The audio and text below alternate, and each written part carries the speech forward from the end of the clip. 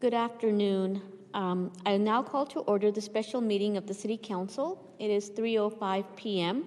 Will the City Clerk please call the roll? Councilmember Agron? Here. Councilmember Carroll? Here. Councilmember Kuo? Yes. Vice Mayor Kim? Here. And Mayor Khan. Here. Before I ask the City Attorney to announce the closed session items, I would like to inform members of the public of the following. City Hall is now open to the public, which aligns with the state of California's move to beyond the blueprint for a safer economy and the full reopening of business sectors. Those who wish to attend City Council meetings may now do so in person. Face coverings are not required for those who self-attest that they have been fully vaccinated. However, face coverings are still required for those who have not yet been fully vaccinated. We want everyone to rest assured that we continue to sanitize our surfaces and equipment in our council chamber and throughout City Hall.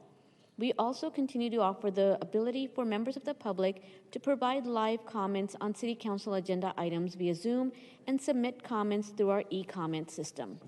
For all agenda items, public comments by those participating via Zoom will be taken first, followed by public comments by those participating in person. At this time, I will ask the City Clerk to provide information on how to participate in today's meeting. Thank you, Madam Mayor. To participate in today's meeting, members of our audience who wish to speak may submit their name into the speaker kiosk located next to the City Clerk. Additional kiosks are available in the main lobby.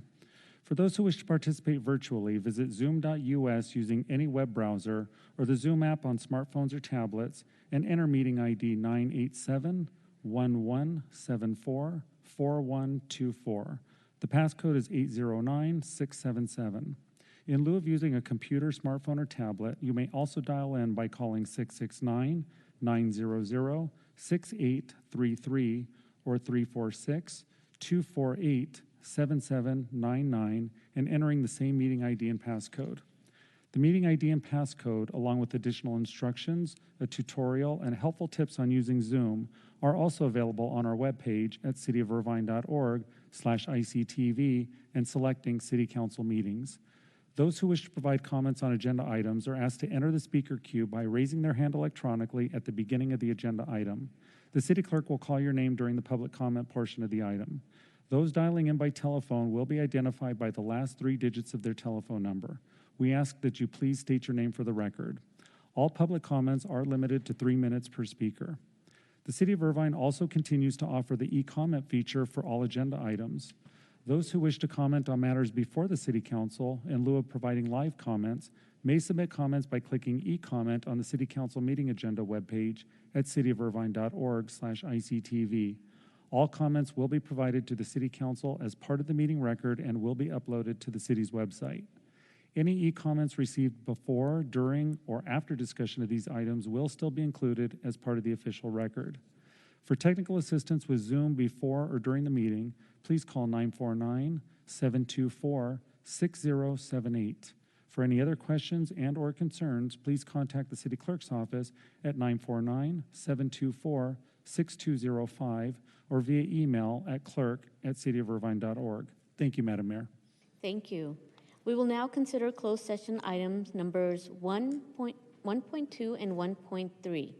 At this time, members of the public attending virtually who wish to speak on the closed session items may raise their hand electronically to enter the speaker queue.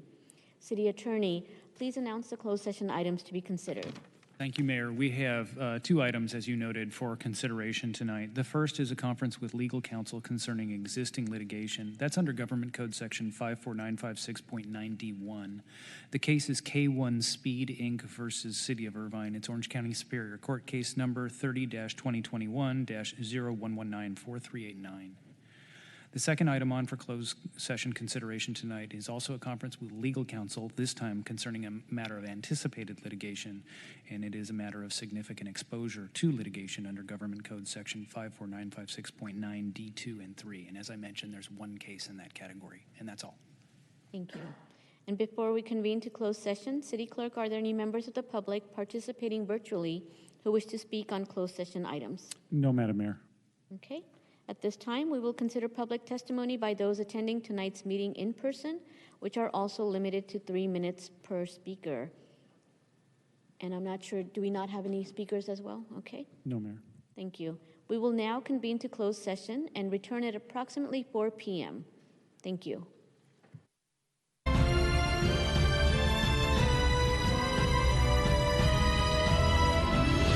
All right, the special City Council meeting is now reconvened. It is 4:10 p.m.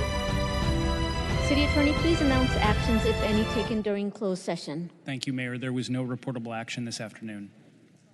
Thank you. And having completed the agenda, is there a motion to adjourn the special City Council meeting? So moved. Adjourn. Second. Thank you. Would the City Clerk please provide a roll call vote? Councilmember Agron? Here. Councilmember Carroll? Here. Councilmember Quo? Yes. Well, good afternoon. I now call to order the regular meeting of the City Council. It is 4:11 p.m. Will the City Clerk please call the roll? Councilmember Agron? Here. Councilmember Carroll? Here. Councilmember Quo? Yes. Vice Mayor Kim? Here. And Mayor Khan? Here. Before we get started, I would like to inform members of the public of the following. City Hall is now open to the public, which aligns with the state of California's move to beyond the blueprint for a safer economy and the full reopening of business sectors. Those who wish to attend City Council meetings may now do so in person. Face coverings are not required for those who self-attest that they have been fully vaccinated. However, face coverings are still required for those who have not yet been fully vaccinated. We want everyone to rest assured that we continue to sanitize our surfaces and equipment in our City Council chamber and throughout City Hall. We also continue to offer the ability for members of the public to provide live comments on City Council agenda items via Zoom and submit comments through our e-comment system. For all agenda items, public comments by those participating via Zoom will be taken first, followed by public comments by those participating in person. At this time, I will ask the City Clerk to provide information on how to participate in today's meeting. Thank you, Madam Mayor. To participate in today's meeting, members of our audience who wish to speak may submit their name into the speaker kiosk located next to the City Clerk. Additional kiosks are available in the main lobby. For those who wish to participate virtually, visit zoom.us using any web browser or the Zoom app on smartphones or tablets and entering meeting ID 987-1174-4124. The passcode is 809677. In lieu of using a computer, smartphone, or tablet, you may also dial in by calling 669-900-6833 or 346-248-7799 and entering the same meeting ID and passcode. The meeting ID and passcode, along with additional instructions, a tutorial, and helpful tips on using Zoom, are also available on our webpage at cityofirvine.org/ICTV and selecting City Council meetings. Those who wish to provide comments on agenda items are asked to enter the speaker queue by raising their hand electronically at the beginning of the agenda item. The City Clerk will call your name during the public comment portion of the item. Those dialing in by telephone will be identified by the last 3 digits of their telephone number. We ask that you please state your name for the record. All public comments are limited to 3 minutes per speaker. The City of Irvine also continues to offer the e-comment feature for all agenda items. Those who wish to comment on matters before the City Council in lieu of providing live comments may submit comments by clicking e-comment on the City Council meeting agenda webpage at cityofirvine.org/ICTV. All comments will be provided to the City Council as part of the meeting record and will be uploaded to the city's website. Any e-comments received before, during, or after discussion of these items will still be included as part of the official record. For technical assistance with Zoom before or during the meeting, please call 949-724-6078. For any other questions and/or concerns, please contact the City Clerk's office at 949-724-6205 or via email at clerk@cityofirvine.org. Thank you, Madam Mayor. Thank you. I would also like to note that general public comments on items not on the City Council agenda will be considered at approximately 6:30 p.m. or prior to adjournment, whichever occurs earlier. At this time, I would like to invite Scout Troop 2279 if they would come down and join us for the Pledge of Allegiance.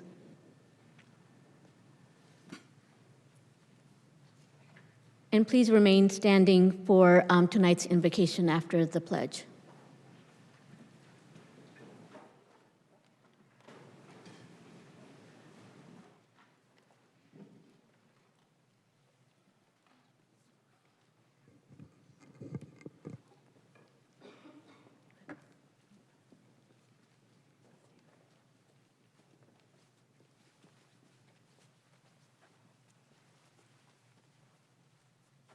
Welcome. Whenever you guys are ready, you can start.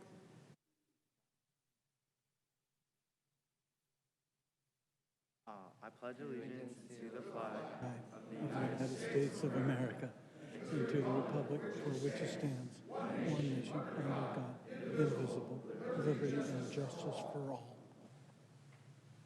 Thank you so much for joining us tonight. Now I would like to ask, it's my pleasure to welcome Malti Maheta, founding member from the Indian community of Irvine, for tonight's invocation.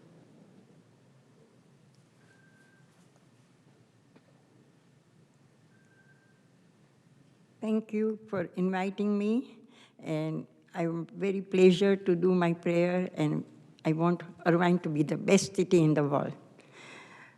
Om Namo Arihantanam, Namo Siddhanam, Namo Ayaryanam, Namo Ubachyayanam, Namo Loe Sabbasahunam, Eso Pancha Namukaro, Sabba Pava Pranasano, Mangalanam Cha Sabvesim, Padmam Havai Mangalam. Arhanto Bhagavanta Indra Mahita, Siddha Cha Siddhi Sthita, Acharya Jin Sasano Natikara, Pujya Upadhyayaka. Sri Siddhanta Supathika Munavara, Ratnatraya Radhika, Panchaite Parameshtinam Pratindinam, Kurvantu Mangalam. अंगूठे अमृत वसे लब्धि तणा भंडार, श्री गुरु गौतम समरिये वांछित फलदातार, सरस्वती गणेशं चं सर्व विद्याति दैवतं, प्रणम्यादौ ततो विद्या धिगच्छेत प्रयत्नत. ओम भूर्भुवस्सुः तत्सवितुरेण्यं भर्गो देवस्य धीमहि धियो यो न प्रचोदयात्. सर्वेपि सुखिनः सन्तु, सर्वे सन्तु निरामया, सर्वे भद्राणि पश्यन्तु, मा कश्चित् दुःखभाग् भवेत्. उपसर्गाः क्षयं यान्ति, छिद्यन्ते विघ्नवल्लय, मनः प्रसन्नतामेति पूज्यमाने जिनेश्वरे, ध्येयमाने जिनेश्वरे. सर्वमङ्गलमाङ्गल्यं सर्वकल्याणकारणं, प्रधानं सर्वधर्माणां, जैनं जयति शासनम्.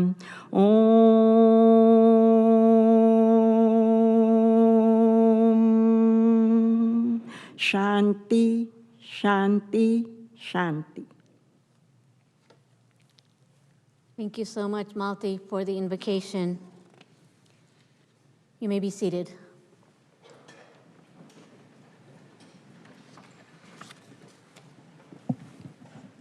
Our first presentation this evening is on enforcement efforts by the Irvine Police Department on loud exhaust and racing vehicles. Members of the public who are participating via Zoom and wish to speak on this item may raise their hand electronically to enter the speaker queue. As a reminder, if you are participating by telephone, please state your name for the record. For those attending in person who would like to speak, please submit your name into the speaker kiosk located by the city clerk. This presentation was agendized at the request of Councilmember Agrin, co-sponsored by Councilmember Kuo. So before we proceed with staff's presentation, I will turn to Councilmembers Agrin and Kuo to share any opening comments. Thank you, Mayor. Thank you all for being here.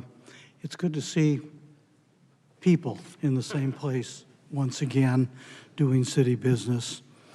Let me just first thank Councilmember Kuo for seconding this request to place this item on the agenda for a presentation from our Department of Public Safety. I want to also thank the many citizens who were in touch with my office as well as the office of my colleagues to basically request that we address this serious public safety issue. Mr. Brady O'Connell, Judy Dalbert, Joe Turner, these are just a few of the good Irvine citizens who made individual requests. With that, Mayor, I want to turn things back to you, to my colleague, and I think this is an important presentation which we all welcome. Thank you. Thank you. Councilmember Kuo? Thank you, Sergeants. It's good to see both of you. I've spent individual one time with both of you, and so I'm looking forward to your presentation. I know it will be delivered and offered with the utmost amount of professionalism and perspective. You know, the great thing about living in Irvine, one of the many great things about living in Irvine is that when we have issues, we don't just say, that's just how it is. We say, let's look into it and let's fix it. So I do appreciate Councilmember Agrin putting this forward. I happen to live, as our city attorney knows, because we look at maps all day, within just a few hundred feet of Irvine Center Drive. And I can hear the vehicles. And I'm not talking about the vehicles of my neighbors. I'm talking about the vehicles on Irvine Center Drive. I know Councilmember Agrin, the mayor, and our other colleagues on the city council, we all live within earshot of some of the major arterials and some of the streets that aren't arterials, and that this issue really is affecting all points of our community, from Orchard Hills down to Turtle Ridge and everywhere in between. So I'm looking forward to hearing about the work that you've already been doing with a lot of our partner agencies, and looking forward to having a discussion on the other steps that we can take. So thank you for being here. Thank you. And at this time, we'll have the appropriate staff please introduce themselves and proceed with the presentation. Thank you, Madam. Oh, excuse me. Thank you, Madam Mayor and members of the City Council. We appreciate the time that you're giving us to present to all of you. So I am Jasper Kim, Police Sergeant with the Irvine Police Department. This is my partner, Garrett Gales, also a Sergeant with the Irvine Police Department, and both of us are assigned to the Traffic Bureau. Today we'd like to discuss the street racing and modified exhaust enforcement and some of the efforts that we've taken as far as the Irvine Police Department.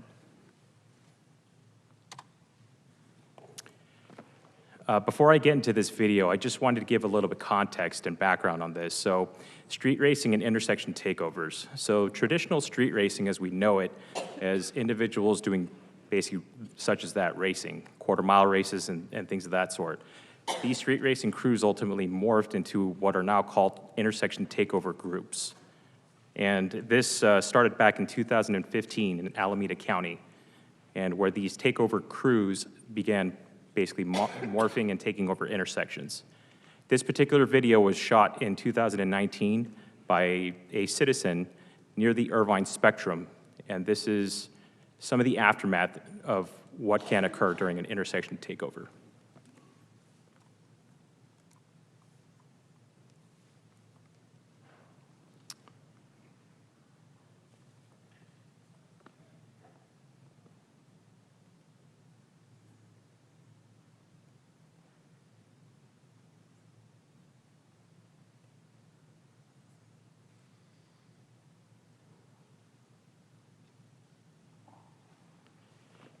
And I do apologize. There was an audio clip associated with this as well to kind of give a little bit more depth, but as you could tell just visually of how dangerous some of these actions are based off these individuals.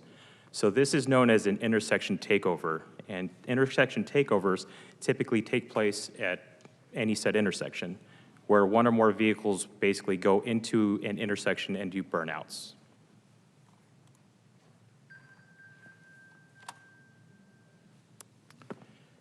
So a little bit of background in regards to the Orange County law enforcement agencies. So in late 2017, several street racing and illegal car groups began converging into the Orange County area from various other counties, such as Los Angeles, Riverside, and San Bernardino.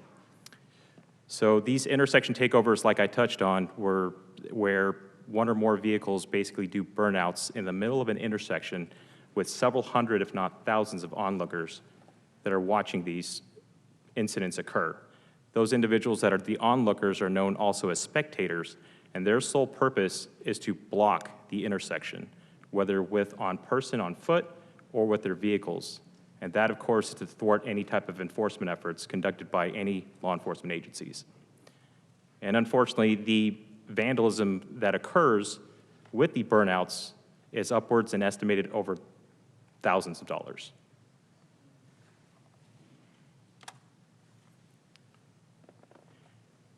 And of course, with this, I think it could speak for itself, but some of the tragic consequences, of course, associated with these illegal behaviors and illegal incidents. The picture to the left kind of depicts a 2018 Los Angeles Times news article where, as you could tell, more than 50% of individuals that were either at the scene of an intersection takeover, witnessing it, or just an unintended victim, were unfortunately killed as a result of these incidents. And of course, 47% of those were the suspected street racers. And with the picture to the right, this occurred in the late 2020 in the city of Costa Mesa. This was an intersection takeover where an individual was doing a burnout with a passenger hanging out of the passenger side window. The unfortunate events, of course, the truck unfortunately rolled over and ended up killing the passenger. And of course, with those, we became very aware of the situation and the safety aspects of everything and making sure that we wanted to take care of everybody and protect everyone. And so with this, I'd like to pass it off to my partner, Sergeant Garrett Gales, that I'll kind of go over some more information. Thank you.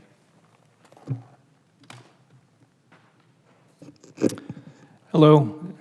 I'd like to thank the Honorable Mayor and the members of the City Council for allowing us this opportunity. As Sergeant Kim mentioned, we saw an increase in this type of activity during the pandemic. We noticed that there was quite a bit of street racing and intersection takeover activity with these large groups, sometimes upwards of hundreds, if not close to 1,000 vehicles and spectators that were involved. So we began addressing the issue. We would send out officers to specifically address these issues with the takeovers and street racing. But what we found is that these groups would come in, they'd come into the border, and they'd do this activity, and then they'd quickly run to another city, Santa Ana or another neighboring city, and we would be limited at how much enforcement we could do on the activity that was taking place. And as we began to speak with other neighboring agencies, we discovered that this wasn't just an Irvine problem. This was a problem throughout Orange County. They were having the same issues and likely with the exact same groups. So through a series of meetings, we developed the Orange County Street Racing Takeover Enforcement Team. It began with the city of Santa Ana, where if the takeover crews would come into our city, we would all be in the city of Irvine, and if they would go into the city of Santa Ana, we would follow them into the city of Santa Ana to do enforcement. This actually proved to be very successful. We were able to increase our numbers as law enforcement officers. We were able to work together and develop specific techniques to address these issues. And we found that we were having fewer incidents of takeovers and street racing as a result. The word traveled fast, and we started to get other cities that wanted to become a part of our team.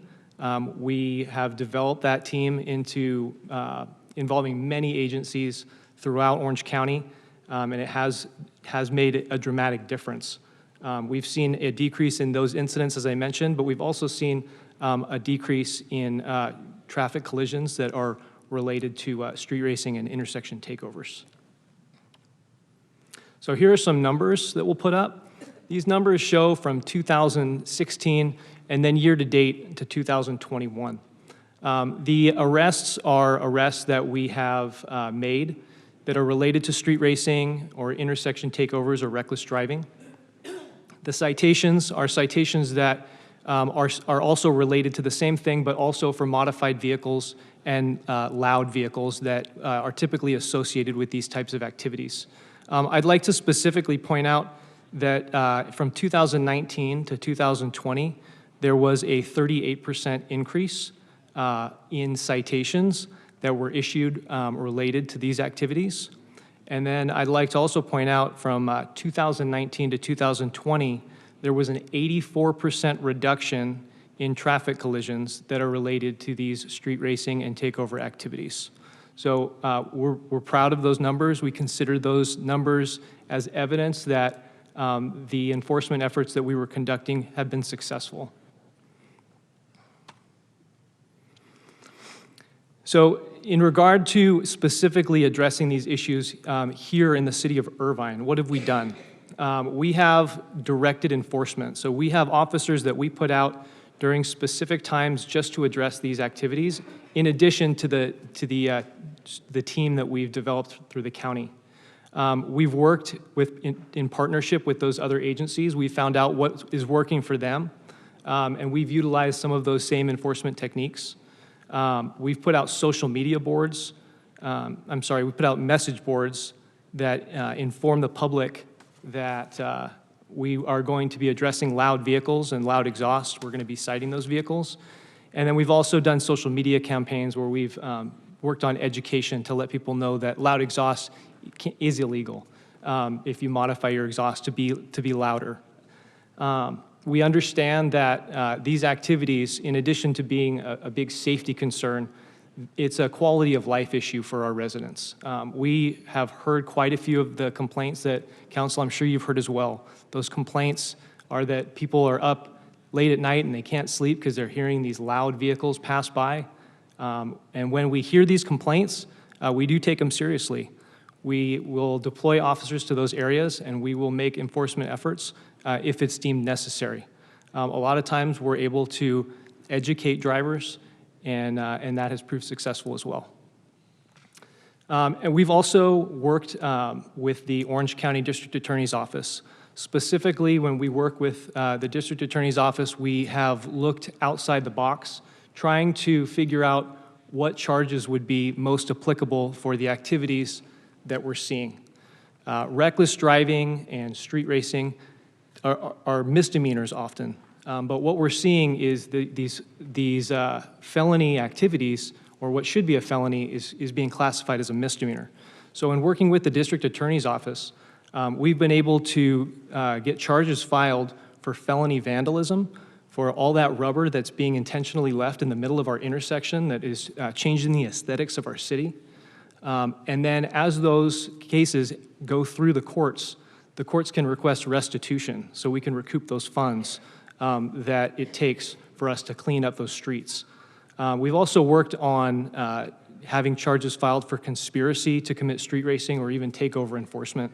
And then also, we've been able to address the issue of spectators. So these street racers or takeover crews, they're out oftentimes because of the social media fame that they're receiving or the spectators that are watching them do this. So it has been successful. We do take it seriously, but we also base a lot of our enforcement efforts on a partnership with the community. So if you see any of these activities that are happening, please call our business line if it is a non-emergency, or of course 911 if it is an emergency. I'd like to remind everyone our business line is 949-724-7000. You can call me specifically. I'm the sergeant in the traffic bureau. If there's an issue that we can address in the traffic bureau, my direct line is 949-724-7023. We will address these issues, and we understand that this is impacting quite a few of our residents. So thank you. This concludes our presentation. Thank you so much for the presentation. I will now ask my colleagues if they have any questions or comments. Councilmember Carroll, followed by Councilmember Kuo. Great, thank you. Thank you, Mayor, very much, and thank you very much, officers in public safety, for this presentation. It's very informative. I'd like to offer a tip. If I could, every Sunday evening at around 8 p.m. at the corner of Turtle Rock Drive and Sunny Hill, there is a street takeover at that T intersection of Sunny Hill and Turtle Rock Drive. It happened last Sunday, it happened the Sunday before that, it happened 2 Sundays before that. So it would be great if you could maybe take a look at that intersection of Sunny Hill and Turtle Rock Drive Sunday evenings. My neighbor and I joked that there must be some event at the Turtle Rock Community Center that lets out around 8 with some people that have some cars, and maybe that's not it. I mean, based on this presentation, and maybe from some people that just find it to be a great place to do, to do this illegal activity, but it's happening every Sunday evening. Thank you for the tip, Councilmember Carroll. We will absolutely address that issue. Yeah, I appreciate it. And then my other question was, my question was, is it, can you elaborate a little further on, in terms of the people that you arrest that are doing this activity? Are they generally people from outside of the city of Irvine? Are they coming in from Los Angeles? Is there a certain, can you kind of talk to a little bit of that? Or are they actually people within our own community? Councilmember Carroll, apologize. I can definitely address that. So out of the multiple incidents and events that we've both supervised, we've noticed that they've a variety of individuals. They can come down from San Diego County all the way up north to Alameda County. There are no borders with these individuals. Great. Okay, well, thank you for the information. I appreciate the presentation. Thank you, Mayor. Thank you. Councilmember Kuo. When I need my car repaired, I usually go in and I say, it's making this sound. And whenever I take it in, it stops making that sound. And so this Sunday, because you've announced it, all those street racers who watch the Irvine City Council meeting are going to know to avoid that area. But I did my job. But I suspect that the number of individuals who are street racers and the overlap of who watches Irvine City Council meetings, I suspect that overlap is very, very slim. I could make a joke about police and donuts, but I'm going to withhold that. But the donuts in the street, and I don't know if this is a question for you or for Mr. Steuer or someone else. On average, what is the cost of that kind of damage? Thank you for that question, Councilmember Kuo. The easy answer is it just depends. It depends on how many donuts are done. It depends on if the donuts and the marks are left over paint. If it's over a painted striped portion of the roadway, it costs significantly more because it's going to have to be restriped. So we typically will call on members of our Public Works Department, and those members will come out and give us an estimate that we can then submit to the district attorney for filing. What's a kind of a baseline? Are we, I mean, I don't know very much about donuts and intersections, so are we talking about, you know, $100? Are we talking about $5,000 or? I would say that on average, it's several $1,000s. And then the highest one that we've seen, I believe, is in the mid-teens of the thousands. So approximately $14,000, $15,000. And to repair that, that's coming out of our general fund. That's coming out of Irvine taxpayer dollars to repair. So this really is a very significant issue.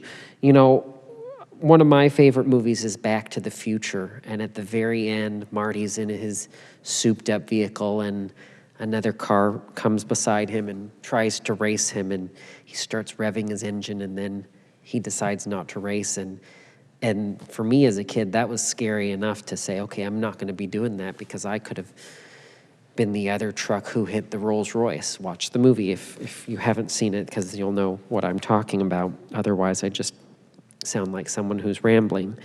But it's gotten to the point where really, as my mother would say, these folks kind of have no shame. There's no fear. There's no care about safety, about property. They're just going out and doing it. So have we seen with the charges of felony vandalism and others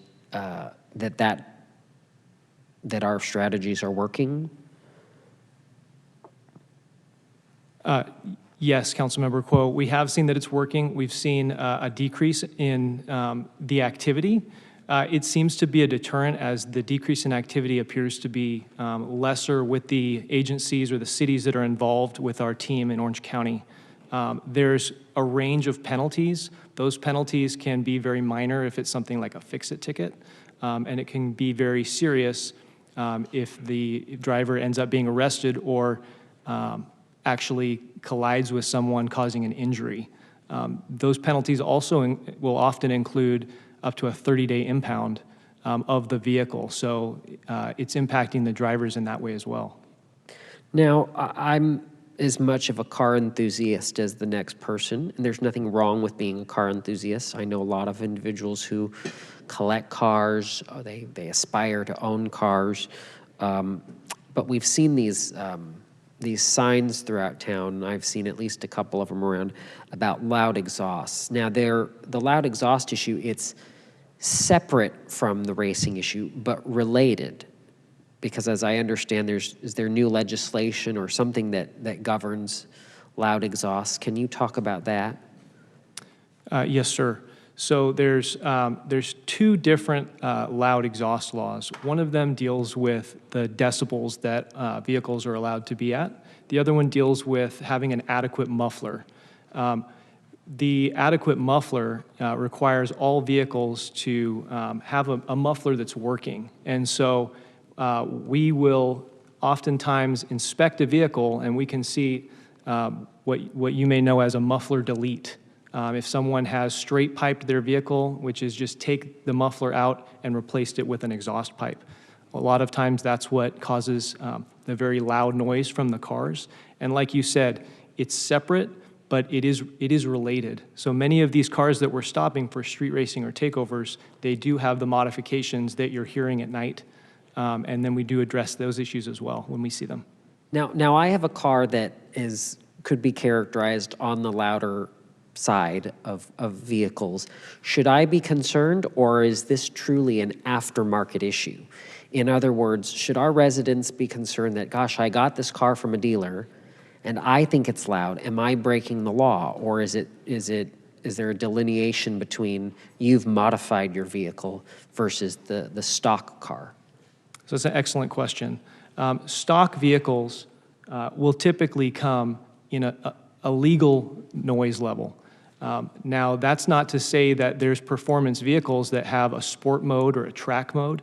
Those sport or track modes, if you read the manual, they're designed to be driven on the track or off highway. So they're not designed to be on the roadway, because oftentimes with those stock vehicles, when you put it in that sport mode, it will open up the baffles of the exhaust and it will make it very loud. So that is something that we can address when we're stopping the vehicles. As for your particular vehicle, sir, I don't know. It would all depend on the modifications that are made and exactly how loud it is. We'll find out if I get pulled over, won't we?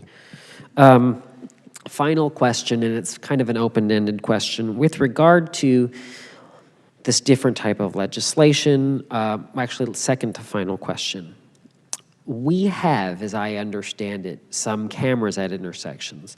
My understanding is that they don't record, but they're really more for to help eye track in the traffic situation and understanding if you've got an excessive number of people waiting at a red light. Is there a way to monitor that or use software to say, hey, that we've detected an abnormal shape in that intersection and create some sort of alert? Yes, Councilmember Quo, I can definitely answer that. So our dispatch center actually monitors the CCTV systems throughout the city, and they've been a great asset for us, basically providing us on the ground level with some pertinent information in regards to possible descriptions of vehicles that are associated with these types of incidents. I can recall one incident near the intersection of Jeffrey and Irvine Center Drive, where dispatch was pretty paramount in assisting some of our enforcement efforts, and we were able to thwart some of the illegal activity. This is just a presentation tonight, and I really do appreciate it. I know my colleagues do. I know our community does. But perhaps for a future discussion, are there any things, and I don't want you to look at Chief Hamill, who might give you a dirty look. This is my question to you. Are there any things that you need in terms of resources? We've already talked about the strategy of having the DA file felony vandalism charges. We've talked about a bunch of different ways that we can handle it. Are there resources that you need that could be helpful to up our enforcement and decrease this sort of activity? Thank you for that question, Councilmember Quo, and I promise that I will not look at my chief when I answer this. We are very, very fortunate in the city of Irvine to have resources that we need. So when we need something or we have tools that we require to be more effective, we go to our management, and we are very rarely met with any hesitation to get us those tools. All right, thank you. Okay, we will have Vice Chair Kim, followed by Councilmember Agrin. Thank you, Councilmember Agrin, for bringing this forward. I don't really have an issue with the street racing part, meaning I wasn't aware of it, but what I am very aware of is the modified exhaust issue. Because I'm about, what's a football field? 50 meters? It's a place where you play an American sport. So I'm about 50 yards from Trabuco. And so I will give you a tip, is someone's doing something between Culver and Jeffrey on Trabuco.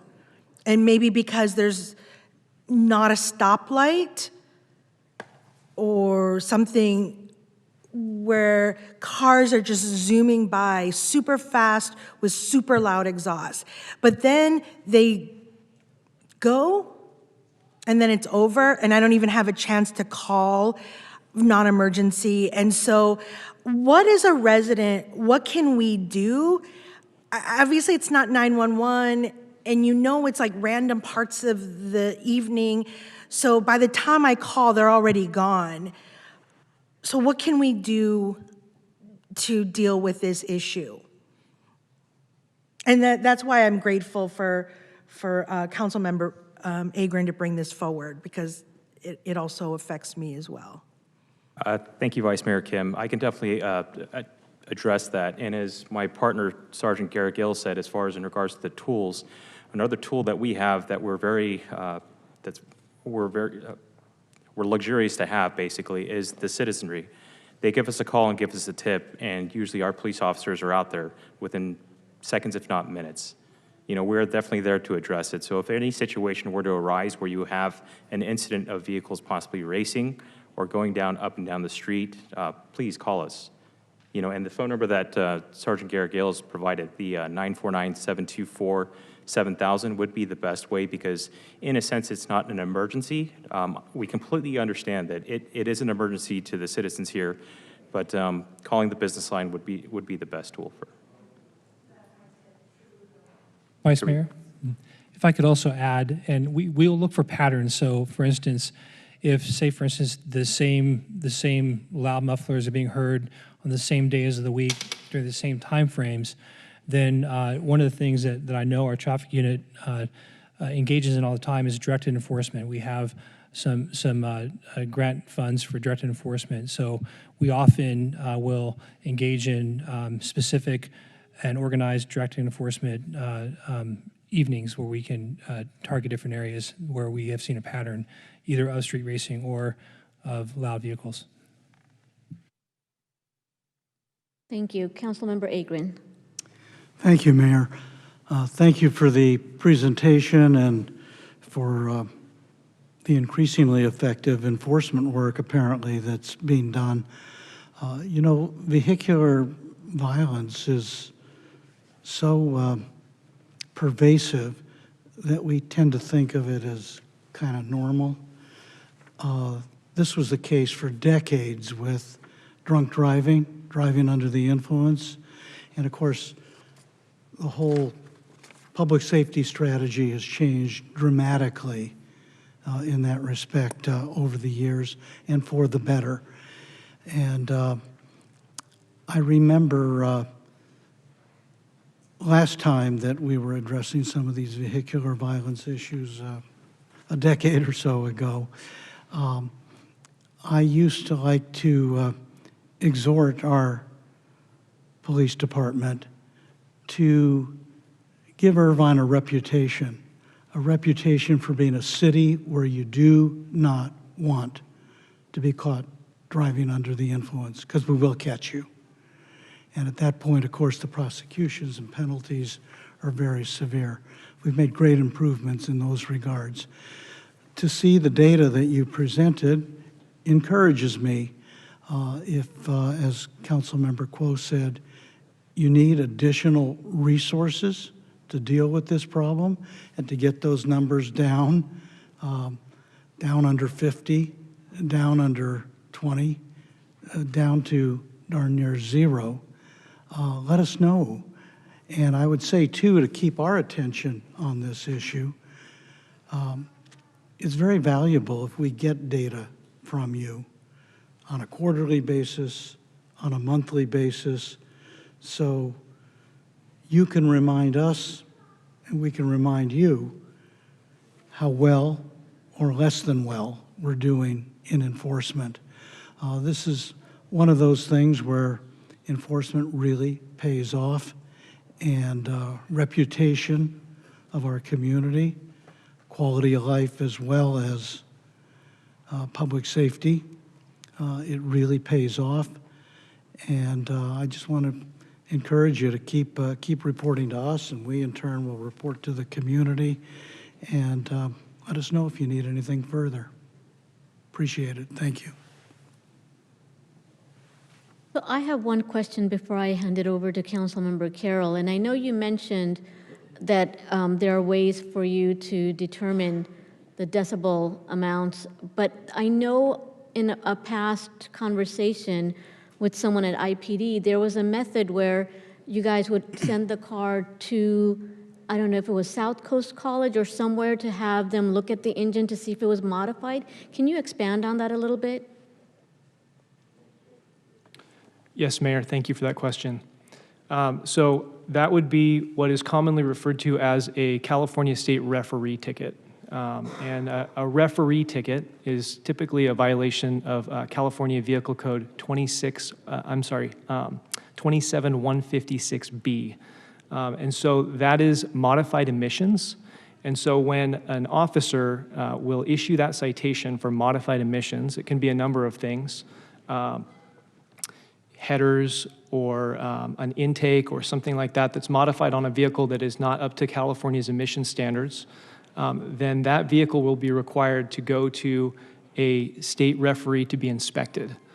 So after the citation is issued, Typically, the officer will give the driver an out-of-service order that says you're allowed to drive home or you're allowed to drive to the shop to get this car fixed and then take it to the referee to be inspected. So we have been working with members of the California State Bar to address those types of issues. And typically those state referees, they'll be at the city colleges like you mentioned. And so they will be able to do the inspection. They'll say that this passed, and it's similar to smog, but they actually will put the vehicle up, look underneath it, pop the hood, and test lots of different things, including the decibel level of the exhaust in a closed environment without a bunch of other loud vehicles that are passing by. Wonderful, thank you. And I'll turn it over to Councilmember Carroll. Okay, thank you, Mayor. Just had a couple of more follow-up questions or really clarifications around that initial video that you showed that occurred in Irvine. That didn't look like the Irvine that I know and have come to love, and I know that our 287,000 residents enjoy in terms of quality of life. That was a pretty, if I could use the word, harrowing clip of video to watch, and you didn't even get to play the audio for us. I saw a bunch of individuals in between the two running, I'm not really sure what that was, and if you could maybe explain, since I've never attended one of these things, what that is with these people on foot in the middle of the intersection as these cars are going at a massively high speed and spinning out. And I also would like if you could elaborate a little bit on how you took care of that situation. How do you get into that? How does the Irvine Police Department, and I know from Chief Havel all the way down, we have the best police department in the United States of America, and I've said that since the day I sat up here. I know many of us up here believe that. I guess my question is, how do you actually stop, how do you apprehend, or how do you come upon a scene like that and quite frankly not create fatalities when we have flashing lights? And I'm just baffled by the people running in between that scene, and then secondly, how do you attack that and stop it? Thank you for the question, Councilmember Carroll. So those individuals, to answer your first question, are known as spectators. Those are the individuals that follow these takeover crews, and ultimately their sole purpose is to watch, but also to block any type of other motorist's path of travel, and as well as blocking any law enforcement efforts to stop and basically prevent these types of situations from occurring. So those are known as spectators. It's almost like a human shield. Yes. Okay. Yes. And to answer your second question, so with the assistance with the Orange County, being part of the Orange County Street Racing and Takeover team, we've evolved our tactics. So basically, we've looked at best practices and ways of handling situations like this.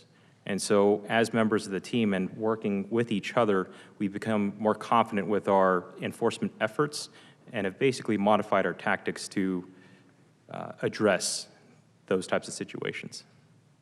Great, thank you. Well, I would just want to point out, as these things, as they occur, that, the safety of you all is foremost in our minds too. I mean, there are a lot of people that have decided to participate in unlawful, illegal activity that's potentially going to kill them. And to put our men and women in harm's way, I imagine it's, and you don't want to tell me now, and you shouldn't, that there are ways to contain that do maintain the safety of our men and women in uniform. So I just want to, from up here down to you all, let you know that. And I can't even believe that that's something that happens in our city. I mean, I hear it, and I think it's probably not as organized, as vast as that one in the spectrum that you shared with us. Let me ask you this. Do you also use air support in terms of helicopter or drone? Is that part of the process when you get word or come upon something like this? Yes, to answer your question, Councilmember Carroll, yes. We have a variety of allied agencies with air support that are more than willing to come out and assist us with these types of situations. And we do utilize the drone as well, in varying circumstances and situations. Great. Well, thank you very much. I appreciate your presentation. Thank you, Mayor. Thank you. And at this time, we will consider public testimony, which is limited to 3 minutes per speaker. City Clerk, are there any members of the public participating virtually who wish to speak on this item? Thank you, Madam Mayor. We do have 2 requests to speak. And just a reminder for those participating virtually to unmute your microphone when prompted using a computer. Move your cursor until the unmute microphone icon is displayed. For smartphones and tablets, tap your screen until the icon appears. If you are participating by telephone, press *6 to unmute your microphone when prompted. And as a reminder, please state your name for the record. First speaker is Justin Fong, followed by telephone number 260. Mr. Fong, you may unmute your mic. Hi, good afternoon. My name is Justin Fong. The city of Irvine should not be surprised that street racing and disruptions are an issue. Our roads are designed like highways with wide lanes, huge distances between intersections, and very high speed limits. They are designed with the sole intention to move cars at the maximum speeds at the expense of people on public transit, people on bicycles, and pedestrians. If the city were serious about reducing street racing and improving transportation equity, it would stop all road widenings, including turn lane extensions and other intersection widenings, and instead create streets that work for people of all ages and abilities, not just cars. This is not a mysterious issue that popped out of thin air. It's a direct result of the poor urban planning practices and car culture that are common to many cities nationwide. So as a person who walks and rides a bike in Irvine, I have a vested interest in street safety, but the police ultimately cannot solve the fundamental underlying issue, which is the car-centric road design, not anything to do with enforcement. So on that note, I look forward to the implementation of the Active Transportation Plan on Agenda Item 2.8, even though its provisions are very weak. So the city could definitely use more work on that front. Thank you. Next speaker is telephone number 260. You may unmute your mic. Hello, my name is Gil Nelson, and to Mr. Fong's point, I certainly agree with several of his points that the last speaker made. But more importantly, we ought to, and I have not heard this through any of the council members, we ought to be spending more grant money on current technology, both photographically as well as audio, to capture such things as license plate numbers and issue tickets after the fact through an investigation, or just issue a ticket for reckless driving out on roads like Trabuco and other roads that seem to have a high incidence of these kinds of affairs. We certainly need to get going, because it's not going to get any better. So I encourage the city council to spend those grant monies that we've been hearing for, or that we're receiving. Spend some of this grant money and get current technology. Let's get up to date. Let's solve the problem. Let's be problem solvers. Thank you very much. And that is all the virtual speakers, Mayor. Okay, we will now consider public testimony by those attending tonight's meeting in person, which are also limited to 3 minutes per speaker. And I have Steve L.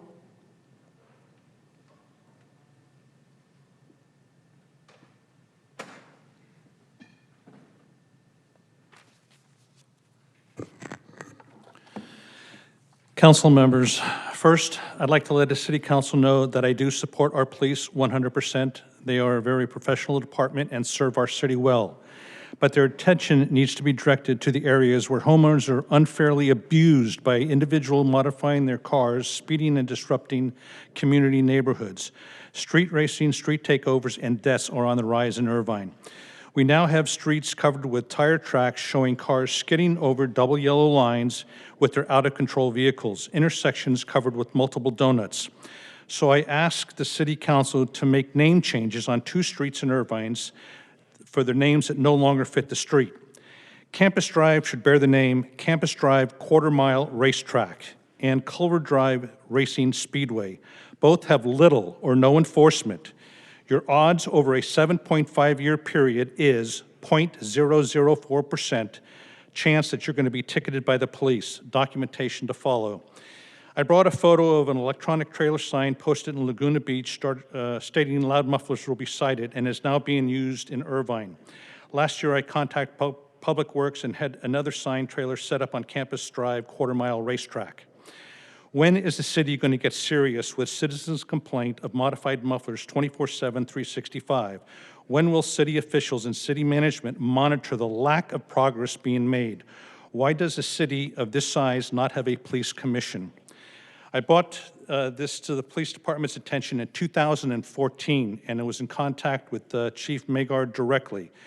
Through the year 2014 to present, I have spoken to and/or had meetings with over 40 officers on the street, separately. 5 to 6 sergeants, 3 traffic lieutenants, the 4th to be made in the next coming weeks, 2 police chiefs. I have had several group sit-down meetings with the traffic lieutenant, sergeant, area officers, patrol officers, and motor officers. Are you impressed? Wait for the results of these modified muffler noise meetings. After meeting with the police since 2014 regarding modified loud mufflers on Campus Drive quarter-mile racetrack, these are the numbers of citation issued for the following years. 2014, 15, and 16, 0 citations. 2017 and 18, 1 a year. 2019, 2. This is for Campus Drive. 2020 to 21, 1 citation in the last 18 months. The total loud muffler citations issued citywide in 2020 was 282, or 23.5 a month. Not even 1 a day. You can find 25 loud mufflers on campus and Culver every day. Please do not go.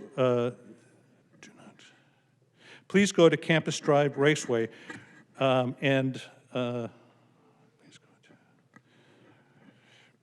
before visiting Councilman Carroll's intersection. We'd like a little priority. Thank you. I'm sorry, your time is up. Okay, and then lastly, stop 5-point monetary influence in Irvine politics. Thank you.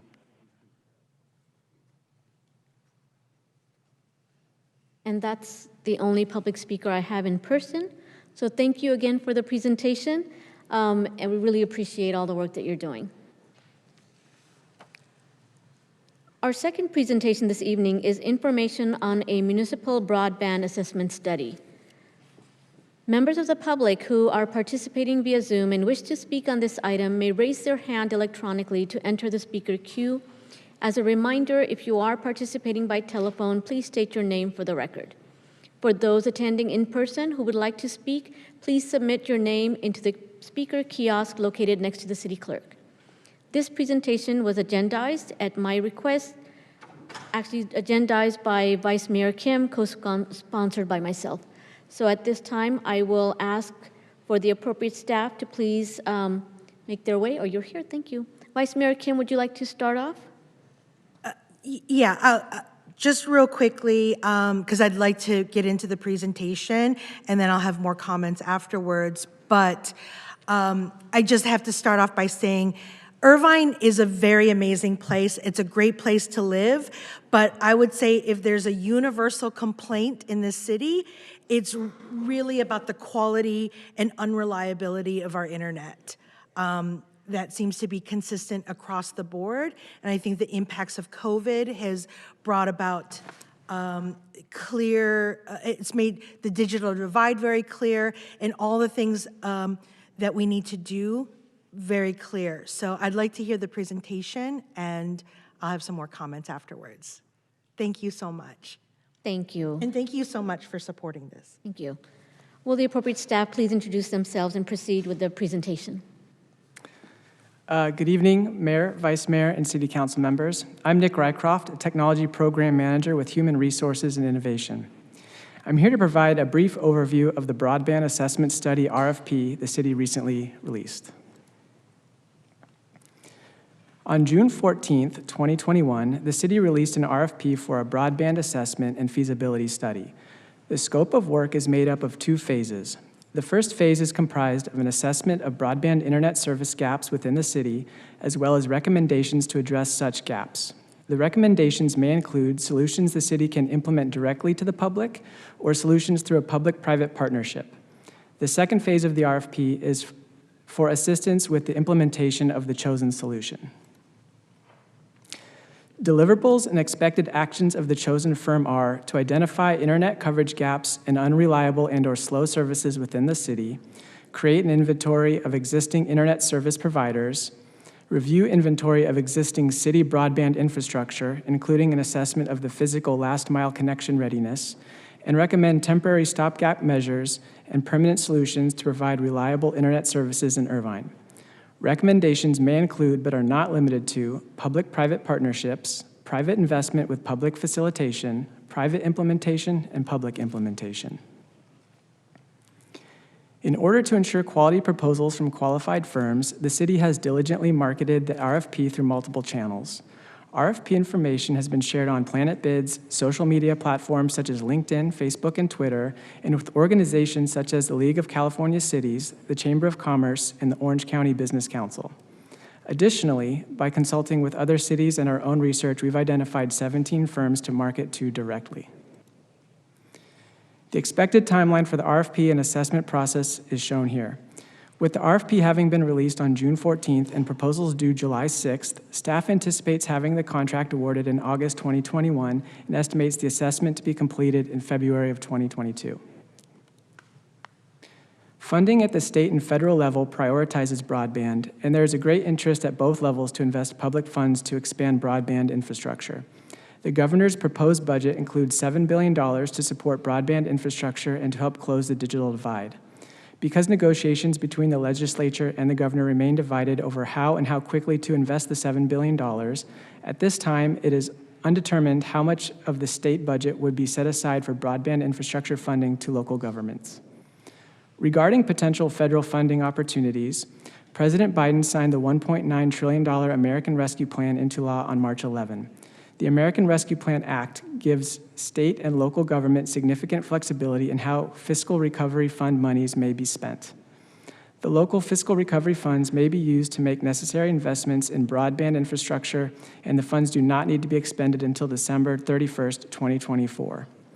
While it remains just a proposal, President Biden's American Jobs Plan proposes $100 billion to expand high-speed broadband connectivity across the country. According to the administration, if passed, the broadband expansion will bring affordable, reliable, high-speed internet and broadband to every American. This concludes the overview, and staff is available for any questions you may have. Thank you.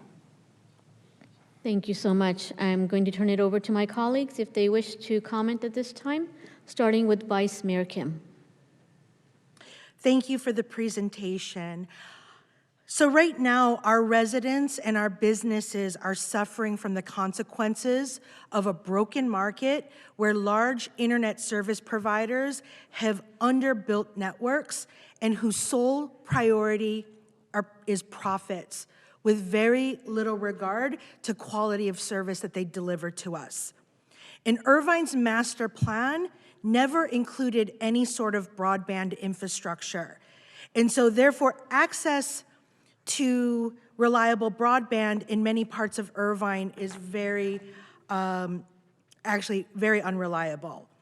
And so really we look at access to broadband as no longer being a luxury, nor is it even a nice to have, but it's an absolute critical necessity for daily life, such as running water or even electricity. And access to fast, reliable, and cost-effective broadband is both a social equity as well as an economic competitiveness issue. And so when we talk about improved productivity of existing businesses or attracting new businesses or having a workforce that's able to work from home more effectively, that puts Irvine at an economic competitive edge that will prepare us all for a 21st century global economy. And so we really need a paradigm shift when it comes to how we think about broadband and our broadband infrastructure. And I'm glad that we're finally looking at this issue. But as we do our assessment and as we do this, I want to ensure that we at least have some guiding principles to help direct this RFP and when we look for consultants. So first and foremost, municipal broadband should not be viewed as a public benefit, but rather a critical infrastructure, such as our water pipes, our sewage, our electricity, our roads, our streetlights, etc. Nor should it be considered an extension of our IT department, but rather a part of public works. And I'd also like to ask staff to ensure that we are fully exploring revenue opportunities, revenue generating opportunities, such as dark fiber leasing, which would allow us to lease our fibers to businesses who need to create either their own wide area infrastructure, networking infrastructure, or other businesses with critical or high capacity needs. We can also lease out to municipal ISP or other multiple ISPs or wireless operators. So I really hope this will be the next first step. I'd really like to be involved in the process moving forward because this is something I care very passionately about. I will just conclude with this. We, as a city, cannot live up to our potential as a city of innovation if we do not take bold actions and corrective actions now. This right now, with the American Rescue Plan and with all the infrastructure support from the state and federal government, this right now is our opportunity to see Irvine into the next 50 years. And so again, I thank you for this presentation. Thank you, Mayor, for your support in seconding this. And I look forward to being part of these discussions moving forward. Thank you. Thank you. I just have a few questions. When we're doing this study, are we looking at possibilities of using our infrastructure and renting it out, or are we looking at possibilities of us as a municipality providing broadband? Both. So we're basically open to all opportunities. After the assessment, we'll find out a lot more what our options are, but we're open to both using our infrastructure or working with the private industry. And then I think the assessment that you stated would be completed by February of 2022.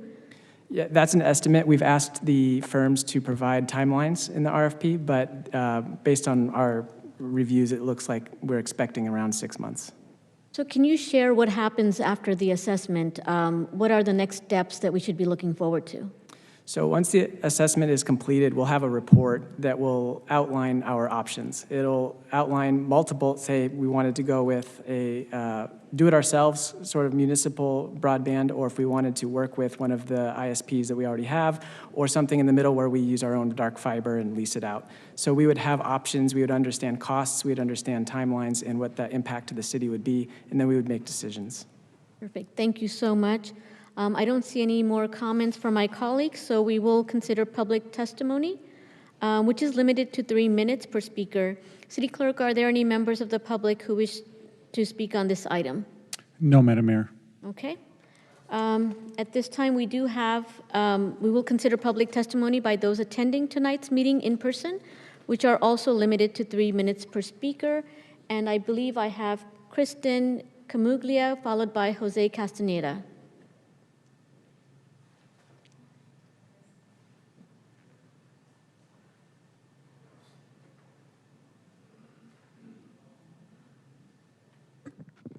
Mayor Khan and honorable council members, my name is Kristen Camuglia. I am the Director of Government Affairs for Cox Communications. The COVID-19 pandemic has placed a spotlight on just how critical broadband networks are to our daily lives. They allow us to work from home, connect with loved ones, educate our children remotely, find jobs, and even get medical attention virtually. Yet, nationally, too many households can't access broadband because it's not available where they live, a question of whether the infrastructure exists. In addition, some lack the digital literacy skills to be able to properly use broadband, and still others experience affordability as a barrier to adoption. That is why Cox is committed to working alongside other internet service providers, the federal government, and state governments across the country to support digital inclusion and solve the digital divide in a three-pronged strategy that is comprised of adoption, affordability, and access. We commend the Irvine City Council for prioritizing digital inclusion for your residents, and the first step in that process is rightly assessing what is currently available to them. That's why we're supportive of this study, and will commit to working with the consultant and your staff to ensure the data is accurate and comprehensive. Cox has offered gigabit residential speeds in Irvine since 2014. And since 2017, it has been available to all homes in your city over our robust fiber-based network. And businesses in your city have access to 100 gigs through Cox Business. Overall, our network has performed, during the COVID-19 pandemic, we did observe an increase in over 60% network utilization on the upstream. Overall, our network performed exceptionally well, but in areas that have experienced network congestion as a result of the unprecedented utilization, including in some neighborhoods in Irvine, we have been performing network upgrades at record pace to expand bandwidth in those communities. In fact, in California, we've invested heavily and increased these types of projects by over 1,500% since 2019 to respond to the need. We not only commend your council's leadership in this policy area, but we would also like to commend your diligent staff who have been exceptional partners to work with, including helping us identify areas of need and overcoming permitting and other access challenges in your city to accelerate the deployment of private broadband investment. Cox has long been a committed community partner in Irvine, and we look forward to continuing to work with your staff and your consultant during this process to not only validate the broadband access in your city, but hopefully to also identify areas of opportunity to collaborate on both the adoption and affordability pieces of the solution, in which government certainly has an important role to play. I thank you, and as always, I'm available to answer any questions. Thank you. Jose Castaneda. Good evening, Madam Mayor, City Council, and staff. My name is Jose Trinidad Castaneda, and I'm speaking as an individual citizen. I have a few nuggets to share. I don't have prepared statements on this, but in Fullerton, which was the first city to have a public-private partnership with Sci-Fi Networks and develop broadband, there were some lessons to be learned about that entire process.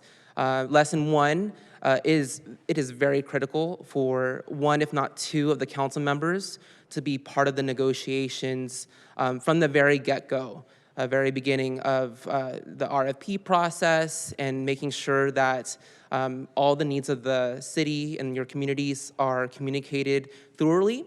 That wasn't done in Fullerton, and we ended up with a situation where the streets, which are in major disrepair in our city, were destroyed even further, and there were promises made by that vendor that they would keep the streets in fair condition. So obviously you want to protect your critical infrastructure in the city, and it's really important that you communicate some of those needs very early on to all the applicants so it's included as part of their proposals. Second thing was that the negotiations that led to the final contract award for Sci-Fi Networks did not include community input. And that was very disheartening because I was very engaged throughout the entire process in wanting to bring broadband to Fullerton. And I see that this is a great opportunity for Irvine residents to get engaged in that front as well, because it'll go through Planning Commission, it'll go back before council, but public input was very limited, and there wasn't sufficient information about what this would mean for us. And so the fallout was that the entire city was really peeved by the timeline, the construction, and then the lack of maintenance and follow-up for additional services to clean the paint markers from when the company laid out the cables in our streets. So lots of lessons to be learned, but this is the way of the future, and I'm really glad that Irvine is taking a step forward on this, because gigabyte speeds need to be the standard. As anyone who has gone through our pandemic knows, everyone's on Netflix and multiple internet streaming platforms nowadays. So it's really, really cool to see that not just Fullerton, but Placentia, Buena Park, and Irvine are all chugging along and moving forward and leading the way here in Orange County on providing more choices and broadband to everyday residents and businesses. Thank you. Thank you. And that is it for public comments. Thank you so much for your presentation this evening. Moving on, Interim City Manager Marsheva, is there a report to be made this evening? No, Madam Mayor. Okay. Do any council members have announcements? Seeing none, I do have a few announcements to make tonight, and I'll remind Council Member Kuo about the HVAC. Well, it's not really an Irvine-related announcement, but today, and we were grateful in the back as there's been some warmer weather happening. People are certainly enjoying their air conditioning, and we had a technician in the back, and so I reminded them all that today, though obscure, is National HVAC Technician Appreciation Day, and I think it's probably appropriate because this is probably when it starts getting warm. So if you are enjoying air conditioning, thank an HVAC tech. Thank you. Waste Management will host a virtual town hall meeting tomorrow, June 23rd, from 9:30 to 10:30 a.m. to discuss residential service and COVID-19 staffing. They will also provide information about updating online account communication preferences and how to contact Waste Management customer service. Waste Management representatives will be available for questions following the presentation. No registration is required. For information on how to participate in the meeting, visit cityofirvine.org. I've joined the U.S. Conference of Mayors challenge to get 70% of adults vaccinated with at least one shot before July 4th. But I think in Irvine, we can take it further than that, so I have set a goal of 75% of eligible Irvine residents fully vaccinated by 4th of July. We are well on our way to reaching that goal, with 69% of eligible Irvine residents fully vaccinated and 78% having received at least one dose.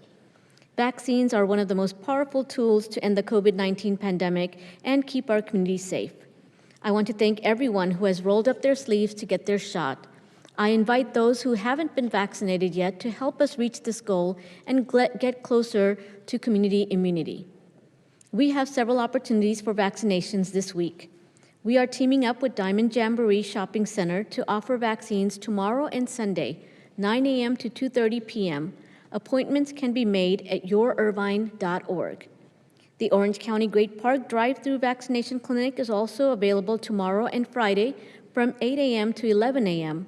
Learn more at cityofirvine.org/vaccine. As we focus on bringing additional vaccination clinics to local neighborhoods, the Great Park site will transition to a more convenient and accessible mobile unit in early July. For a list of all vaccination sites in Irvine, visit our website at cityofirvine.org/COVID-19 and click on COVID-19 vaccine resources. The city has been recognized for excellence in financial reporting for the 42nd consecutive year. The Government Finance Officers Association has presented the city with a Certificate of Achievement for Excellence in Financial Reporting for the Comprehensive Annual Financial Report, which summarizes financial activity for the previous fiscal year. This award is the highest form of recognition in governmental accounting and financial reporting, and it represents a significant accomplishment by staff in our Financial Management and Strategic Planning Department. I would like to congratulate them on this recognition and thank them for their hard work. To view the comprehensive annual financial report, go to cityofirvine.org/transparency and click on Financial Reports. The Irvine Police Department and the Orange County Fire Authority are hosting a joint open house at the Orange County Great Park on Sunday, June 27th from 1 p.m. to 5 p.m. OCFA will have equipment on display, including a fire engine, fire truck, hazardous materials truck, and the Jaws of Life rescue equipment. IPD will have interactive displays, including a police K9, horses from our mounted unit, drones, a photo booth with police equipment, and a SWAT rescue vehicle. To register, please visit cityofirvine.org and click June 27th on our city calendar. We look forward to seeing you there for this great event.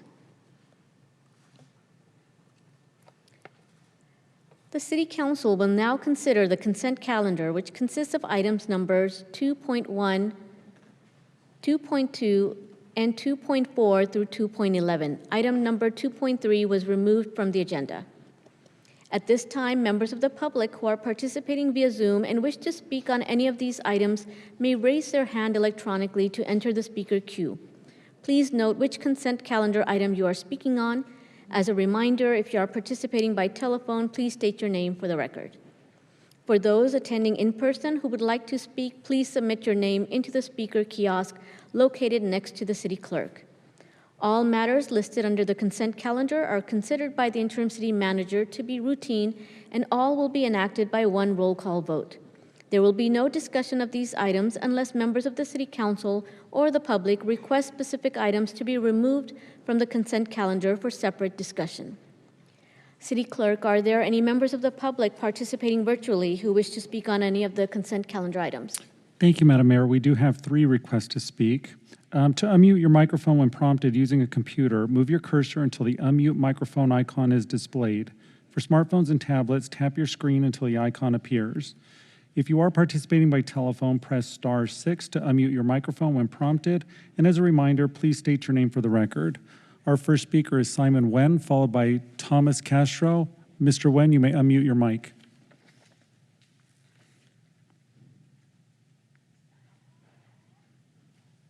Mr. Wen, can you hear us?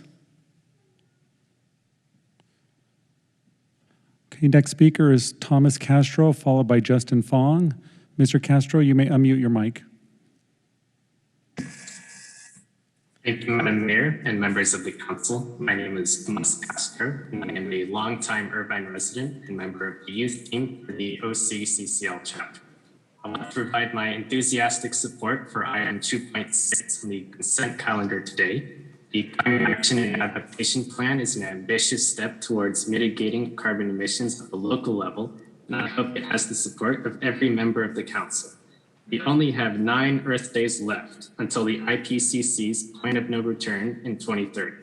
For us to avoid the catastrophic and irreversible damage that will result from climate change, cities and municipalities need to do their part in bringing about a just transition to renewable energy. Item 2.6 is an opportunity for the city of Irvine to do just that, all while positioning itself as a climate leader and pushing other OC cities to adopt similar plans. The Green Ribbon Committee is in full agreement that this item will ultimately benefit the city and prevent future residents from experiencing the adverse effects of climate change. Please pass this item tonight. Thank you very much. Next speaker is Justin Fong, followed by Sunrise OC. Mr. Fong, you may unmute your mic. Hi there, my name is Justin Fong, and I am supportive and excited to see the Climate Action and Adaptation Plan on agenda item 2.6 making progress tonight. I know Irvine likes to be a leader in things. Here it's a follower, but regardless, it's quite long overdue. And also I've heard good things about San Diego's Climate Action Plan, and I hope Irvine's will be even more ambitious. Thank you. Next speaker is Sunrise OC, followed by Stephen Coffey. Sunrise OC, you may unmute your mic. Oh, hi. My name is Alejandro with Sunrise Orange County, and I wanted to call in again in support of the resolution as well. But I would also like to note that one of the biggest groups that are going to suffer from climate change are going to be our houseless communities. There will be people dying of heat stroke and overheating over the summer. So I would also like to urge the council to include to ban all sweeps of houseless folks and stop the police department from destroying their tents and taking away the necessary things they have. They get water or they'll get Narcan from community groups and the police department will take it away. So I just wanted to add that in there. Thank you. Next speaker is Stephen Coffey. Mr. Coffey, you may unmute your mic. Hello, Council. I'm Stephen Coffey, and like my previous callers, I urge this Council to vote yes on Agenda Item 2.6 as we enter yet another summer with unbearable heat levels and likely record-breaking temperatures. The time to take action was years, if not decades ago. And so, I'm pleased to see that this is on the Council's agenda today. But I do hope, like the previous caller just said, that this plan that is crafted centers the most vulnerable and marginalized among us. It sounds like it is aiming to do so, and we will have to see in the future, I suppose. But I'm very pleased that this is on the agenda. I urge you to vote yes on this. It's a necessary but insufficient step. This is, going to be a long process to mitigate climate change on this local and eventually state and national levels. But yes, this is a good first step, and we urge you to vote yes on this agenda item. Thank you. Next speaker is Suyama B. You may unmute your mic.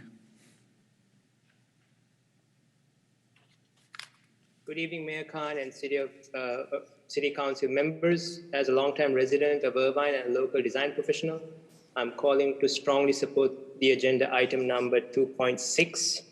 Net zero buildings are achievable reality in Irvine. Thank you.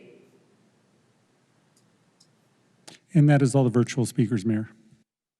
Thank you. At this time, we will consider public testimony by those attending tonight's meeting in person, which are also limited to 3 minutes per person, per speaker. First up is Kyler Chin, followed by Ayn Christian. Good evening, Council. My name is Kyler Chin. I'm the Executive Director of Sunrise Movement Orange County. Our job is not only to build a better future, but to fight for it every single day in councils like this. Last summer, Irvine was hit by a climate-caused fire that choked out the sky for days and forced thousands of residents to fear for their lives and evacuate from their homes. The air was very difficult to breathe, and climate change threatens to do that worse and worse every single year. As a young person, my life is at risk. We don't have a future anymore. That's why you must vote yes on agenda item 2.6. Irvine residents deserve clean air. They deserve clean water as a human right. They deserve housing as a human right and job training and good, livable futures. We must build a clean energy transition and create thousands of good jobs. Irvine must commit to this by passing sound policies frequently, like banning fossil fuel infrastructure and retrofitting our houses. We can create good transit, such as bus and light rail, through public programs. We have the money to do it. We can form a public bank using public funds, and instead of investing our money in bonds, we can put our money into housing projects and transit projects. We can create thousands of good, livable jobs through an Irvine Climate Corps and create good job training and programs for the most marginalized in our city, especially the unhoused, especially communities of color. We can create thousands of good jobs by hiring thousands of people to retrofit our buildings and our homes to have clean energy. We can build this future together, and that's why you have to vote yes on agenda item 2.6. Young people deserve a livable future and good jobs for all. That's what Sunrise Movement is fighting for. We demand an Irvine Green New Deal now that focuses on marginalized communities, like communities of color, the poor, low-income workers, immigrants, and especially the youth. Please do the right thing and pass agenda item 2.6 and build a better future using this agenda item as a foundation to create more programs to support us. Thank you. Ayn Christian, followed by Jose Castaneda. Good afternoon, good evening, Council. My name is Ayn Creation. I'm an Irvine resident and with Climate Action Campaign, which is a leading climate nonprofit in the region. I'm also a mom of 2 young girls, which is why I'm here today in support of the climate resolution and climate action plan that is before you today. The entire council deserves to be commended for bringing our city to this point, thanks to your past votes for the Climate Action Plan and for Community Choice Energy and for other key climate initiatives. The Green Ribbon Committee, of course, which includes 4 UC Irvine scientists, has already voted unanimously in support of the Climate Action Plan and funding, and the resolution, of course. And you should know, as you consider these proposals, that they have overwhelming public support, and that Chapman University's public opinion survey of Orange County last year found that 79% of people believe that climate is a serious concern. And that's backed up by similar research from Yale University that has repeatedly found the same. Of course, Irvine is the city of innovation, so what better city to formalize a commitment to a zero carbon economy based on the most recent climate science. And finally, I just want to share with you this insert that came to my house last week inside our copy of the Irvine Standard with a quote from our groundbreaking and visionary mayor that says, "You think of what makes a city green and sustainable, it's creating a community that residents can enjoy today while ensuring that future residents will be able to do so even more in the future." And so I think that's a beautiful sentiment, and that's what this Climate Action Plan is all about. So I appreciate your support. Thank you. Jose Castaneda, followed by Philip Fuchs. I'll make my comments brief, but just to echo what some of the previous speakers said, thank you so much for having this on the consent calendar, even though we had to pull it so we can talk about it. This is a really bold step for the city of Irvine to take in approving this contract award to Ascent Environmental to help work on this. It's just, everyone should be so incredibly proud of how much effort and work that Irvine city staff have put into developing this item for you to vote on today. I'm sure that as we move forward along in developing a bold, zero carbon climate action and adaptation plan, that the city can be noted as a global leader in responding to the latest science on what actions and strategies are needed to address the climate crisis. And so very happy to ask for your support to move this along and vote for the contract award approval. And other than that, thank you. Philip Fuchs, followed by, no, I think that's it. Philip Fuchs is the last one. Thank you, Mayor. Thank you, council members, for giving me the opportunity to speak. I'm talking about item 2.10, which is the 4 things that are being asked of the council in this addenda item. It's to approve the plans, specifications, and contract documents for the Venta Spur Trail State Route 133 Bicycle Pedestrian Bridge, to approve the funding summary, and to approve the budget adjustment, and finally, the authorized staff to award construction contract.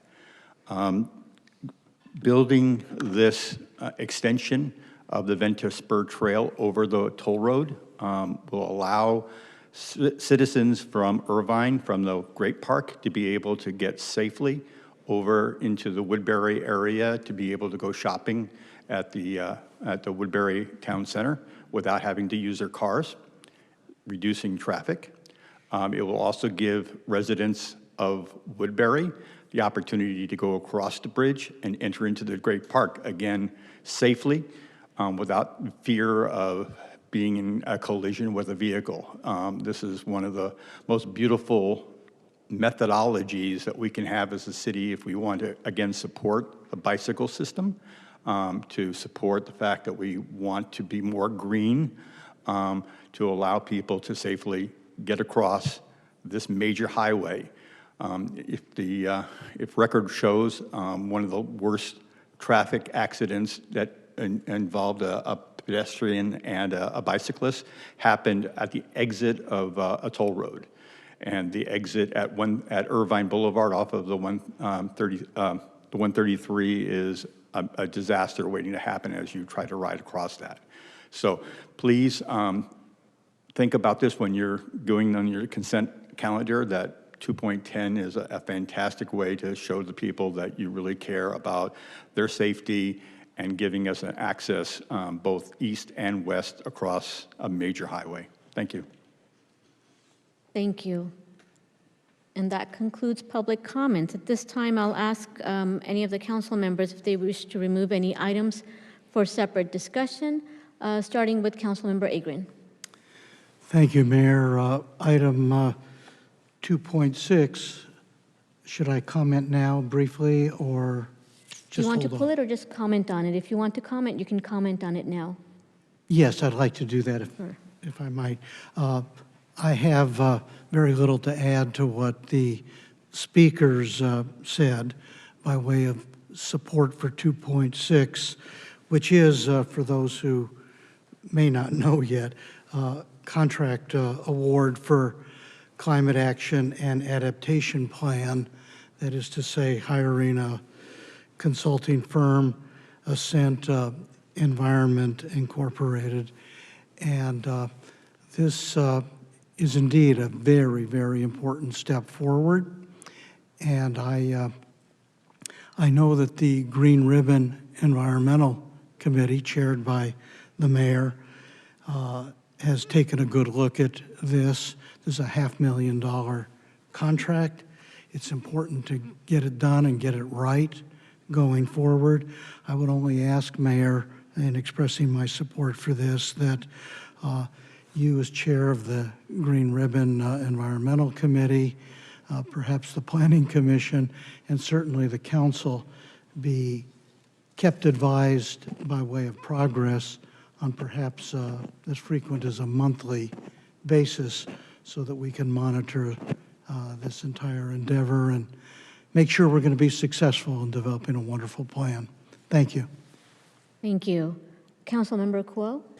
Thank you. Let me register my strong support for item 2.8, the Strategic Active Transportation Plan. 2.9, which some of you may know is my little pet project, the Irvine Business Complex Trail Feasibility Study to bring trail connectivity to the urban portion of the city. And then my comment on 210 is somewhat of a comment and somewhat of a question, in that the Ventus Spur starts all the way over at Jamboree, goes through portions of Northwood, basically, as I understand it, hugs, well, no, it stays through Northwood, goes through Woodbury. There is an at-grade crossing at Culver, and we're talking, and I loved that Mr. Fuchs used the word extension, because it really is part of the original Ventus Spur Trail. My question and sort of concern / reminder is, what about the Ventus Spur at Jeffrey Road?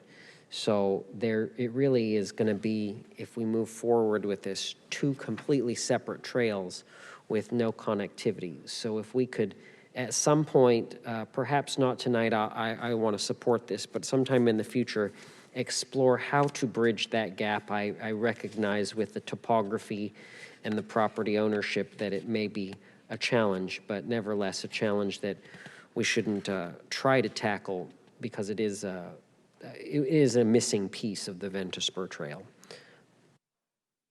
Thank you. Councilmember Carroll. Thank you, Mayor. Appreciate it. And I just want to express my support for the entire consent calendar, and I would move the entire consent calendar when it's in order to do so. I'd just like to speak about 2.7, which is the contract award for irrigation controller rehabilitation. That's a pretty expensive contract. It's about $1 million of irrigation controls.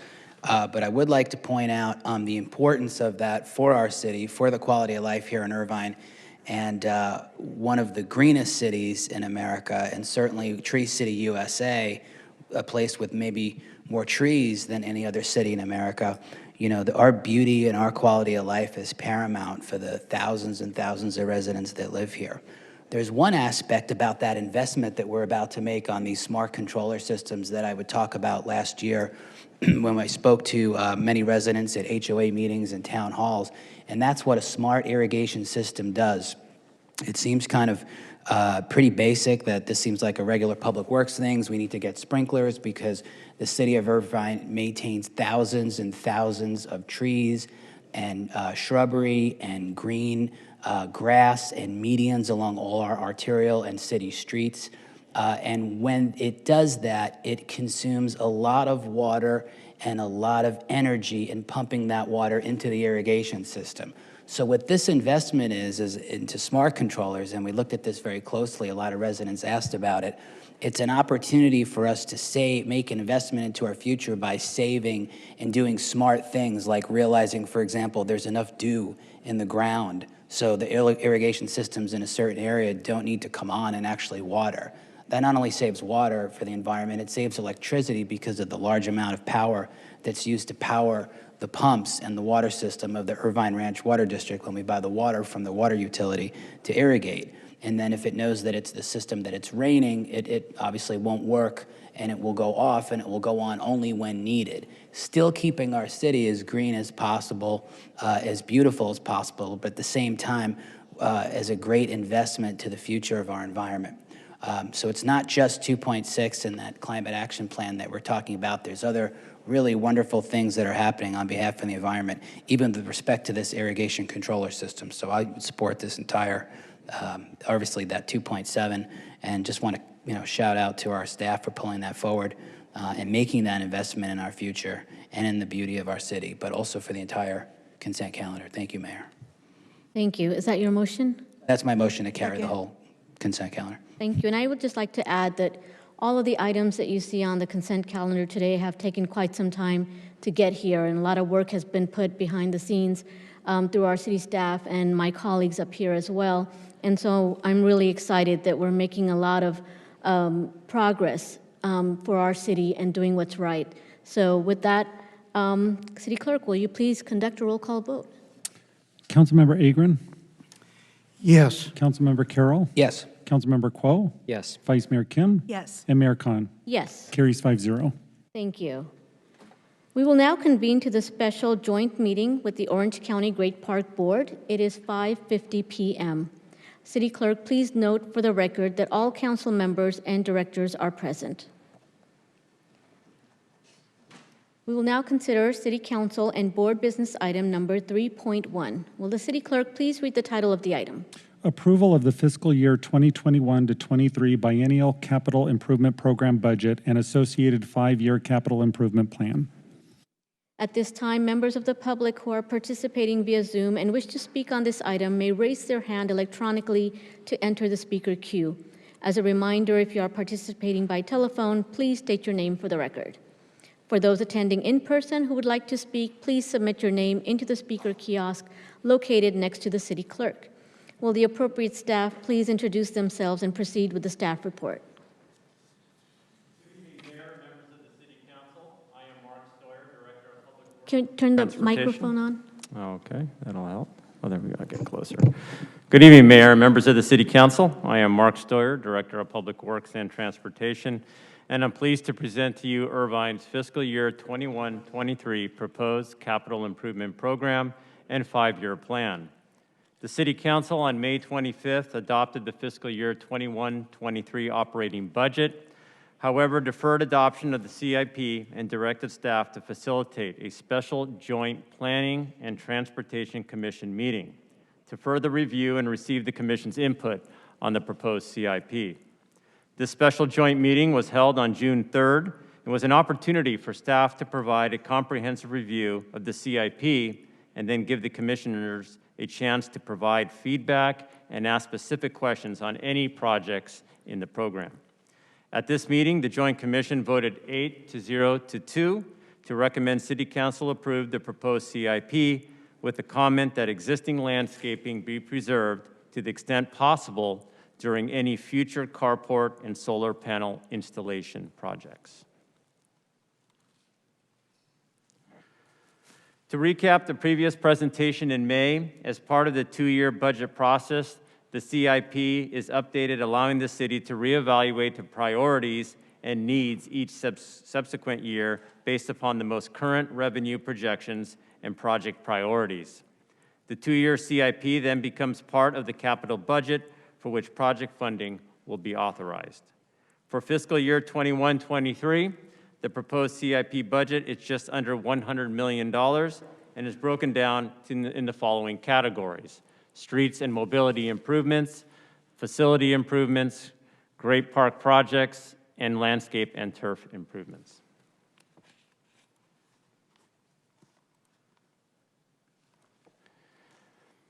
The remaining 3 years of the CIP really serve as a guide for the city to plan for capital investment on the horizon. These projects are strategically prioritized with a focus on preserving and enhancing Irvine's ability to serve the community and sustain planned growth. In the next 5 years, the city plans to implement 71 capital improvement projects totaling just over $186 million. Tonight, staff recommends that Council adopt a resolution essentially approving the fiscal year 21-23 biennial capital improvement program budget and related appropriations. That ends my presentation, and myself and staff are here to answer any questions. Thank you. Thank you so much. I will now turn it over to my colleagues, starting with Councilmember Carroll.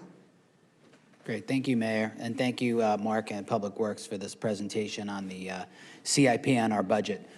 Quick question for you with regard to the process. I know that, as a council, we routed this portion, if you will, of our budget through the commissions.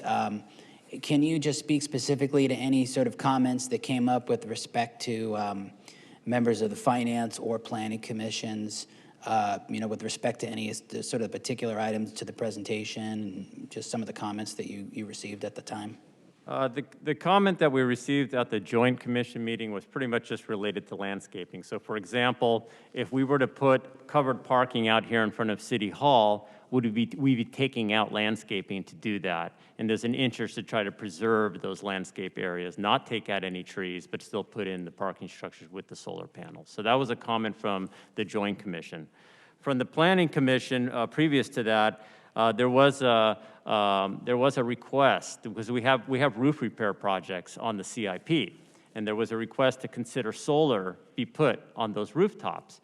But what we have is also a solar improvement program that we're putting together that's looking at various facilities throughout the city, at rooftops, at parking structures and whatnot, to actually study all the locations that were noted at the Planning Commission, plus a lot more on top of that. So we're going to actually be exploring solar as a separate project. The roof repairs will take place, but we'll make sure there's a seamless transition between the two, and that the two projects are coordinated, right? We wouldn't want to put in a bunch of roof improvements and then have to tear it up to put in the panels. So we'll be coordinating those two projects so they're seamless in transition. There was also an interest in putting some improvements in the master plan for Rancho Senior Center. Could include expansion beyond the existing footprint to meet the policy recommendation to provide facilities for seniors and to meet the needs of the increasing senior population, and that is being considered as part of the CIP. And then also for emergency generations at Lakeview Centers and Northwood Community Center as well, to better serve residents, and that was also going to be considered as part of the CIP. So those three comments from Planning Commission. Great. Well, I just wanted to ask you, and probably would have been part of my comments if we had the budget in total, so I'm kind of saving it for now and putting you a little bit on the spot. If you don't have anything right away, that's quite fine. But if, being such a critical and important part of what we do in the city of Irvine in terms of service delivery, obviously, parks and recreation, public safety being paramount, but Public Works, you're right there at the top, Mark. If you had another, $50 million, where would you put it? By that I mean, are there, not to say that we're not meeting the needs, because I know that the budget, and from our city manager all the way down, this is a budget that will meet the needs of the people, and we're making do with what we have, and we do have enough. thankfully. But is there anything that kind of didn't, that's maybe still on the wish list, or anything sort of material or substantial that you wish you could have presented that we're going to get working on? Yeah, I would say probably we need to focus on some of our deferred maintenance at some of the facilities. Obviously, the city is reaching a point now that our facilities are getting older. So there are certain facilities throughout the city that I think would need more attention and need some multi-million-dollar projects to bring them back to par. So that would be probably one priority of mine. Also would be, we'll see what the results of the pavement management program brings, but we want to make sure we keep our streets in good condition and maintain a high pavement condition index citywide. So monies towards pavement rehabilitation as well should be a focus. Great, it's good to know. Thanks very much. Appreciate the presentation. Thank you, Mayor. Thank you. And I had a couple questions myself. For the landscape enhancements, rehabilitation, are we looking into drought-friendly choices?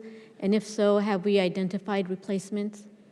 Yes, we have in several locations throughout the city. Okay, thank you. And under street and mobility improvements, and I know I brought this up before, but I know it's not in the list of projects right now, but I think it should be in the upcoming list. It's the stretch of land on Irvine Center Drive between Deerwood and Yale, where there's no existing sidewalk. And I don't know why there isn't a sidewalk in that portion, but I've been asked by several people in that neighborhood to please get a sidewalk in place. We will definitely look into that. Thank you. And now I'll turn it over to Councilmember Kuo. Thank you. I'll be brief to touch on Councilmember Carroll's generous $50 million offer.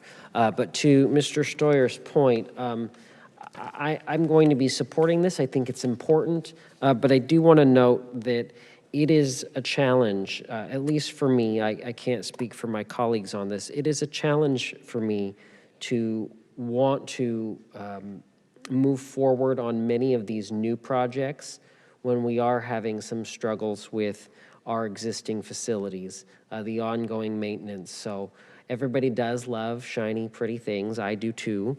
But some of our aging facilities, some of our not so aging facilities, but just facilities that are well used and well loved by the community, we do definitely need to pay attention, whether it's landscape maintenance, whether it's the physical facility of bathrooms or offices for our park staff out there. And so those are all to be looked at and re-looked at and looked at perhaps a third time so that we can make sure that as we're essentially buying new things, we're not neglecting that which has been provided to us by previous taxpayers and previous councils. Thank you. Thank you. Councilmember Agrin. Thank you, Mayor. I just wanted to reconfirm here that the Planning Commission and Transportation Commission recommendations have been incorporated here. Is that correct? Yes, Council Member. Thank you. And on this business of solar,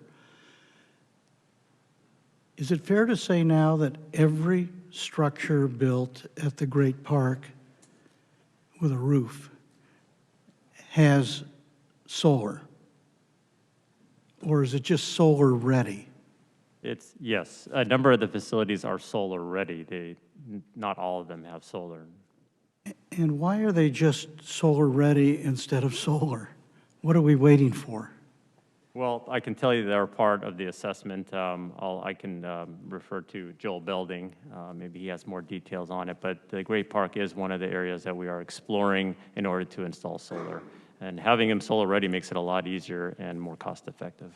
Okay, it just seems to me that the default position of the city should be that anything built at the Great Park makes maximum use of solar power.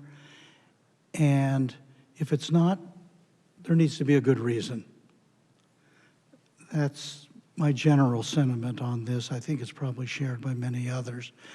Otherwise, let me just say this is a big pile of money for good purposes. I will be voting yes on it, but everybody talks about the existential threat of climate change, global warming, and so forth.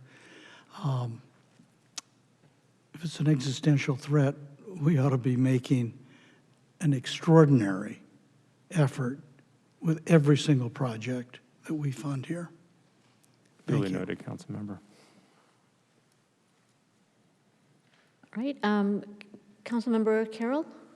Yeah, thank you, Mayor. I just had a follow-up question that I actually thought about while everybody else was speaking. With regard to our seniors, you had mentioned, Mark, the Rancho Senior Center. Obviously, there's Lakeview, Trabuco. We have our footprint. It's a good footprint.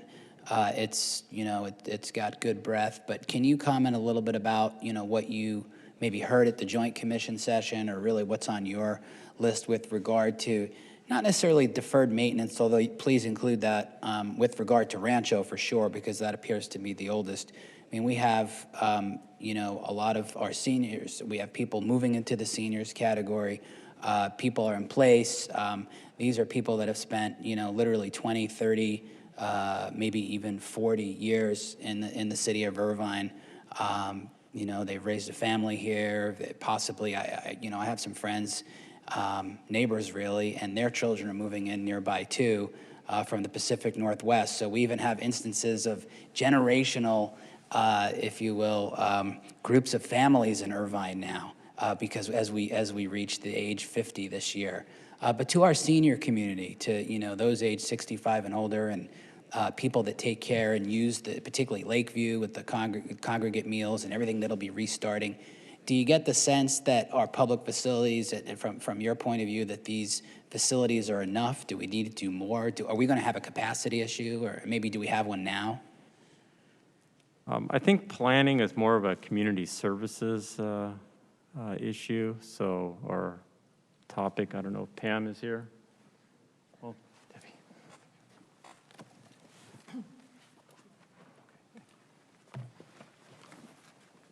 Good evening, council members. I'm Debbie Platt. I'm with Community Services and Manager of Park Planning Services. So in answer to your question, there are 3 existing capital improvement projects that relate to our senior programs, and I mean senior facilities, I'll say. One is for, I might be off on the numbers, I'm speaking just off the cuff, but about $120,000, I think, for Rancho Senior Center. And we're looking at doing additional garden plots, doing some improvements to the interior of the building. And then I've put in year 3, so it's not in what you're looking at here for years 1 and 2, but in year 3, a $2 million request for extension or expansion of the building in case we need it. At Rancho. At Rancho. Great. All that is Rancho. And then at Lakeview, we have a $720,000 existing CIP, and with that, we intend to do a feasibility study to determine what the needs are as we move forward. We started the feasibility study just as we were going into COVID, and the Senior Council requested that we do it. And then with COVID hitting and things closing down, we've decided to reevaluate. Both the Senior Council got back with us and said, let's reevaluate what our needs actually are when everything comes back. So that's an opportunity for us to reevaluate what the needs are. And then there's some money in there to do a master plan. And I'll request some larger number in a future year, not in these 2 years, but in a future year to actually do the improvements or expansion if we need that. And then thirdly, we have a small capital improvement project for Trabuco for a shade on the patio. Great. So those are existing CIPs, not in the budget that you're approving right now, but they're in process. Great. Well, thank you. Thanks for coming down. That was really helpful to know. That was really my question, and you answered it. I thought sort so. of how are we looking at this, and it's good to know that the team really is looking at it from a long-term perspective, so we can meet the needs of the senior community. It's got to be one of those things that really not necessarily maybe draws people into Irvine, although maybe some people's parents move to Irvine. I know I'm looking at that for mine, but certainly keeps our people here and resident and staying in our community and continuing to thrive in our community. So thank you. Thank you, Mayor. Absolutely. At this time, we will now consider public testimony. City Clerk, are there any members of the public participating virtually who wish to speak on this item? No, Madam Mayor. Okay, and I don't believe I have anyone in person as well. So it's time for further discussion and to entertain a motion. Move the item, Mayor. There a second? Thank you. City Clerk, will you please conduct a roll call vote? Councilmember Director Agron, Yes. Councilmember Director Carroll, Yes. Councilmember Vice Chairman Kuo, Yes. Vice Mayor Director Kim, Yes. and Mayor Chairwoman Khan. Yes, Carries 5-0. thank you. Is there a motion to adjourn the special joint meeting with the Orange County Great Park Board? So moved. Second. Okay, would the City Clerk please provide a roll call vote? Councilmember Director Agron, Yes. Councilmember Director Carroll, Yes. Councilmember Vice Chairman Kuo, Yes. Vice Mayor Director Kim, Yes. and Mayor Chairwoman Khan. Yes, Carries 5-0. thank you. The regular City Council meeting is now reconvened. It is 6:08 p.m. We will now consider public hearing item 4.1, and I will declare the public hearing opened. Will the City Clerk please read the title of the item? Approval of bond issuance by the California Municipal Finance Authority tax-exempt bonds for Concordia University. At this time, members of the public participating via Zoom who wish to speak on this item may raise their hand electronically to enter the speaker queue. As a reminder, if you are participating by telephone, please state your name for the record. For those attending in person who would like to speak, please submit your name into the speaker kiosk located next to the City Clerk. Will the appropriate staff please introduce themselves and proceed with the presentation? Good evening, Mayor and members of the City Council. My name is Gemma Calilong, Management Analyst 2 from Financial Management and Strategic Planning. The item before you is a request for the City Council to hold a public hearing and approve a proposed bond issuance by the California Municipal Finance Authority, or CMFA, in an amount not to exceed $35 million. The public hearing and City Council's approval of the proposed financing are required by the Federal Tax Equity and Fiscal Responsibility Act, or TEFRA. Proceeds of the proposed bonds will be used to refinance revenue bonds previously issued by CMFA for the benefit of Concordia University. The proceeds were used to finance the acquisition, construction, renovation, and equipping of various educational facilities. The bonds are not an obligation of the city. The issuer is California Municipal Finance Authority, or CMFA. The debt is the sole responsibility of the borrower, and the city will have no financial, legal, or administrative obligations for the debt. The city has been a member of CMFA since 2011 and has supported several entities to obtain CMFA financing with a goal of providing public benefits. It is recommended that the City Council conduct a public hearing and adopt a resolution approving the bond issuance. This concludes my presentation.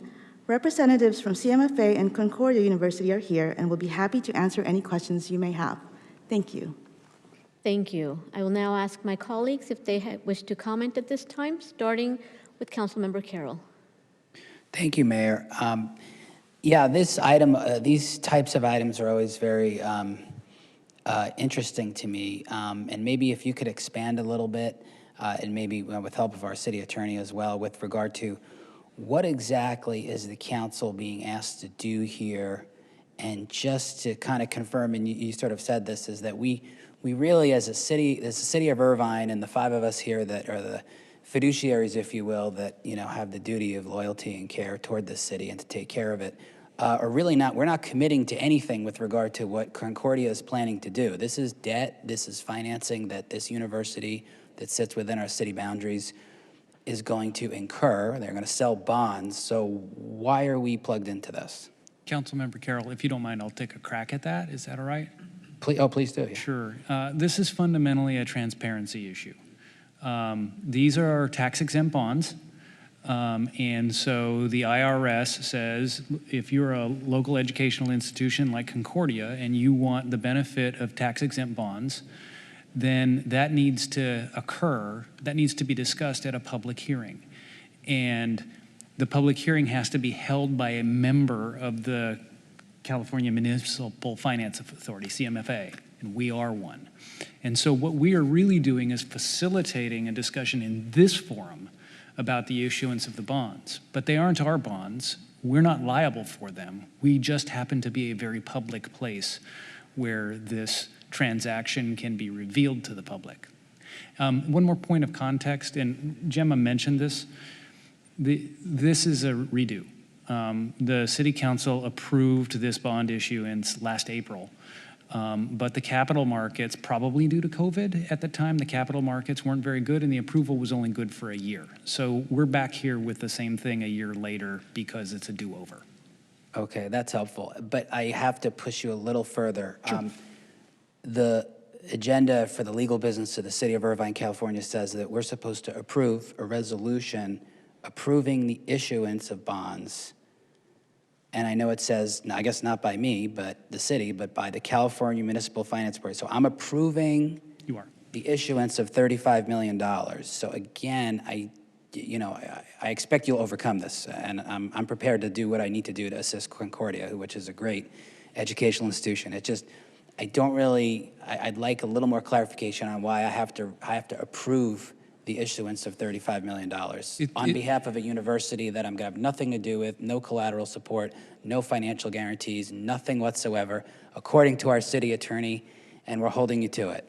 Yeah, you can absolutely hold me to the second part of that. The reason that you have to do it is because that's what the tax code says. The tax code says that it is a member of CMFA that has to hold the public hearing. And so your resolution, it's not a resolution for your issuance of the bonds. If you read the title, if you continue reading the title, it's approving the issuance of bonds by CMFA. And so really what you're doing is certifying that you've had this process, that you've looked at it, and you don't think that there's anything hinky about it. Can Laguna Beach approve this? No, this is Concordia is in the city of Irvine, so it needs to be done here. Okay, so it has to be a city. So if we vote no, it won't what happen. happens? It won't happen. So we have the ability to prevent Concordia from borrowing this money. On a tax-exempt basis, correct. So we're sort of being like good guys here by voting yes, right? I mean, there's no sort of recourse here.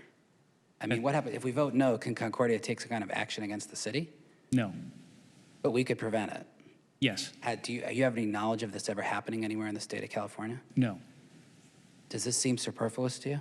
It doesn't seem superfluous. I think they're great questions. Various iterations of this question have come up in the past because it is strange that this is a bond transaction that is for the benefit of another entity, and it's just that you're functioning as a forum for it. So it isn't the first time these have come up. It's not superfluous. Okay, great. I appreciate you clarifying that. Yep. Thank you, Mayor. Thank you. At this time, we will consider public testimony. City Clerk, are there any members of the public attending virtually who wish to speak on this item? No, Madam Mayor. Okay. I believe we do have, for public testimony by those attending tonight's meeting in person, we do have one speaker, Michael Thomas.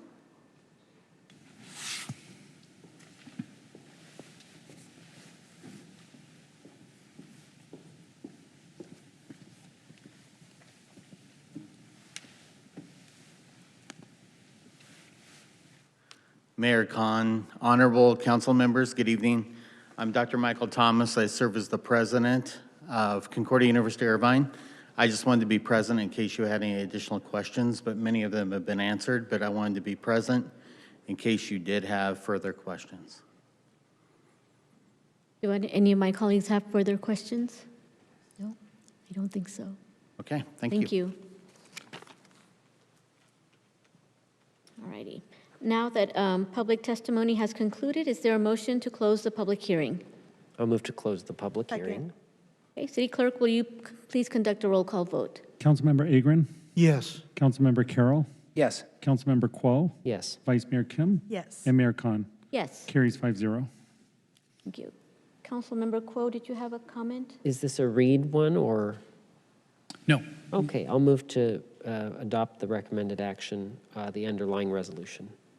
Okay. I'll second that, Mayor. Thank you. City Clerk, will you please conduct a roll call vote? Councilmember Agron? Yes. Councilmember Carroll? Yes. Councilmember Kuo? Yes. Vice Mayor Kim? Yes. And Mayor Khan? Yes. Carries 5-0. Thank you. We will now consider council business item number 5.1. Will the City Clerk please read the title of the item? COVID-19 situational update and direction to Director of Emergency Services on relevant action items. At this time, members of the public who are participating via Zoom and wish to speak on this item may raise their hand electronically to enter the speaker queue. As a reminder, if you are participating by telephone, please state your name for the record. For those attending in person who would like to speak, please submit your name into the speaker kiosk located next to the city clerk. Will the appropriate staff please introduce themselves and proceed with the staff report?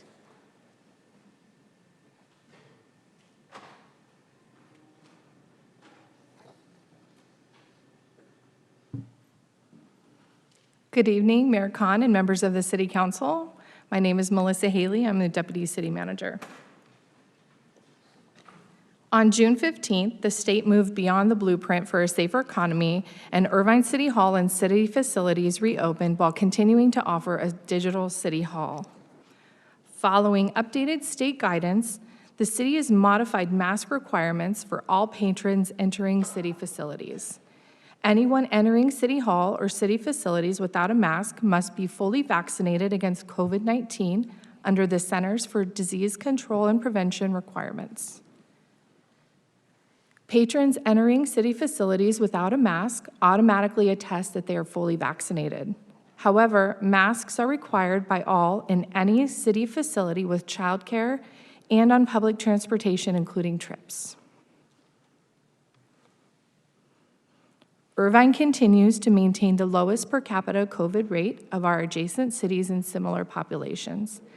This is a collective effort due to our community pledge to support health and safety measures.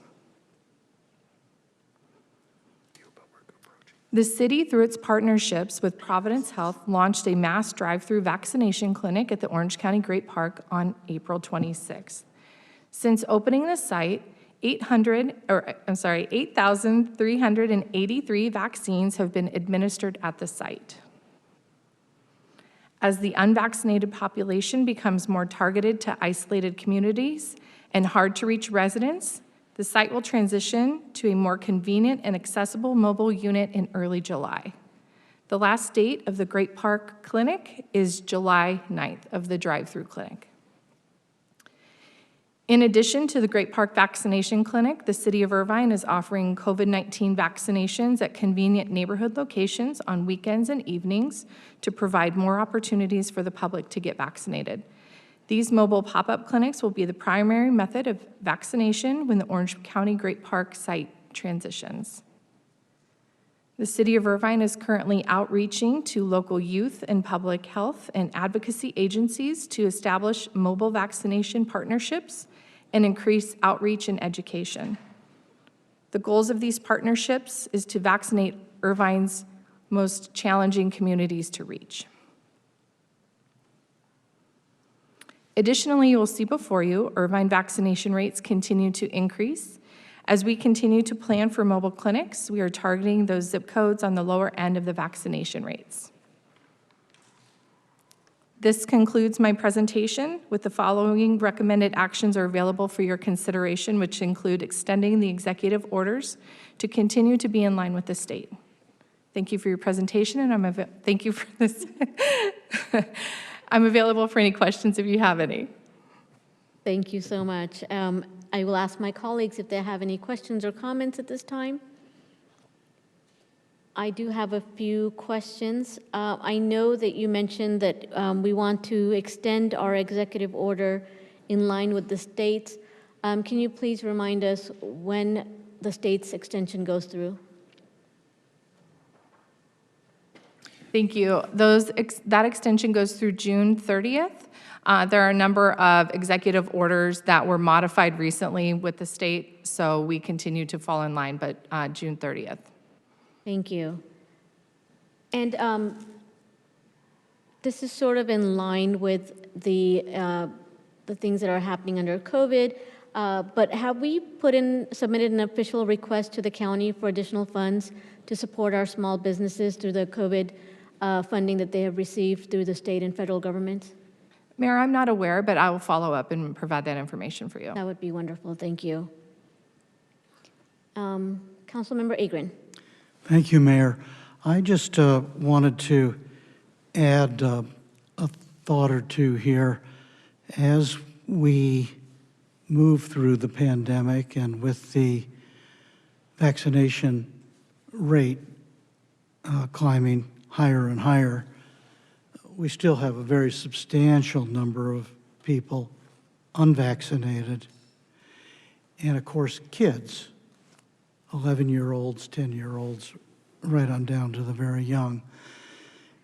All of this is suggested nationally by the modeling that there is a real danger of a substantial surge concentrated among kids and family members with kids who are unvaccinated. And that would basically be accelerating probably in August, September, October. Are we trying to adjust our program to give special focus to kind of a countdown for kids? You know, get everybody who's unvaccinated, do it for the kids. They're helpless in the face of vaccination-resistant people, or even anti-vaxxers. So if we could give some emphasis to that, certainly in concert with the Orange County Health Agency, surrounding cities, get the focus on the kids as we move through August and September. Maybe that'll give us an extra boost in the vaccination rate so that we as a county achieve 80 or 85%, something that really would make a big difference. It's more of a comment than a question, but as you're nodding, I hope that means yes, we're really looking at that. Absolutely, and we continue to assess each situation as the numbers go up and down, whether it was testing or now vaccinations, and try to really dig deep into that level of who needs that particular messaging in the moment, and is that group of those two-year-olds to 12-year-olds are not really in that component of being able to be vaccinated yet. Certainly there's identifiers that we need to proceed with as our adult population becomes vaccinated. And of course, brothers and sisters, and getting the overall rate Absolutely. up. Older brothers and sisters. Good. Well, I hope you'll keep us advised, and if there are things that we can do to be supportive of that extra effort, let us know. I just wanted to add that the so-called Delta variant is more at play here, and concentrated as it will be among younger people. We're talking about greater transmissibility, especially in the schools, and it's a much more serious variant that seems to cause worse disease and worse mortality rate. So a lot's at stake here. Thank you.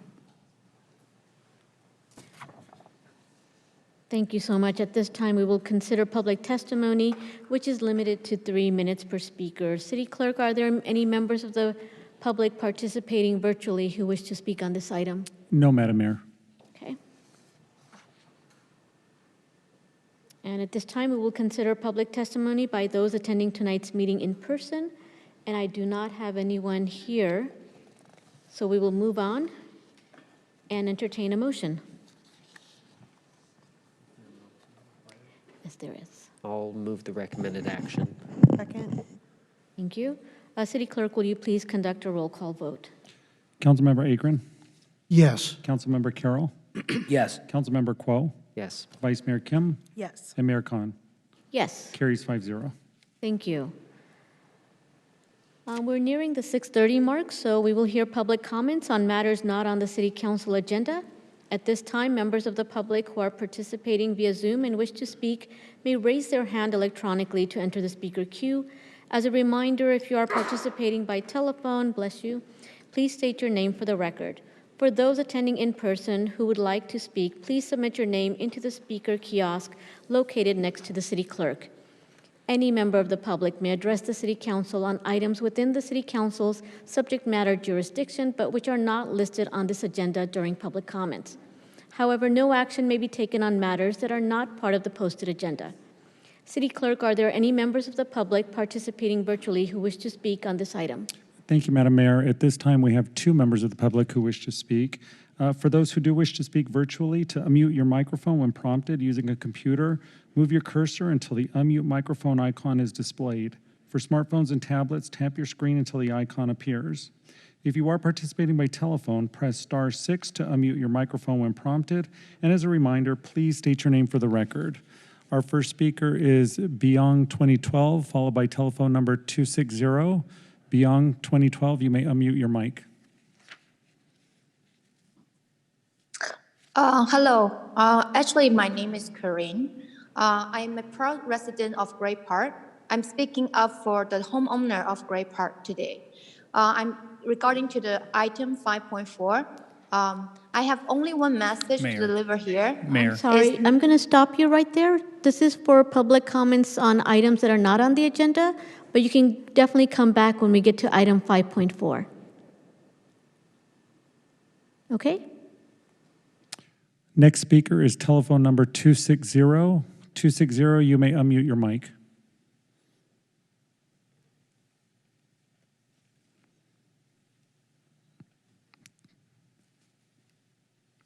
Hello, my name is Gil Nelson, and during oral communications at the last City Council meeting, I would like to apologize for using God's name in vain when I was very frustrated during the meeting. And I'm also especially sorry if any youngsters happen to have heard my poor choice of words. I'm truly sorry, and I'll do my best not to embarrass myself again. Thank you for your forgiveness. I am very sincere in expressing my sorrow for my words. Now to my second item, would the City Clerk please display my slide? I would like the Mayor Khan to explain the lunch meeting that took place between herself, 5 Points money man Patrick Strader, her campaign manager, and who was to be newly appointed to the council, Mike Carroll, the day before he was appointed to the City Council 3 years ago.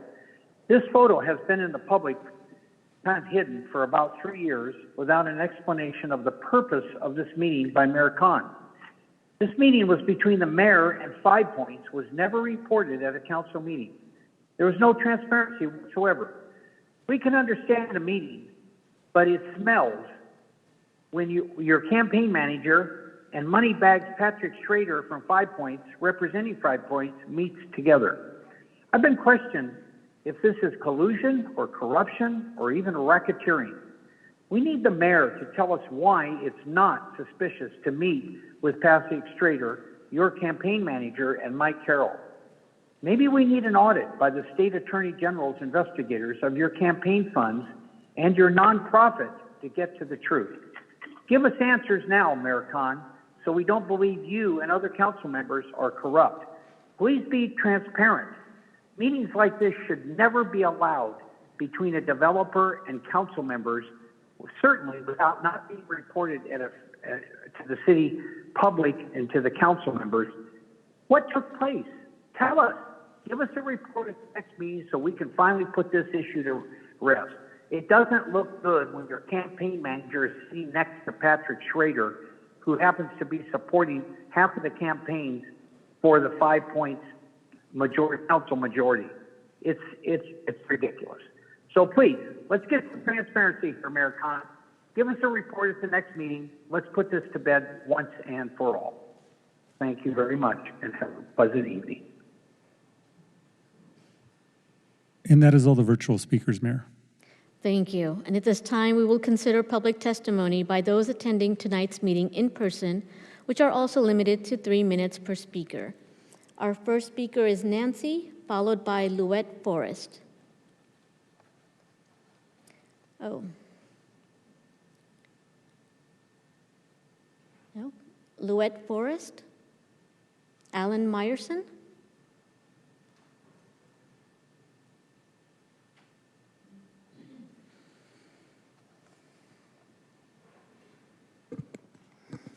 Good evening, council members. Alan Meyerson, I'm a 35-year resident of Irvine. I've seen a lot since I've lived here, and most recently, I wanted to speak, I really want to speak about two things that happened while the City Hall was closed. The first one is the idea that you need two council members to put something on an agenda. If there's one council member that wants to agendize something and he has supporters in the city, you're basically censoring all those citizens. I think it's not fair. I don't think it's something, what I see happening is pairing up of council members to keep another councilman's subject off the agenda. I think you really need to consider what you're doing regarding that. The other thing is the misuse of funds by Mike Carroll. I was hoping you would show some integrity regarding that subject, but basically what happened was you allowed him to get away with doing what he did, using those funds for campaigning, and instead instead of stopping that, you raised the amount of money that you now have so that you can turn around and do the same thing Mike Carroll did. So you did the wrong thing. You showed a lack of integrity, and I'm watching. Thanks. Okay, once again, Louette Forrest. If not, Kamiar Ohadi.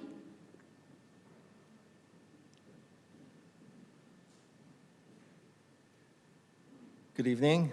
My name is Kamiar Ohadi. I'm a resident of Irvine, and I didn't plan to speak at this point, but the gentleman that provided the picture that was put on moments ago prompted me to come and share additional thought on that. I don't know any one of you, but the gentleman was asking a lot of questions from the mayor.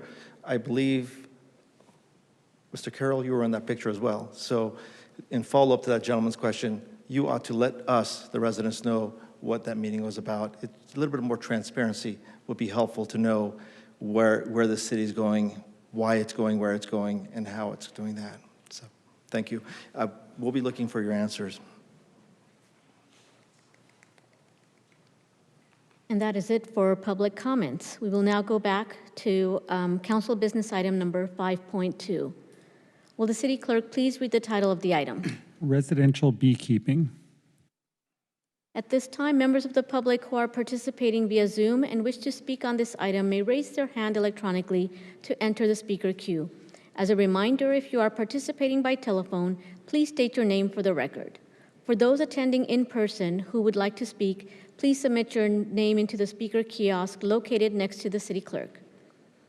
This item was agendized at my request, and it was done because we had several residents that are very interested in beekeeping and have been very persistent in trying to move the city forward. And so I'm really looking forward to staff's report.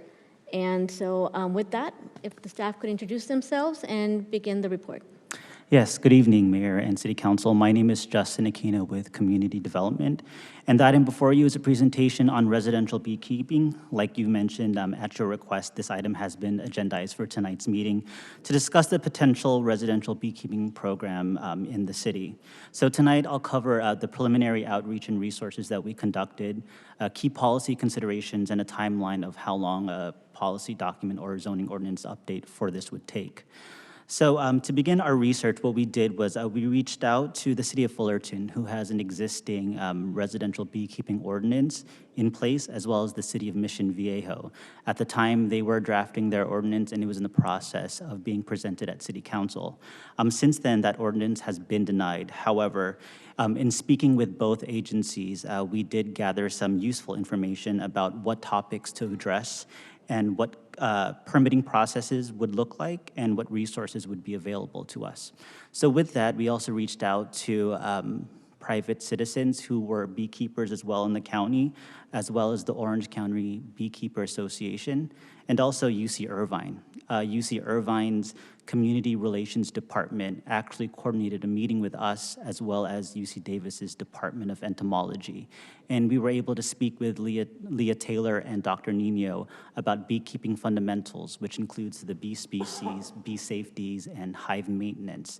And they actually also mentioned that they developed the County of San Diego's beekeeping program as well. And they thought that that would be a good model document for us to take a look at. So staff went ahead and did that, and we looked at their beekeeping program, and a couple of takeaways that we found very important was that they had a tiered system. So depending on the number of hives, that would require distance requirements from residential homes and sensitive uses, such as schools or the public right-of-way.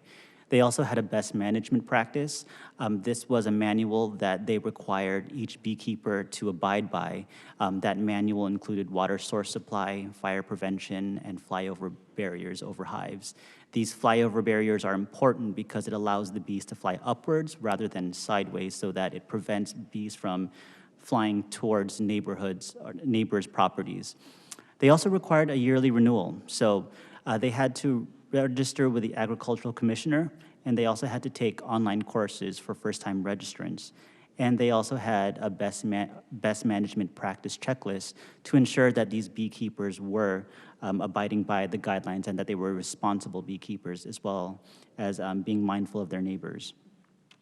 So when looking at some policies or looking at some key components that we would want to include in our program, definitely it would be beekeeping safety. We would want to address hive maintenance, swarm prevention. We would require flyover barriers.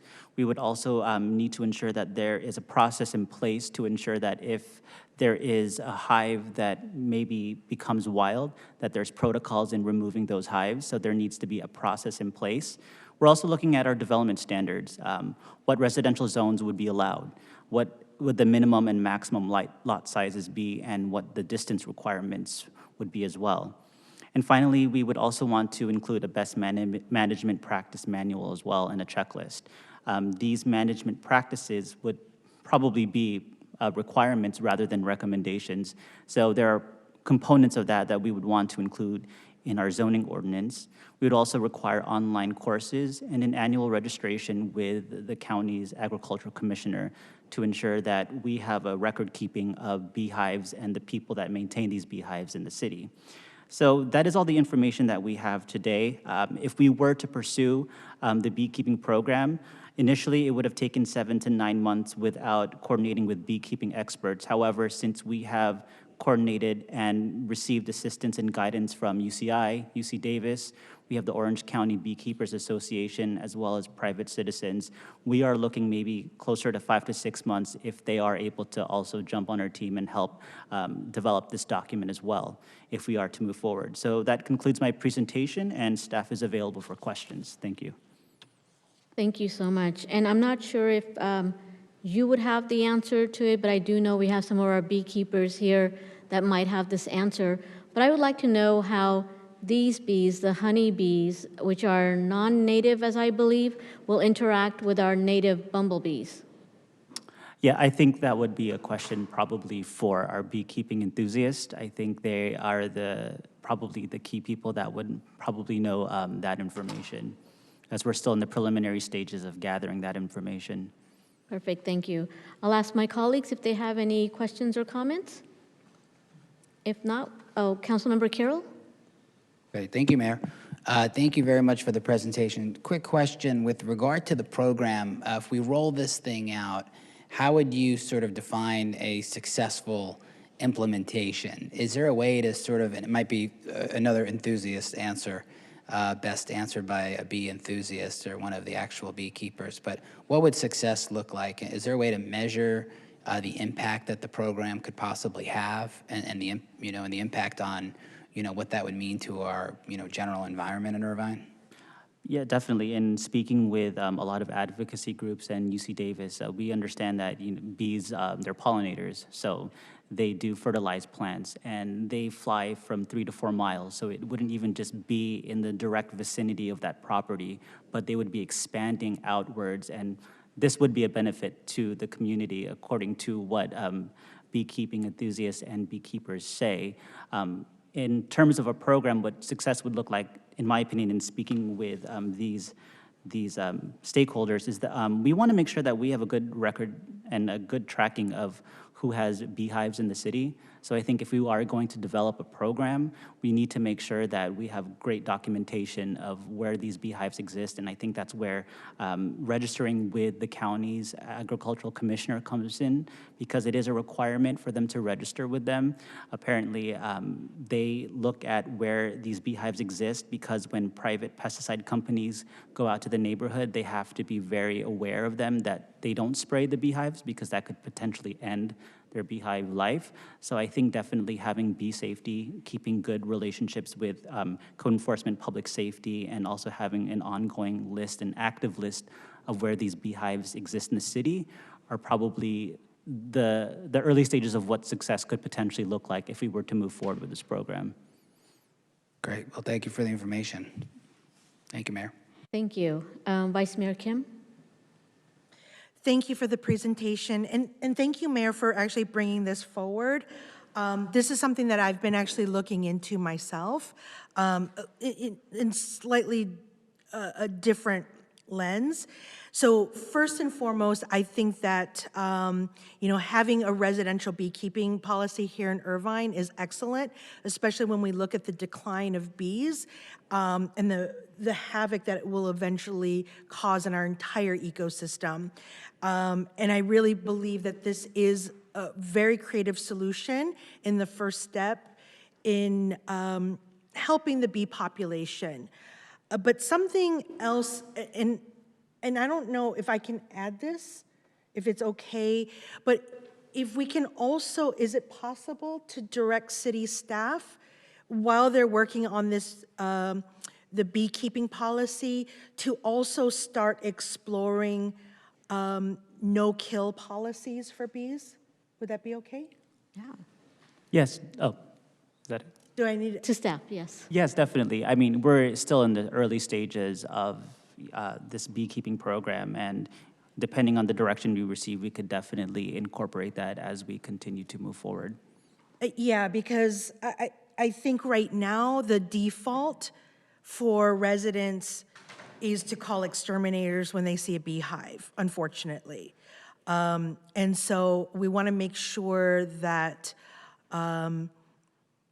we're not perpetuating more the decline in the bee population. Additionally, if we can explore ways to have PSAs about what to do when you do see a beehive. Maybe there's local nonprofits. I know that there's local nonprofits we can call that will capture the bees, and maybe partnering with those nonprofit organizations, or maybe the beekeepers themselves. Maybe they want them, and that's part of the solution. So, so I think this is going to be like a multi-prong process and a solution. So again, thank you so much, Mayor, for introducing this. Right, Councilmember Kuo. Thank you. I support this effort predominantly through significant purchase of Justin's Peanut Butter and Haagen-Dazs, who are both champions of repopulation of bees. But I love the Vice Mayor's thoughts, and I would encourage the staff to explore either the PSA route or even having a booth at, the farmer's market. The bees really are a critical component of the ecosystem, and perhaps, and again, I don't know a lot about the topic, but perhaps there is some possible interface and some synergy with our future botanical garden at the Great Park as well. Great, thank you. Thank you to both of my colleagues for those comments. And I did want to ask staff that as you're looking into creating this ordinance, I am aware that anything that we have in place will require those that hope to keep bees, that they have to be trained, whether it's through some coursework or what have you, certificates, I'm not sure, but if you could expand on that just a little bit too. Yeah, when looking at the county of San Diego and even looking at the city of Fullerton, in their best management practice manual, they require first-time registrants to take an online course. And we believe that's a great idea. This is probably something that we would maybe want beekeepers, not only just first-time registrants, but a good refresher course maybe each year or every so often. And we have been looking at online courses that are available. I know there is an online course at UC Davis. It's an online program that we were looking into, and that's definitely going to be in our conversations as we continue to move forward in this program to find an online course that we believe is the best in educating beekeepers to ensure that they're being responsible beekeepers and still having uses that are compatible in their neighborhood. Great, thank you. Seeing no other questions, we will consider public testimony. It is limited to 3 minutes per speaker. City Clerk, are there any members of the public participating virtually who wish to speak on this item? Thank you, Mayor. We do have one request to speak. And for those who do wish to speak, to unmute your microphone when prompted using a computer, move your cursor until the unmute microphone icon is displayed. For smartphones and tablets, tap your screen until the icon appears. And if you are participating by telephone, press *6 to unmute your microphone when prompted. And as a reminder, please state your name for the record. Our speaker is Farzad Karazi. You may unmute your mic. Mayor, City Council members, thank you for taking public comment on this issue. I believe urban beekeeping is important for the following reasons. Urban beekeeping contributes to the efforts to increase bee populations. It's sort of like that old adage says, every little bit helps. Every urban beekeeper capable of managing at least one hive is another helping to rebuild decimated bee populations. The urban environment is perfect for encouraging greater species adaptability. Unlike rural environments, urban environments change at a much more rapid pace. It is a natural result of so much human activity. If we can integrate more bees into these environments, we can encourage better adaptability, which should ultimately result in more robust populations. Think about all the flowers, plants, and trees you see in your local area.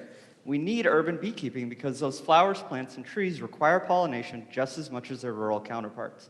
Spend the day walking through Irvine, for example, and you'll discover all sorts of public parks alive with green grass and beautiful flowers. Bees are partly responsible for that. Bees are an integral part of any ecosystem which strives to thrive. I certainly hope you will consider the measure, and I appreciate being given time to speak. Thank you. And that is all the virtual speakers, Mayor.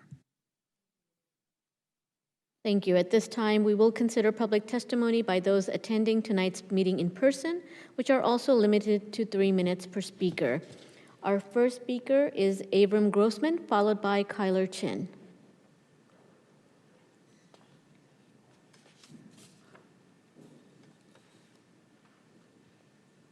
Good evening, Mayor, City Council members, and Justin and the staff that has been working hard to learn about beekeeping in a very short period of time. There's a lot to learn about beekeeping. It's a never-ending topic. I'm a resident of Irvine, and I've been keeping bees in Irvine and the surrounding communities for about 13, 14 years. As a new beekeeper, I initially joined the Orange County Beekeeper Association, where I participated in monthly meetings, lectures, hands-on training, and lectures from some of the leading professionals in the state of California on bees. Through the OCBA, I gained an incredible amount of knowledge, not only about how to keep bees, but about the environment in general. I came to learn about agricultural practices, the effects of pesticides, and the downside to the practice of monoculture farming. I acquired my knowledge and experience. My acquired knowledge and experiences led me to become a spokesperson and advocate for bees, educating people about the importance of bees in our neighborhood, and more importantly, about the safety of their coexistence in our gardens and how to deal with them when they decide to invade our homes. I've also helped animal control, elementary schools, law enforcement, along with countless Irvine residents to better understand when and if bee removal is needed or not, and to understand any fears they may have about it. By being an informed beekeeper in our community, I and other backyard beekeepers like myself have helped the city of Irvine and our neighbors save countless thousands of dollars on extermination fees by deferring extermination when it was called as a first offense, and help save our bee population so they can continue to do what they've been doing for 30 million years, pollinate our food and flowers, and produce honey for our consumption. Changing the ordinance and stating a best of practice residential beekeeping guideline for those who want to participate in this much needed, I put down hobby, but it's more than just a hobby, it's a commitment to the bees. Will finally give them the confidence of knowing that it's legally okay to do so. It will also legitimize the education of our children in the classrooms where they're already learning about bees and beekeeping in elementary schools. It's kind of funny to think that the kids are learning about bees only to be told it's illegal to be a bee in Irvine. So I invite everyone to get up close and personal and learn more about bees by coming to the Orange County Beekeeper Association bee booth that they have in the now open again Orange County Fair coming up in July, I believe. Sorry, you're gonna have to pay for your own entrance fee to the fair.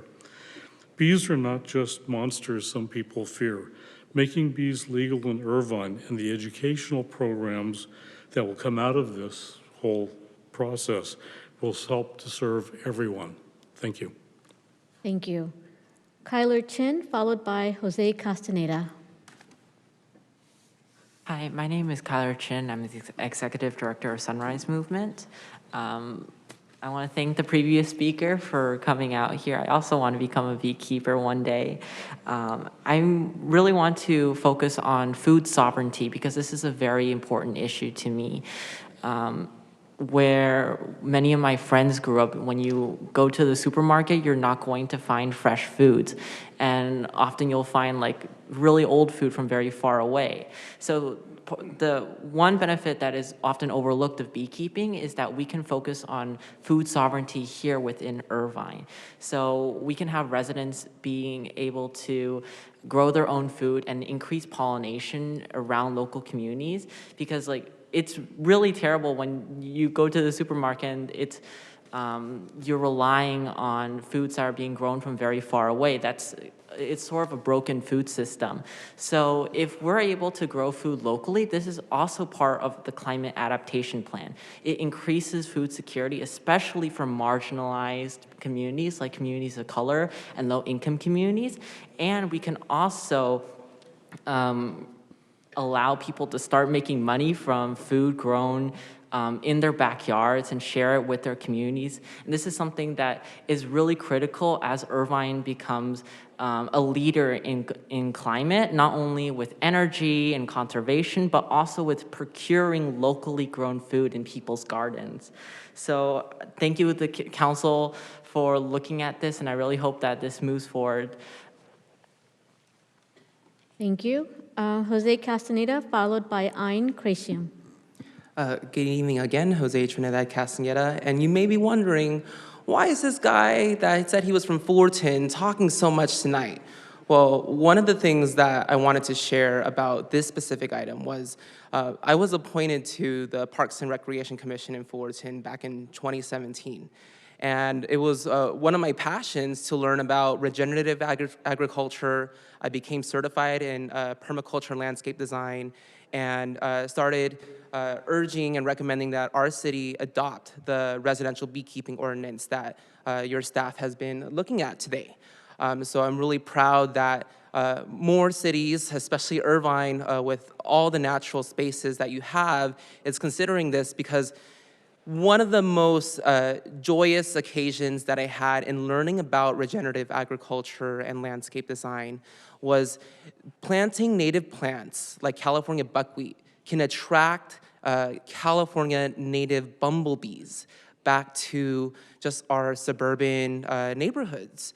And so I was blown away when I saw my first California bumblebee come to then my mom's house. And it was really just like a moment, an epiphany, where I knew that we would be okay, that I had hope that nature could regenerate and heal from what we're experiencing now as colony collapse disorder. And so yes, staff is doing a great job in beginning this process and consulting all the right people, because if you direct staff to explore this and move forward with a residential and urban beekeeping ordinance, then community is going to continue to grow, and young people like me are going to become the self-identified experts in the community to direct neighbors and just concerned citizens where they can find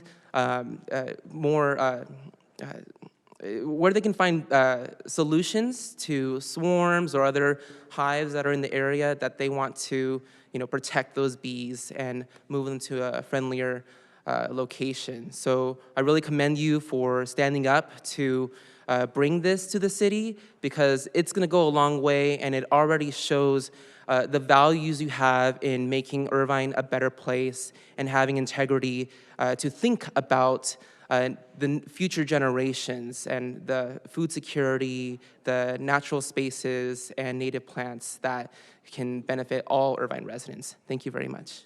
Thank you. Ayn Krasium, followed by Kareem Paluin. Hi. I want to thank the council for putting this item on and the staff for its work to get it where it is. Of course, I was with Non-Toxic Irvine when it brought forward the organic landscaping policy in 2016, and a big part of that was the threat that pesticides present to human health, and of course, the thing that humans and bees, one of the things that humans and bees share in common is they're, threatened by pesticides and colony collapse disorder.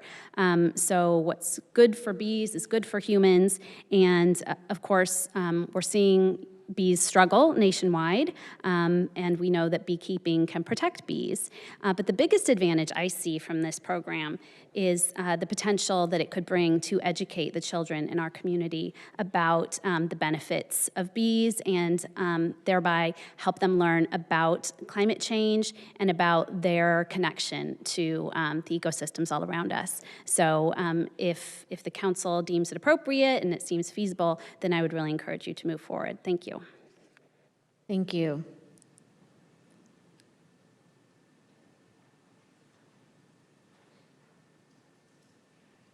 Good evening. I'm Corinne Polikin, and I'm the beekeeping instructor for the California Master Beekeepers Program. I teach in Irvine at the South Coast Research Extension Center on Irvine Boulevard. All instruction are science-based. Everyone is welcome to enroll in the online apprentice assistant level, take a written test, and then you take the hands-on practical with me in Irvine, and you are certified by the California Master Beekeepers Program that have been created by Dr. Lino from UC Davis. So please, if you want more information, you can go to camp.ucdavis.edu, and thank you for your time, and thank you for moving this along. Thank you. And that is the end of public comment. At this time, is there any further discussion? Councilmember Carroll. Oh, thank you, Mayor. I have a question. In fact, Mr. Grossman, if you have a minute, if you could step up here, I'd like to ask you. You're probably the best person to answer this. I'll ask it while you're walking down. Is there a way, from all the work that you've been doing with beekeeping, that you can envision an Irvine with the density we have in these neighborhoods, and then maybe some of the less dense areas and sort of the edges of the city on the south and in the north sectors? How would a beekeeping scenario work in terms of our dense neighborhoods, in terms of what you would say in terms of a safety perspective? A lot of families, a lot of young children running around, a lot of pets in our neighborhood communities. So I guess one thing we'd really talk about is, tell us how it's done sort of safely in that regard, or how you would envision a city where we have more beekeeping in a safe environment. And you want this answer in 3 days? 3 minutes. It'll take 3 days to explain everything about beekeeping. Enough to get everyone excited. Joking. When we have the residential beekeeping program in place, as it has been in many, many other cities around Orange County and LA County, all the way up the coast, it hasn't really changed a whole lot of what people perceive or see on a day-to-day basis with the bees. The bees are going to be here with or without us. We do have a situation of feral bees. It has been going on for about 15, 20 years. We've probably heard about Africanized bees. That actually is getting better from my perspective because of beekeeping activity, introducing good quality, genetic bees that bring that aggressiveness down. As far as the safety goes, having a beehive in your backyard is, as long as you follow best practices, people don't even notice that you have them. And I'll admit, I have some bees in my backyard in the hive. I have for 15 years, or 14 years. And other than I was in the Orange County Register once about it, nobody knew I had bees. It's no perception whatsoever in the environment, except the bees are friendlier. Your gardens are doing better. If you have vegetables, they will grow better, and flowers do well. And I don't really see any safety risk involved in having people who are trained and understand beekeeping to keep hives in their backyard. Great, thank you. Thanks, that was great. Thanks for sharing that. Okay. Thank you, Mayor. Thank you. So it's now time to entertain a motion, and I will move. There is a motion to move forward with the study. Is that what it is? Yes, just to provide direction to staff on developing a residential beekeeping program in Irvine. So if the direction is to move forward, we will continue to do our research and develop a program. And can we add the no-kill item as well? Yes, definitely. Wonderful, thank you. I'll second. Thank you. City Clerk, will you please conduct a roll call vote? Councilmember Agron? Yes. Councilmember Carroll? Yes. Councilmember Quo? Yes. Vice Mayor Kim? Yes. And Mayor Khan? Yes. Carries 5-0. Thank you. Thank you so much for the presentation. We will now consider council business item number 5.3. Will the City Clerk please read the title of the item? Request for memorandum of understanding with Be Well OC to develop a mobile crisis response team pilot program. At this time, members of the public who are participating via Zoom and wish to speak on this item may raise their hand electronically to enter the speaker queue. As a reminder, if you are participating by telephone, please state your name for the record. For those attending in person who would like to speak, please submit your name into the speaker kiosk located next to the City Clerk. This item was also agendized at my request. It was very important for me when I heard about our two neighboring cities in Huntington Beach and Garden Grove moving towards a program with Be Well, that we look into it as well and see what type of opportunities were available to us. So at this time, I will ask the appropriate staff to please introduce themselves and proceed with the staff report. Good evening, Mayor, City Council. My name is Dave Klug. I'm a lieutenant with the Irvine Police Department, and I'm excited to be here tonight to be able to speak with you on our mental health outreach efforts, and really an exciting new effort that may actually radically change the context of how we respond to the growing mental health, addiction, and homeless issues that are impacting all of us right now. The need for support for the mentally ill and homeless in our communities continue to be significant. In Irvine, we average over 10 mental health calls or homeless-related calls every day, and that's a conservative estimate. And as you know, in regards to homelessness, mental health is usually the primary reason why people are unhoused. When you combine mental health calls and our homeless-related calls, they total over 4,400 annually. And as a result, our police officers are spending a significant amount of time solving problems and dealing with challenges when others may be better equipped to successfully resolve them. With our current model for the 2,400 mental health calls we respond to each year, our officers will spend on average 90 minutes per call, requiring over 11,000 hours of police officer presence in homes and in emergency rooms, simply because there is not a better or immediate option available. When we look at our current response model, it starts with a member of the community calling our dispatch center with a concern related to mental health, addiction, or homelessness. Our dispatchers will listen to the concerns and send out officers. This includes calls that are not emergencies, like someone seated at a bus stop talking to themselves, or something more serious involving violence, threats of violence, or attempted suicide. What is critically important, and what has always been a priority for Chief Hamill, is that each and every one of our police officers is highly skilled at crisis management and de-escalation. To that end, in addition to the training that all police officers receive in the police academy, all of our officers are sent to an additional crisis intervention training, where they learn advanced skills in identifying those in a mental health crisis, learning techniques to de-escalate, and participating in scenario-based training where they actually practice the skills they have learned. We know how critical it is for all of our officers to have the mindset and the skills to quickly and effectively de-escalate a potentially violent situation. Having those skills and that mindset will oftentimes calm down a tense situation and allow us to properly evaluate how we can help. That help is most often in the form of offering resources from a variety of different stakeholders that support the mentally ill in our community. But sometimes the person is in a state where de-escalation and offering resources is not enough, and that person is considered a danger to themselves or others due to their mental illness. In those cases, we call on the centralized assessment team, which is a county resource that responds to the scene to evaluate the need to either voluntarily or involuntarily hospitalize the individual for the required care they need. In the days after we respond to those types of calls, the Irvine Police Department continues to provide support to those who have been in crisis through the Irvine Police Department Mental Health Outreach Unit. This team is made up of 3 police officers who have extensive training in working with people who have a mental illness, and they partner with and work side by side with mental health professionals who are licensed clinicians to provide support and offer wraparound services to help keep people from going back into crisis. So how this works is that each of our mental health related cases are assigned to one of our mental health officers. In the same way that detectives are assigned criminal cases, mental health officers are assigned mental health outreach cases. The people involved become our clients, and our team will assess each case and determine the best resources available to help keep that client from going back into crisis. For serious cases, this outreach includes home visits, with our officer and clinician team providing in-person support and connecting them with resources and working with the family to help them manage the challenges of supporting someone who is suffering from a mental illness. And now I want to talk about the mobile crisis response model. Currently, when our dispatchers receive a 911 call for help, there are 3 response options available.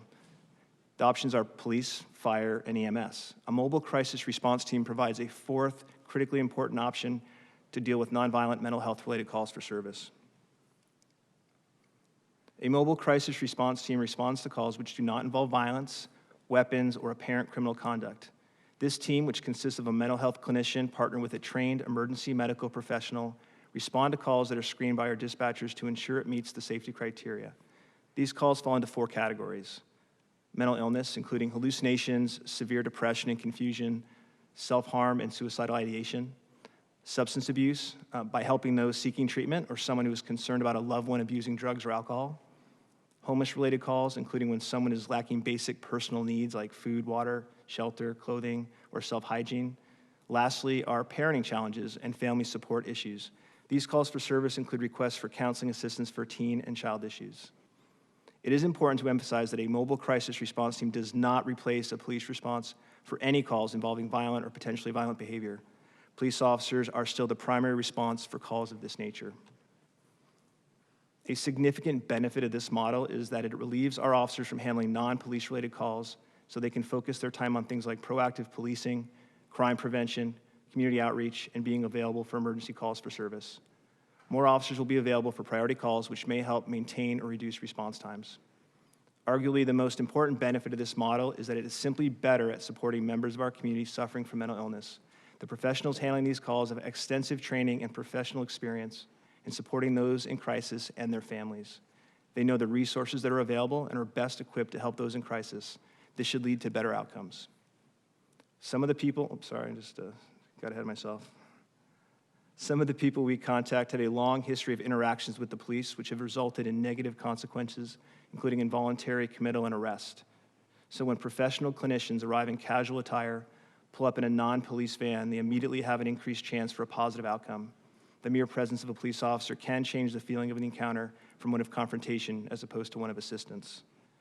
This model will complement our current mental health outreach team by providing an improved initial response for non-emergency cases, as well as an additional case management follow-up on those cases. This will allow us to provide mental health support in a more timely manner and to more people in our community. I would now like to take a moment to talk about Be Well OC, which is the organization we are interested in working with to potentially implement our own program. I would also like to acknowledge that the CEO of Be Well OC, Marshall Moncrief, is here with us today, right behind me. He has been extremely helpful and very responsive to all of our questions that we prepared for this presentation. Be Well OC is a nonprofit organization that provides mental health and wellness support for residents of Orange County. They bring together a robust community-based strategy which includes public, private, academic, and faith-based stakeholders to create a community-wide coordinated ecosystem to support optimal mental health. The Be Well program embeds the mobile crisis response team into the city's police department, with police dispatchers trained to evaluate and divert certain calls for service to the mobile crisis response team. The team is staffed with experienced crisis counselors and medical professionals who specialize in the care and management of the types of calls I have discussed today. Be Well OC is currently working with other Orange County cities on implementing mobile crisis response teams, which will be operational later this year. I would also like to mention that Be Well OC also has staff on their team with extensive experience in the CAHOOTS model. CAHOOTS stands for Crisis Assistance Helping Out on the Streets, and it is a proven mobile crisis response model out of Eugene, Oregon, from starting in 1989. The model was designed to support law enforcement, EMS, and the community with clinically effective and cost-effective response to mental illness, substance abuse, and homelessness. The lessons learned from over 30 years of this successful program is the foundation for the mobile crisis response model I have discussed today. And because of Be Well OC's extensive experience in these types of programs and the great work they are currently doing around the county, they are uniquely poised to provide a mobile crisis response team in the city of Irvine.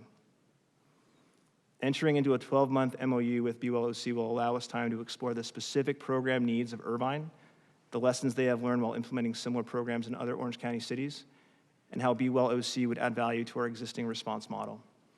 We would also use this time to reach out to other cities considering working with Be Well OC to evaluate possible collaboration, as well as looking for funding options. Thank you for your time and consideration for these recommended actions. I am happy to answer any questions you may have, along with Mr. Moncrief. Thank you so much. I'm going to start it off with one question, just so that I'm understanding this correctly. The city will not proceed with the proposal for services submitted by Be Well until the 12-month MOU expires, is that correct? Correct. Is there a reason why we can't expedite this sooner? I think the opportunity to investigate how it will best integrate with what we have already, a very robust mental health response system, I think it's important that we take some time to make sure it's seamless. Thank you. I'll Mayor? turn it over to my colleagues for any questions. Vice Mayor Kim. Again, thank you for bringing this item up. I am very actually supportive of this. I applaud all the efforts of IPD and all the work that you do. But as many of you know how I feel about jailing and policing our way through what is essentially a public health crisis. And I think this is a great step, and I love this partnership. I like the work that IPD does. I love the work that, Be Well OC does. I do have a couple of questions. So with the mobile, what are we calling it? Mobile Crisis Response Team? Yeah, MCRT. That'll work. So with the response team having its own licensed clinician, how will that work? I mean, will Irvine be keeping the clinician that's provided to us by OC County of Health? Or can you explain a little bit how that's going to work? Sure. We currently work with a licensed clinician that works with the county. That's another partnership we have, and they work with our current mental health officers in the field. The Be Well program has crisis counselors who may or may not be licensed that will ride with basically an EMT or higher level medical professional and respond to calls in the field. Got it. And will the response team be embedded with Irvine's, the mental health outreach team, or will it replace it in addition to? Great question. It's very complementary. It will not eliminate or reduce our current mental health team. What's unique about our mental health program with our 3 police officers and clinicians that partner with them is that it's a case management approach. So it's after the crisis has occurred. We know we have a great opportunity to have an impact at that time and connect them with the resources after they're out of crisis. So the Be Well mobile response team is there to help mitigate during that crisis for the lower level non-emergency calls for service. And then my last question is this, sometimes police presence can actually, rather than de-escalate, can possibly escalate certain issues. So this is a more logistical question. Are there going to be plainclothes officers? Are they in uniform? How does that work? Or some groups will be plainclothes and some will be... Great. The idea behind the mobile crisis response team, they will not be in a police-looking uniform. It would be what I'll call soft clothes, maybe a white polo shirt and khaki pants. Marshall, is that about right? Yep. All right. Khaki pants and looking like they could be bringing the Culligan water guy, or, it's just we want it to be very neutral, and that very different than what a police response requires, which is a police officer in a standard uniform like I'm wearing today. Got it. Thank you so much. You're welcome. Thank you. And one more follow-up question. Do we have any idea from, I know Huntington Beach has already started. Have we heard anything from them on how well that program is going in their city? So luckily enough, I've been invited to sit in on some of their planning meetings, and they're in the almost implementation stage. And so I will be listening very closely with how that progresses. So we don't have any data yet, but we will soon. Wonderful. Thank you so much. And I don't see any other comments from my colleagues, so we will consider public testimony. City Clerk, are there any members of the public participating virtually who wish to speak on this item? Yes, Madam Mayor, we do have one request to speak. And as a reminder, for those who do wish to speak virtually, to unmute your microphone when prompted using a computer, move your cursor until the unmute microphone icon is displayed. For smartphones and tablets, tap your screen until the icon appears. If you are participating by telephone, press *6 to unmute your microphone when prompted. And as a reminder, please state your name for the record. Our speaker is Parissa Yazdani. Ms. Yazdani, you may unmute your mic.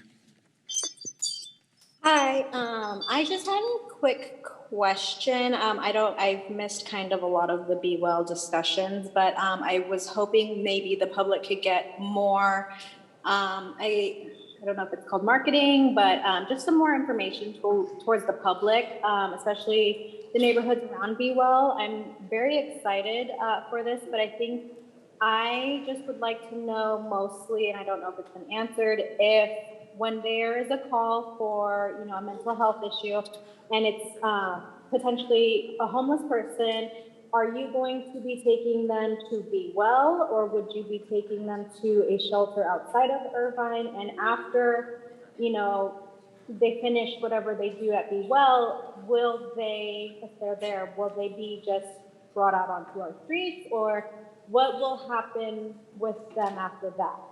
I think I just would like some clarity. Thank you. And that is all the virtual speakers, Mayor. Thank you. So that actually was, we'll come back to that after we get through our public comments in person. And we do have two speakers, Susan Sayer, followed by Kamiar Ohadi.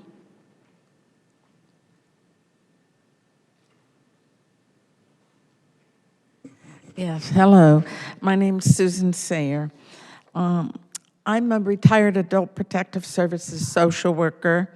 I worked 28 years responding to crisis situations, many of which involved mental health issues. Our reports were submitted to the police, and I also served as a Laguna Beach outstation, a Laguna Beach police outstation worker. Emergency response goals, from my perspective, are to resolve the immediate crisis and set up a long-term resolution plan. This involved working with both the alleged victim and, if there was another person involved, the alleged abuser, to ascertain the problem issues and resolution options. It often involved a separate social worker working with each party so each would feel supported while discussing the issues from each of their own individual perspectives. I avoided police involvement as much as possible. When the police responded, I rarely could get cooperation from either the victim or the abuser, as both parties were afraid of police involvement for a number of different reasons. When the situation required law enforcement, I always requested a detective or a plainclothes officer to respond with me. At times, the officers would remain outside until I either called them in or gave them an all-clear signal asking them to please leave. My suggestion is to have the OC Mobile Crisis Response Team program include avoiding police response or presence if possible. Having a separate person interview each party involved in separate areas away from each other in order to understand the crisis situation from each other's perspective without them interfering with each other's conversation. And working with the people involved to come up with a crisis resolution plan. And then setting up a plan for creating a longer-term support service plan designed to meet the long-term needs of the people involved. Thank you very much. Thank you. Next is Kamiar Ohadi.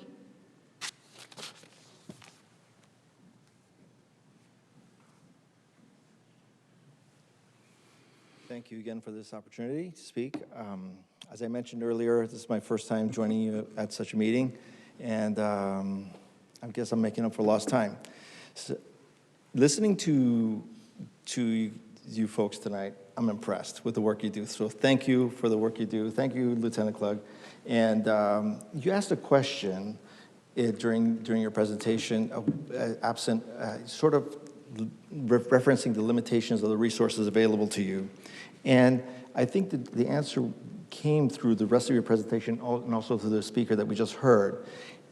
The mental health issue ought to be handled more by social services and social workers. So in going forward with the Be Well program, I wish you good luck. And to the council members, whatever you can do, more funding, more consideration of such programs, this will serve our community, our neighboring communities, and all of us and much better. So I appreciate your time. Good luck. Thank you. And just to follow up, I think the question that was asked, which is interesting to me as well, is how will our unsheltered members be supported by Be Well? What will be the process should they be called in? Sure, I'll take a stab at it, and then Marshall, if I need help, I'll reach back to you. But I can talk more about what we do now, but what I can tell you is Be Well does offer a host of resources. When we engage members of the community who are unhoused, our goal is to provide them resources and house them. One of my teams is has homeless liaisons connected to it, which is our mental health outreach unit. And they go out on a daily basis and are purposely engaging people that are unhoused to try to provide resources. Unfortunately, it's very often that the homeless in Irvine are resistant to those services, but we keep trying, and we do have some success. So our goal will always be to house. Isn't likely going to be on the first time we get a call about somebody. It could be a day, a week, a month, or months later. But we do work very closely with our county partners with the outreach and engagement program with the county, and are able to connect people with resources when they're interested. One of the benefits of Be Well OC, outside of the concept that it's possible that people may be more willing to accept resources from the clinician and medical professional than from a police officer, is that they do have a robust system where they can actually bring folks who are homeless, who have addiction issues and mental health issues, and provide immediate support as well as transitional support. So that is something unique to Be Well. Thank you so much. And if there's no further discussion, I'll entertain a motion. So moved. Second. Thank you. City Clerk, will you please conduct a roll call vote? Councilmember Agron? Yes. Councilmember Carroll? Yes. Councilmember Quo? Yes. Vice Mayor Kim? Yes. And Mayor Khan? Yes. Carries 5-0. Thank you. Thank you so much. We will now consider council business item number 5.4. Will the City Clerk please read the title of the item? Consideration of a request by Mayor Khan, co-sponsored by Councilmember Quo, to discuss the site selection for the Southern California Veteran Cemetery. At this time, members of the public who are participating via Zoom and wish to speak on this item may raise their hand electronically to enter the speaker queue.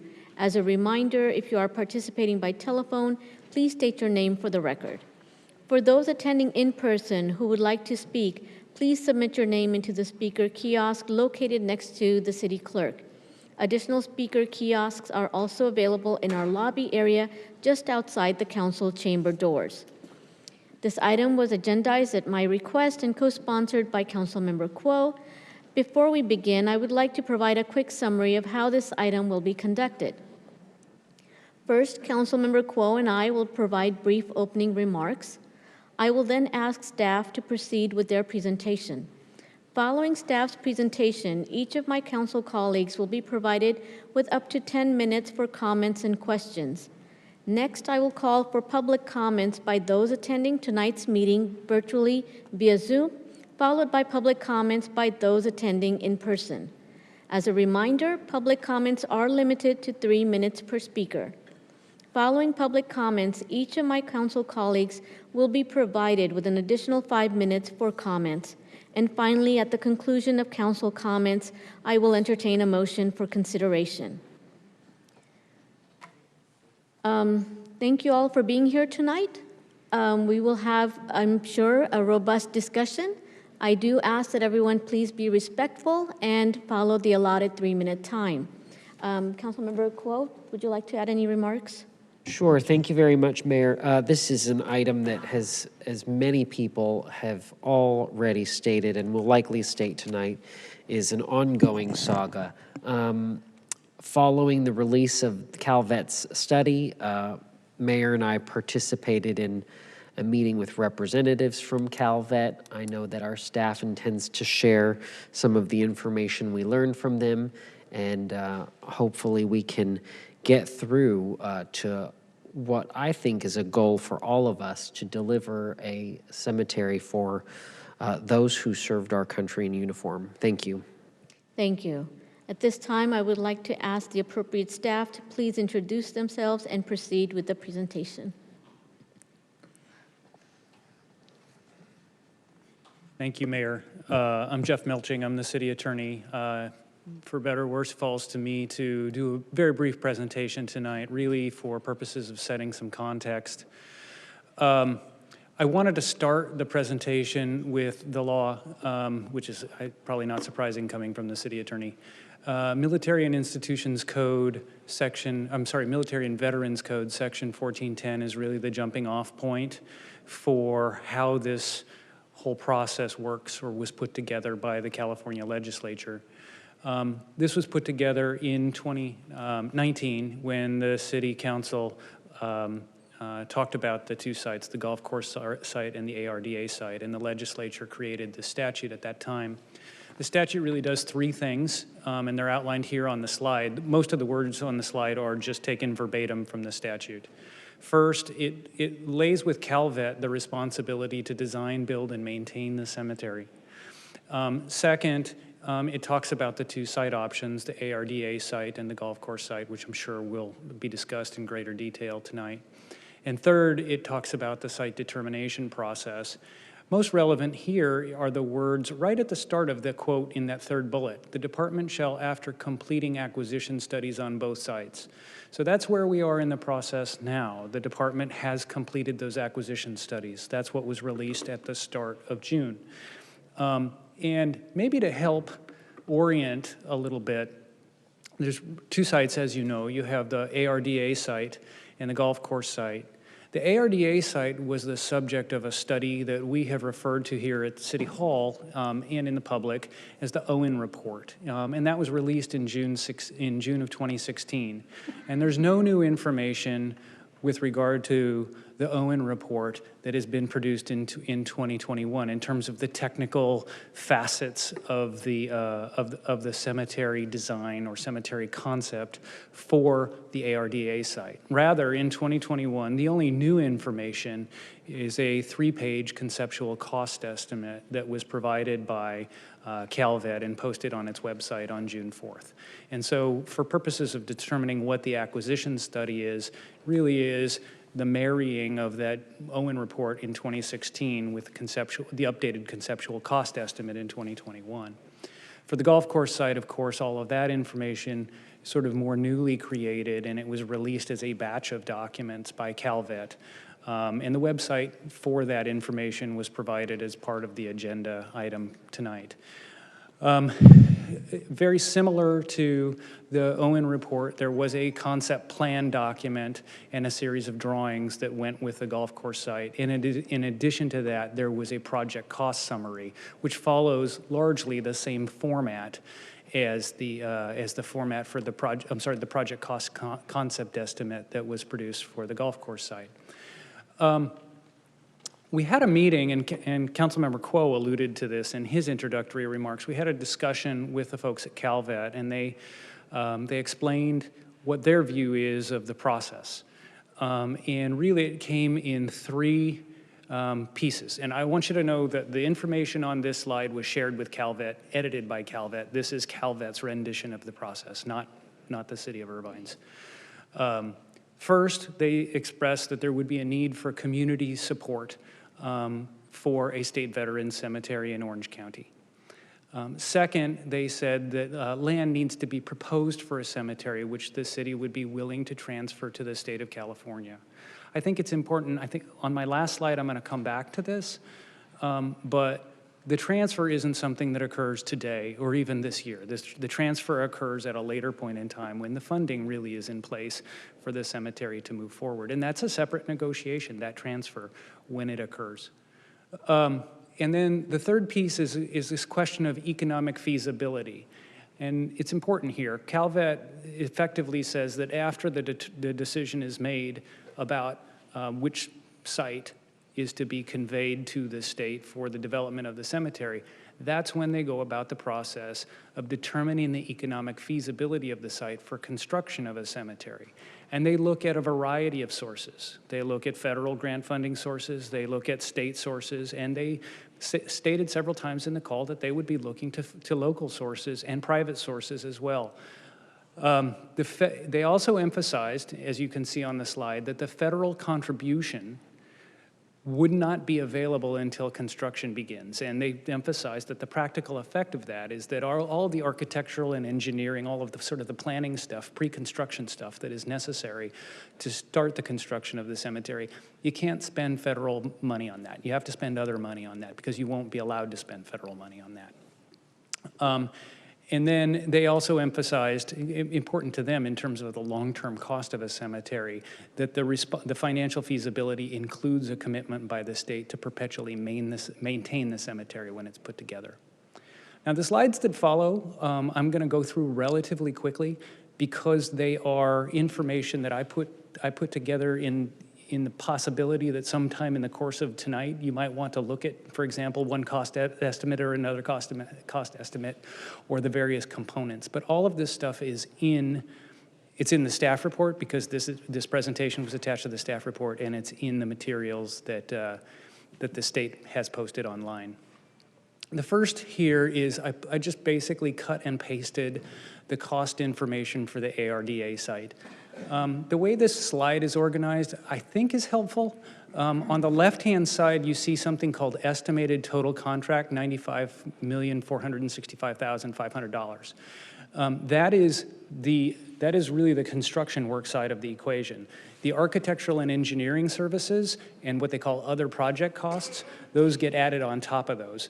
For me, it's a little bit backwards in terms of the organization because I think of the architectural and engineering come before the construction, but just the same, those add up. Those basically take that 95 million number up to 110,032,000. This is the parallel slide for the golf course site, and the sort of non-architectural and engineering and non-other project costs total there is $60,284,500.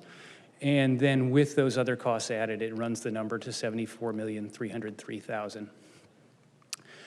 I also put this together. This allows you to see the various phases of how the development of phase one of each of the cemeteries would work. So for the ARDA site, phase one starts with site preparation and demolition. And so conceptually what happens is the whole 125 acres gets demolished. That includes the 77 buildings and the underground utilities, foundations, floors, slabs for the whole site. Then you move into part 2A of phase one, and that's where you have actual new construction once you've done the demolition. That's 12.4 acres of property. And you can see all of the various components of the phase one there.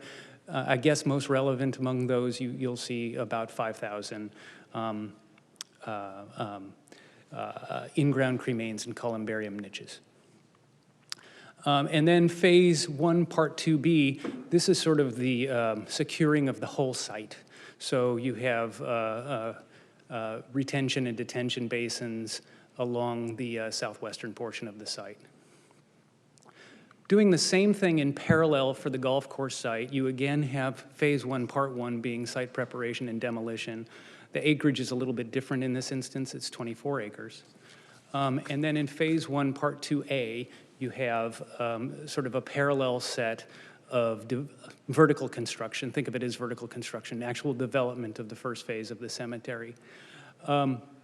Then in phase 1, part 2B, you have sort of the overall site preparation, sort of setting the stage for the future phases. So you have the main entrance and the main access gates, and then perimeter walls and fences around the whole 100-acre site. So instead of listening to me talk about it, I thought maybe, now that you have had to listen to me talk about it, I thought maybe I'd put a couple of pictures up. This is a picture of the ARDA site. I snipped one of the pictures, the picture that showed the phasing. For reference, that very kind of bright blue, that's the stuff that constitutes phase 1 of the development of the cemetery plan at the ARDA site. And here you see basically the equivalent drawing for the golf course site, and the stuff in bright blue again is the stuff that would constitute phase 1 in that instance. This is my last substantive slide. This is to sort of outline the next substantive steps in the process, and this again harkens back to the information that we got when we spoke with Calvet. They said first that, and I think this is well known, that the federal grant application is due on July 1st of this year, and that somewhat influences the timing of this meeting. So the Calvet is hoping to have a site that it can propose in a federal grant application in the next 9 or 10 days. Then second, the federal grant application rankings will be out. Typically it comes in October of the same year. I think last year, because of COVID, it came a little bit later than that, but we were told to expect October of 2021 for the grant application rankings. And then what happens after that harkens back to that slide that I showed you that had Calvet's process outlined in it. Calvet will then work to achieve economic feasibility, and what that means is it'll start to cobble together sources of funds, federal funds, state funds, private funds, local funds, so that it can get to a point of being ready to move forward with the cemetery. And they emphasize that ultimately the timing of the development of the cemetery depends on the availability of the funds. And then fourth, it's really after that that you see the land transfer. And again, the timing for that depends on the economic feasibility efforts that go on as part of stage 4. So I hope that provides a good context. I know there's a lot of people that want to speak and offer their opinions on this, and I was hoping to just sort of set the table a little bit. And I'm here to answer any questions if you have, or I'm also happy to go sit down. Thank you so much. I will now ask my colleagues if they wish to comment. As a reminder, each council member will have up to 10 minutes. I'll start with Vice Mayor Kim.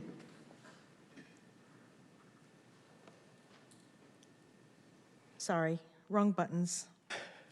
On Friday, I hosted a listening session for Great Park residents. It was very robust. The discussions, it lasted probably, almost like 2 hours, 90 minutes to 2 hours. And many of the residents had an opportunity to speak. One of the,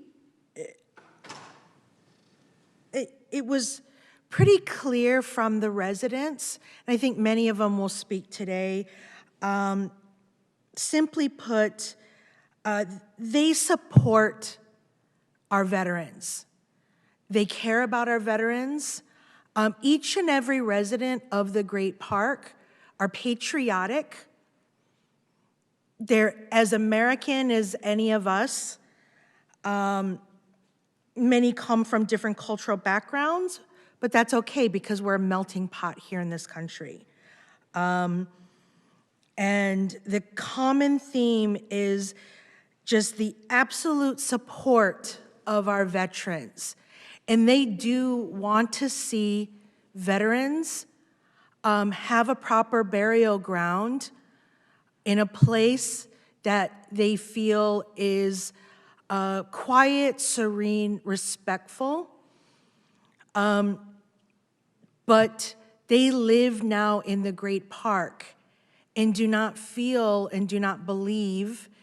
And again, I'm synthesizing a 2-hour meeting with many, many residents speaking.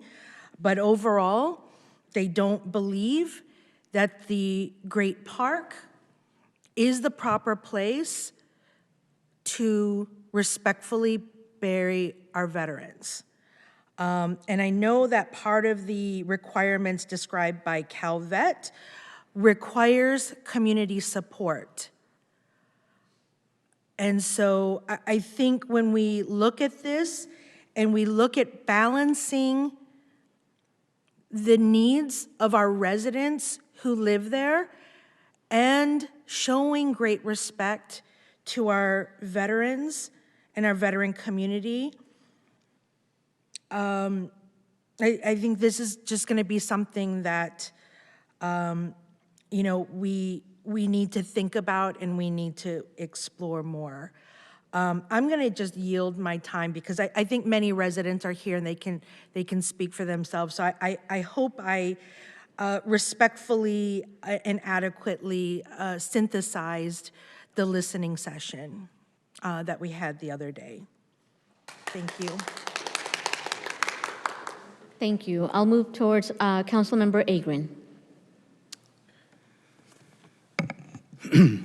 Thank you, Mayor, and thank you, Mr. Melchin. I think you described the process pretty much in accordance with the way that I understand it, and you managed to do so in about 5 minutes, which is a lot better than I usually do.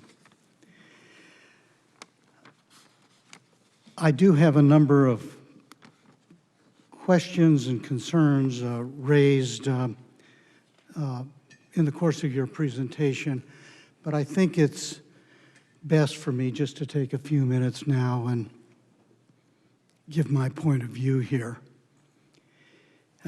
In our discussion tonight on next steps to finally start construction of the state-funded Veterans Memorial Park and Cemetery, I have one paramount hope and expectation, and that's that we will follow the law.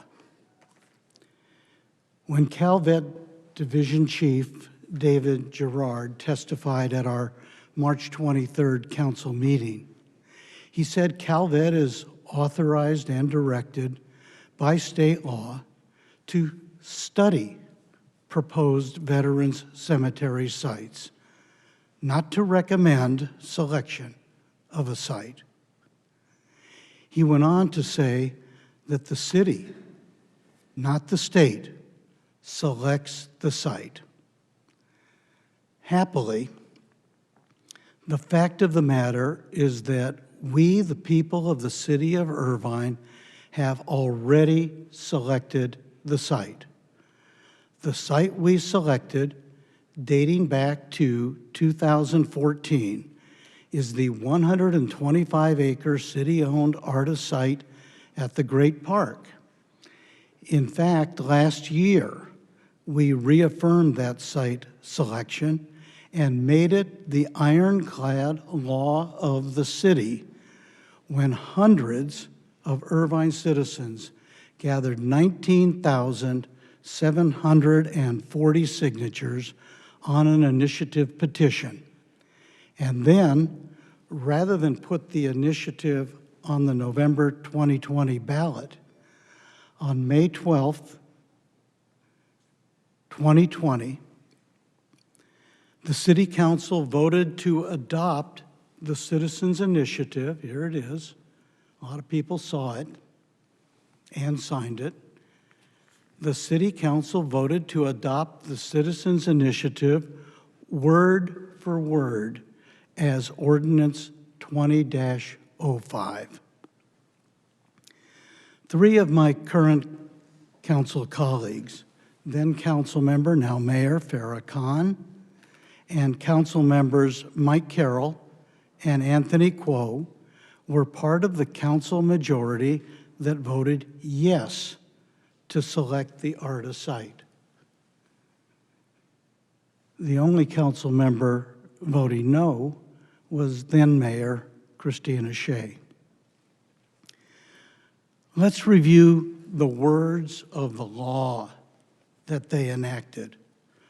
On page 1 of the initiative, which was enacted again as ordinance, city ordinance 20-05, it reads, and I quote, "The people of Irvine enact this measure to instruct the city council that the city's residents prefer to locate the Southern California Veterans Cemetery on the ARTA site and not at any other location in the city of Irvine.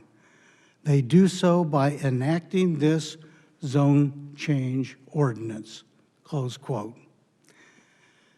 Then, Section 6Q9 of the initiative, which is now embedded in the city zoning law, reads, and again I quote, "The ARTA site will be the exclusive location for a Veterans Memorial Park and Cemetery," close quote.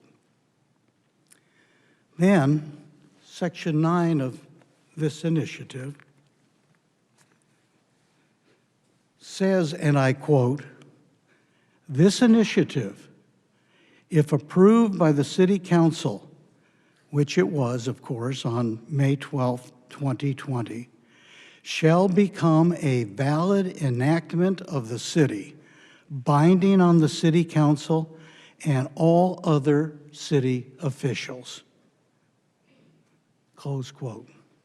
In other words, we as city officials and our city staff are duty-bound to implement the law as written, not to search for ways to avoid or circumvent its faithful implementation.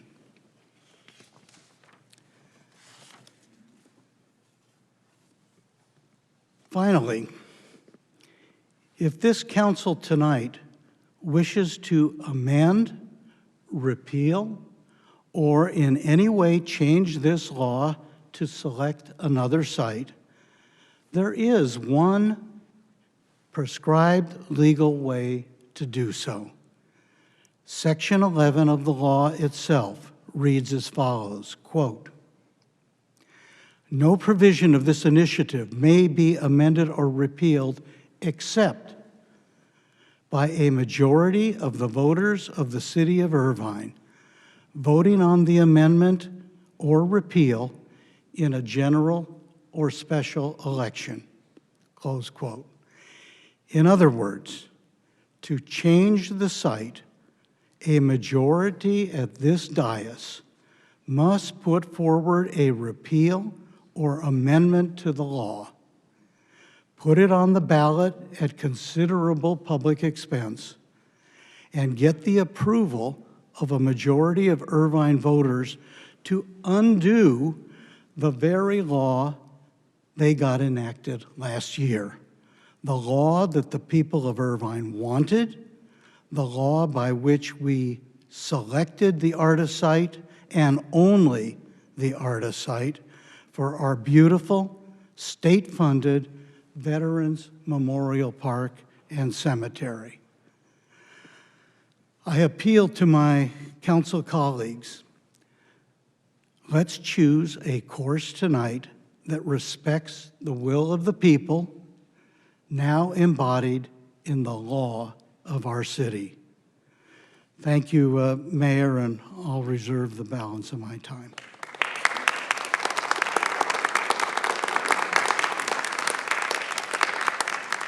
Now move on to Councilmember Carroll. Thank you, Mayor. I appreciate the time.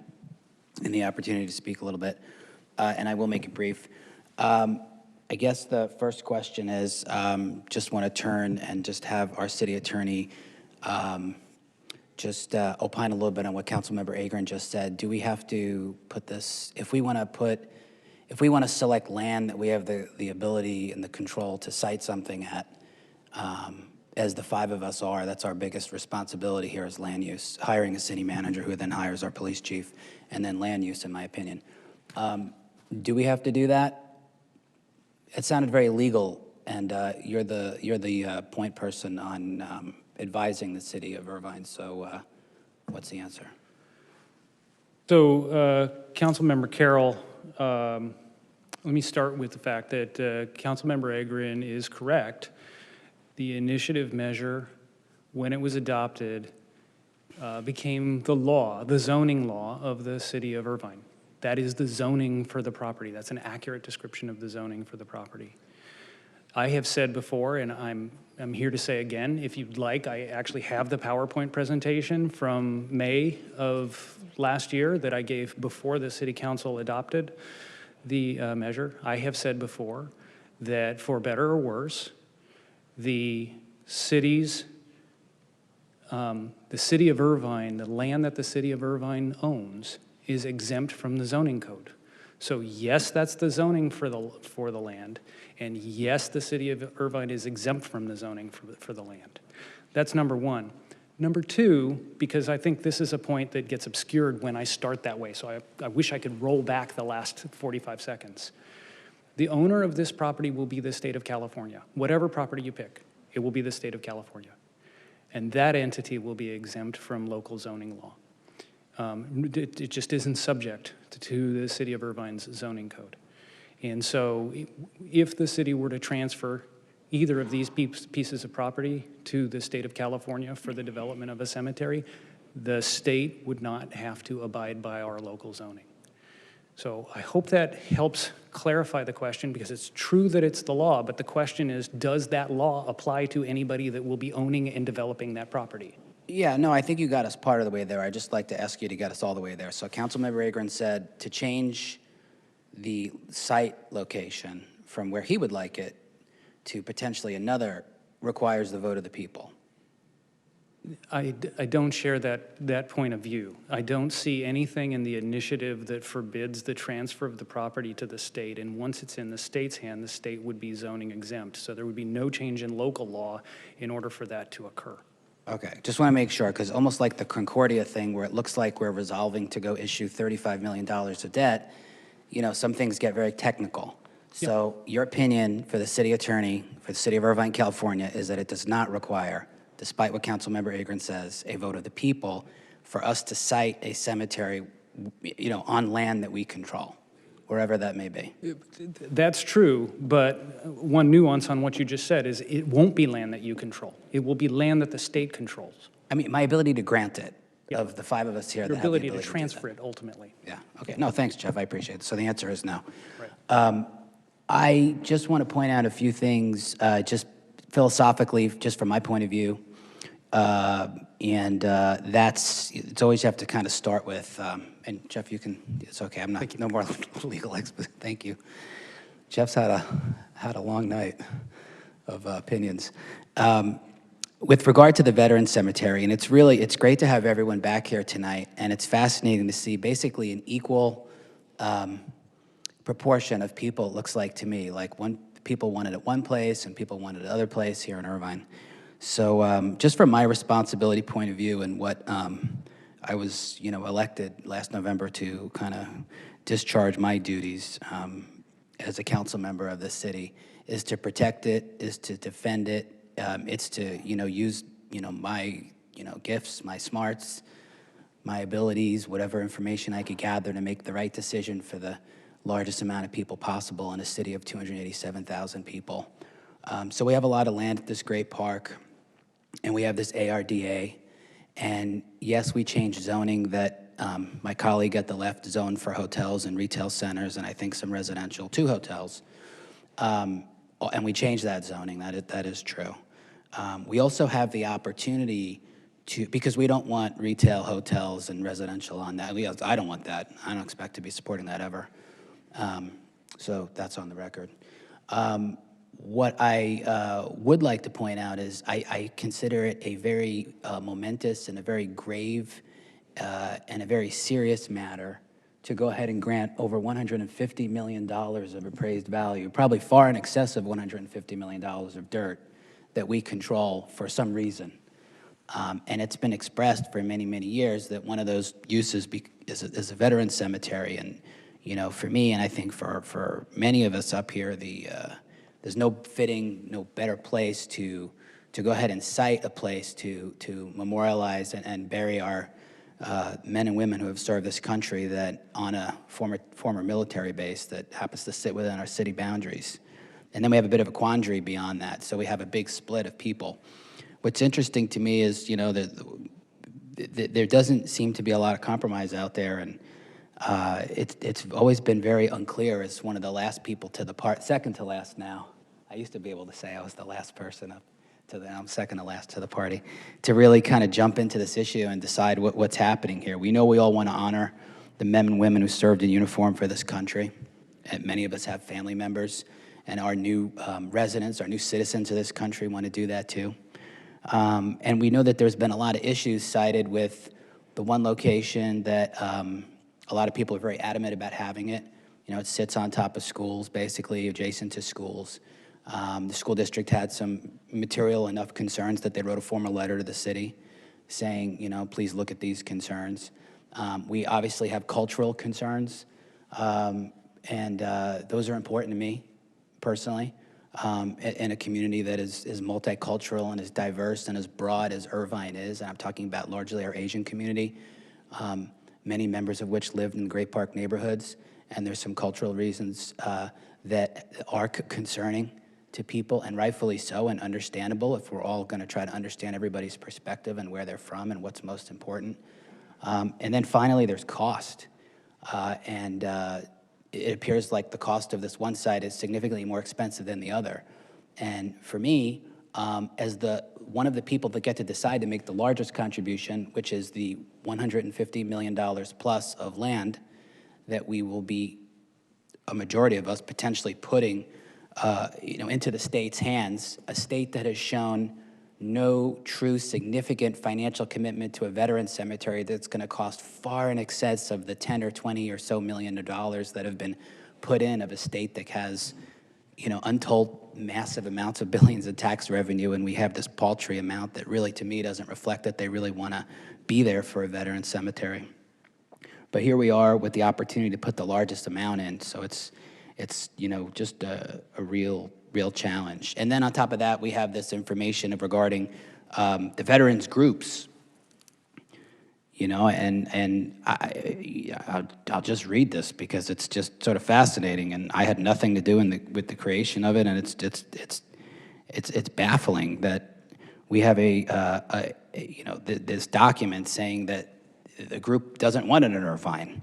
And it's a Veterans Alliance of Orange County, an Orange County Veterans Memorial Park Foundation, a VFW District 2 representing Post 2085, 3173, 3630, 5384, 6224, 6553, 8680, 8954, 9557, 9934, 10489, 10694, 11546, American Legion Post 72, Post 862, 9934, 132, 2773, 27181, a number of other organizations such as Black Chamber of Commerce and Buffalo Soldiers and Casa del Sol, Veterans Club, Orange County Employees Association, and then there's a list of elected officials that spans the entire political spectrum. Democrat Congressman Lou Correa, Democrat State Senator Josh Newman, Republican District Attorney Todd Spitzer, Republican Chair of the Board of Supervisors Andrew Doe, Republican 3rd District Supervisor Don Wagner, Democrat Supervisor Katrina Foley, Republican Mayor of Anaheim Harry Sidhu, Republican Anaheim Councilmember Trevor O'Neill. I do not know the political affiliation of the Mayor of Brea, the Mayor of Costa Mesa, and I do know that Andrea Marr at Costa Mesa is Democrat. So that seems to me to be a very broad coalition of people that would prefer it somewhere else. So this is a real, you know, it's a real quandary. And I would just say I appreciate the time. I appreciate the opportunity to share some of that information. And I'm really looking forward to hearing what everyone has said in support of one place or support of another place and Councilmember, support your of a third time. place. Yeah, no, thank you, Mayor. I appreciate it. Thank you. And now we'll move towards Councilmember Kuo. Thank you, Mayor. This is, like I have said before, a long saga. I've written a lot of notes. I've kind of been brewing for the last week on what to do with my 1/5, my 20% of this council, its voice. So last week, I had the opportunity to visit with a friend of mine who is a leader in our region and a leader in the Asian American community. And this individual said to me, and this was just the two of us in the room, so I hope I'm not divulging any confidences, but I'm really divulging my own confidence. But this person said to me, "So you really want a veterans cemetery at the park?" And I said, "Yes." And this person said, "You really want it that close to homes?" And I said, the proximity to homes actually doesn't make a difference. And I explained to this person that I grew up, and we have a lot of discussions here, specifically and very sadly on the topic of Veterans Cemetery, about culture. I'm Asian, that's not a secret. But I did not grow up with the belief that living next to a cemetery was inappropriate. And it's very sad because this conversation, and I feel like I've brought this up time and time again, this conversation has really devolved into a little bit of McCarthyism. Yes, that's right. It's devolved into, if you don't do it this way, you're an American. If you don't do it this way, you're not a patriot. And I would say that there are veterans in this community who don't care for me. I would say that there are veterans in this community who think I'm very pro-veteran. And so I hope, and sadly, I don't have a great deal of, pardon me, I don't have a great deal of confidence, but I would hope that as this process continues to move forward, that this labeling really is inappropriate. Having served on this council for a couple years and having served in the city as a commissioner and having been in this community my whole life, I thought that I knew quite a bit about the veteran cemetery process. I will say I was surprised to have received CalVet study after members of the media received it. I got some calls. I imagine my colleagues got calls on a Friday afternoon saying, "We know that you just got it. What are your thoughts?" And I said, "I don't have it." But I eagerly await it, looked at it. Our staff reached out to CalVet. Our interim city manager traveled up to Sacramento and met with representatives of CalVet. And as I mentioned earlier, Mayor and I participated in a call with a number of the representatives, including the secretary, the state secretary of Veterans Affairs, who outlined the very process that Mr. Melching shared in his PowerPoint, that Mr. Melching shared that was vetted through CalVet, I mean, I recall having a conversation about a year ago with some folks in our community, and not to, I don't want to pick on people when they're not here, but I had said that, you know, Mr. Russo, who was our previous city manager, went to Washington and met with the VA there, and VA told him this, this, and this. And those members of the community's response was, how do you know he went to Washington? How do you know he met with the VA? Do you have proof that he told you that? And I said, I didn't ask for his boarding pass. I am not the kind of manager, and yes, as the council, we're the manager of the manager. I'm not the kind of manager that says, show me your calendar and show me your expense report. But I took Mr. Russo at his face value when he shared with us the regulations from the federal VA.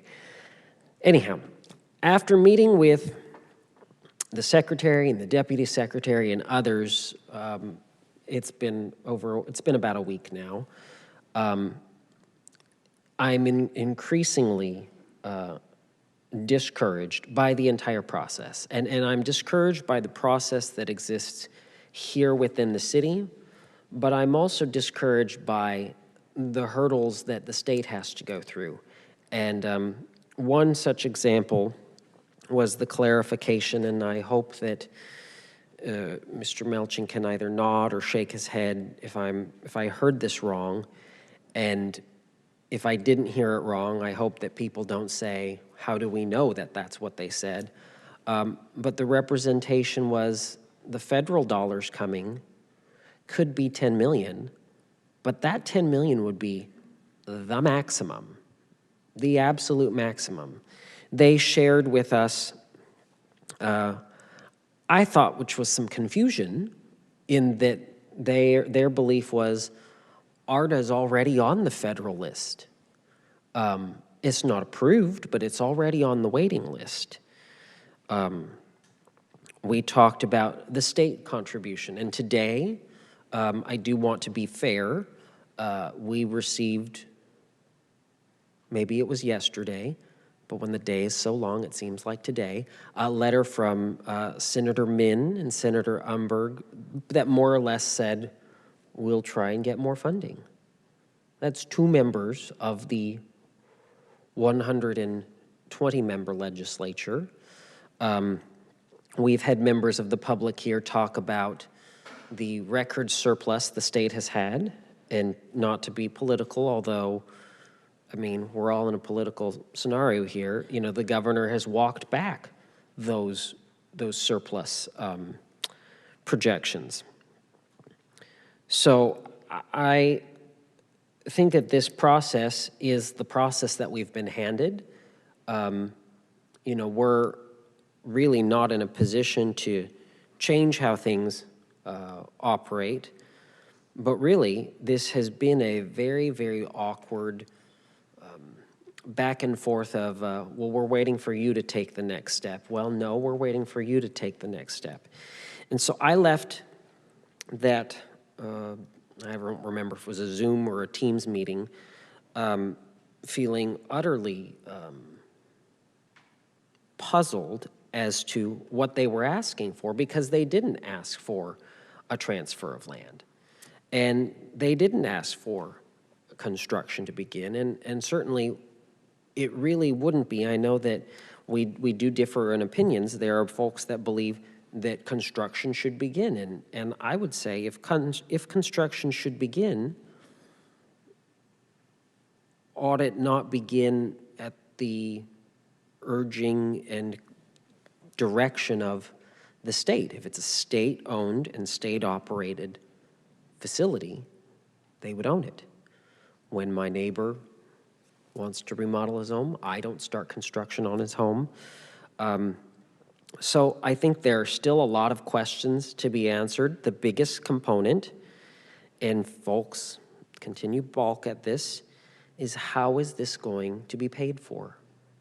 There is a huge delta between the $25 million that the state has set aside the up to 10 million that the federal government has set aside on any site, there is a considerable difference in what things will cost. There is a considerable public expense, and we are well on our way to funding that gap. But those are the questions that exist in our mind. Mrs. Sayer, it is really nice to see you. It truly is. I know that you and I don't always see eye to eye, but it's nice to see. But you brought up earlier, and if I could just get about 15 more seconds, earlier in the meeting, that a lot of promises were made in 2002 about the Great Park and how not a lot has been delivered. I would disagree. I think a lot has been delivered. I was at the park on Sunday. There's a lot there. But the reason a lot of those plans have had to be changed through no fault of anybody, certainly I would be the first to say, not Councilmember Agron. I think it's sort of the fault of our last governor, Governor Brown, with the dissolution of redevelopment. We just didn't have the $1.4 billion to build what was promised before. And so when you don't have those resources, you have to make hard, prudent decisions to say, what can we do today? Thank you. Thank you. For me, I think before I state my comments, I'll hold my comments till after we hear public comment. But I do want to clarify a little more beyond what Councilmember Kuo stated about the ARTA site, and if our city attorney could confirm this. So we were told that the ARTA site was selected and it currently sits in the Department of VA's queue, but it has not moved up the queue for many years because of 2 of the 3 items that are required for any site to move up. And 1 is community support, and 2 is funding. That's correct. That's correct. And Mr. Belding is coming down because after that meeting, he gave the, was it 73? It was 76 first and then 77 last year. Okay, so it sits in priority position number 77 today on the list. And Joel, there were about 90, right? Out of about 90 sites. So 77 out of 90 sites. Right, and to be clear, and the reason for that, as it was explained by Calvet, was because until the community support and the funding is in place, when that happens, you know, it moves up the list. And so that was what Calvet was expressing, was one of the major sort of impairments to that. Okay, thank you. At this time, we will consider public testimony. Please remember, it is limited to 3 minutes per speaker. City Clerk, are there any members of the public participating virtually who wish to speak on this item? Yes, thank you, Madam Mayor. We have 27 speakers in the queue. For those who do wish to speak, to unmute your microphone when prompted using a computer, move your cursor until the unmute microphone icon is displayed. For smartphones and tablets, tap your screen until the icon appears. If you are participating by telephone, press *6 to unmute your microphone when prompted. And as a reminder, please state your name for the record. Our first speaker is Deborah Kramer-Schneider, followed by Sandra Papperny. You may unmute your mic.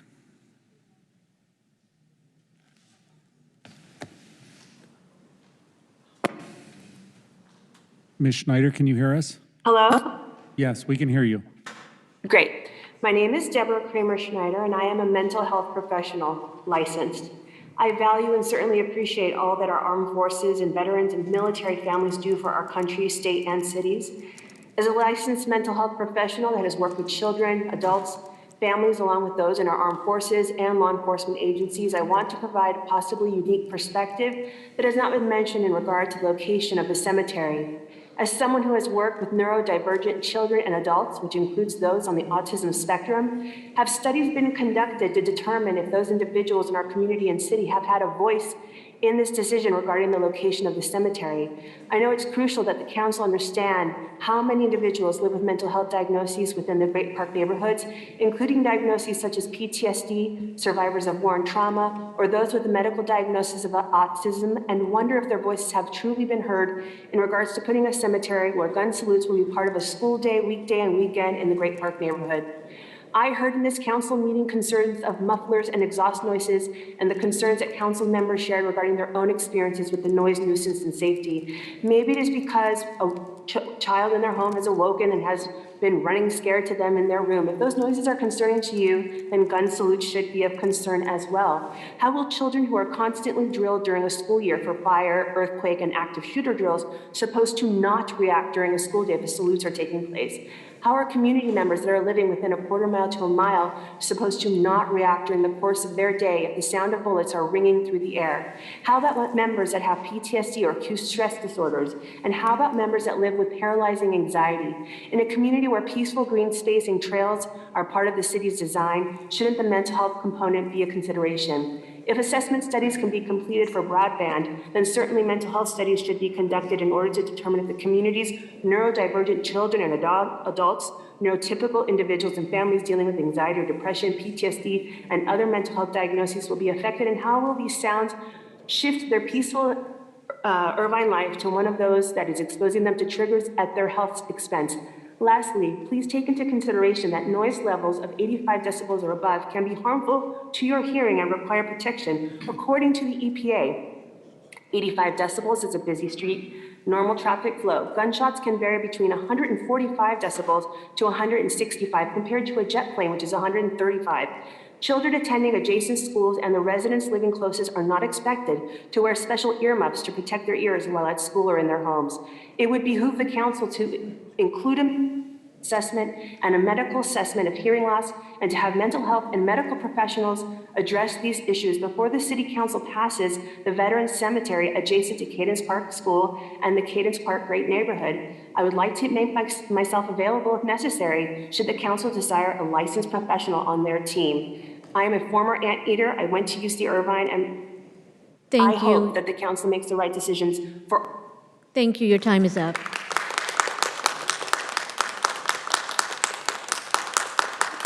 Next speaker is Sandra Paperney, followed by Great Park homeowner Corrine. Ms. Paperney, you may unmute your mic. Hi, thank you for this opportunity. My name is Sandra Paperney. Just a little background. I grew up in Woodbridge. My parents bought their home in Woodbridge in 1978. My dad is a Vietnam veteran. My father-in-law served in the Navy, and I have friends currently serving in the Marines. I could not be prouder to be an American. And I must admit, I do take offense, great offense, every time I'm accused of being anti-veteran. That could not be further from the case. And I know that is the sentiment of all of my friends and neighbors here in the Great Park and Altair. I'm really here today because I'm not alone. However, after over 4 hours on this council meeting, I can tell you that 50% of my friends and neighbors had to drop off the call. We're simply feeding our kids, bathing them, and putting them to bed, and we're exhausted. And this is really the last place that we want to be, okay? The OC veterans groups, which includes my own father, want this in Anaheim Hills. It's simply not safe for our kids to hear rifle gun salutes, as Deborah just pointed out, for a variety of reasons. I cannot understand how any rational person would want to drive more traffic through a busy neighborhood with little kids running around the parks and the pools and the schools and the ice cream truck, they're chasing it. I welcome everyone here on this call or there, sitting there in person today. Please come to Cadence Park. Please come to our park. Please hang out with us. You will see we are just like you and your kids and your grandkids.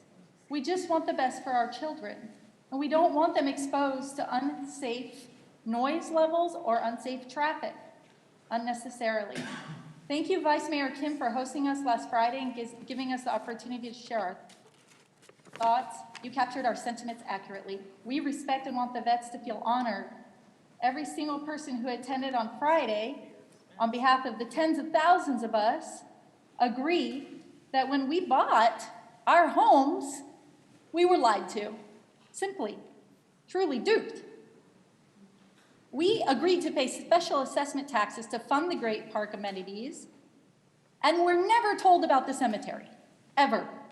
We were told about a lifestyle fitness gym, sports complex, retail, boutique hotels, wild rivers, nothing about a cemetery. So it was very unfair, and now we live here. We have none of that, not to mention we were told 1 or 2 18-hole golf courses. I don't know if that's gonna happen or where. But anyway, I just think it's important that you understand Irvine is very special to me personally. It's beautiful. There's no place in the world like Irvine. We love it here. Many of us moved back to be Thank able you. to Your raise our time kids is up. safe. Next speaker is Great Park homeowner Kareen, followed by Lixin Ding. You may unmute your mic. Hello, thank you for the opportunity to speak up. So my name is Corinne Yi. I'm a proud resident of Great Park. I'm speaking up for the homeowners of Great Park. We have one message to deliver. It's no cemetery in Great Park, no cemetery in our backyard. First of all, from the contract we signed with the developer 5 Point, there will be a golf course instead of cemetery in Great Park. Based on this, we just don't think we want either the other side or golf course side. Secondly, in Asian culture, cemetery is where we respect our ancestors, and it should not be built next to a highly populated residential area with so much noises. The majority of homeowners in Great Park are Asian, so we urge the city to respect our culture, and please do not put a cemetery in our backyard. That is disrespectful for our ancestors and the veterans as well. Thirdly, according to the research by Realtor.com, the median home price in neighborhoods with a cemetery are about 12% lower than similar neighborhoods. Great Park homeowners are already paying almost 1% additional special tax that's supporting the future of the city. We don't want to get hit by another 12% cut of our home value. So please do not place the cemetery in our backyard and protect the home value of our community. Last but not least, we have 100% support and respect for our veterans. We are seeing no cemetery in Great Park, but we are not seeing no cemetery for them. If the cemetery is moved to a more appropriate location in Orange County, we will urge the Irvine City Council to devote part of our homeowners' special Great Park tax to fund this new cemetery elsewhere. So last, please move the cemetery out of Great Park and place it in a place in OC that is cheaper to build and won't hurt the harmony of this nice city and community. Thank you. Next speaker is Lixin Ding, followed by Parissa Yazdani. You may unmute your mic.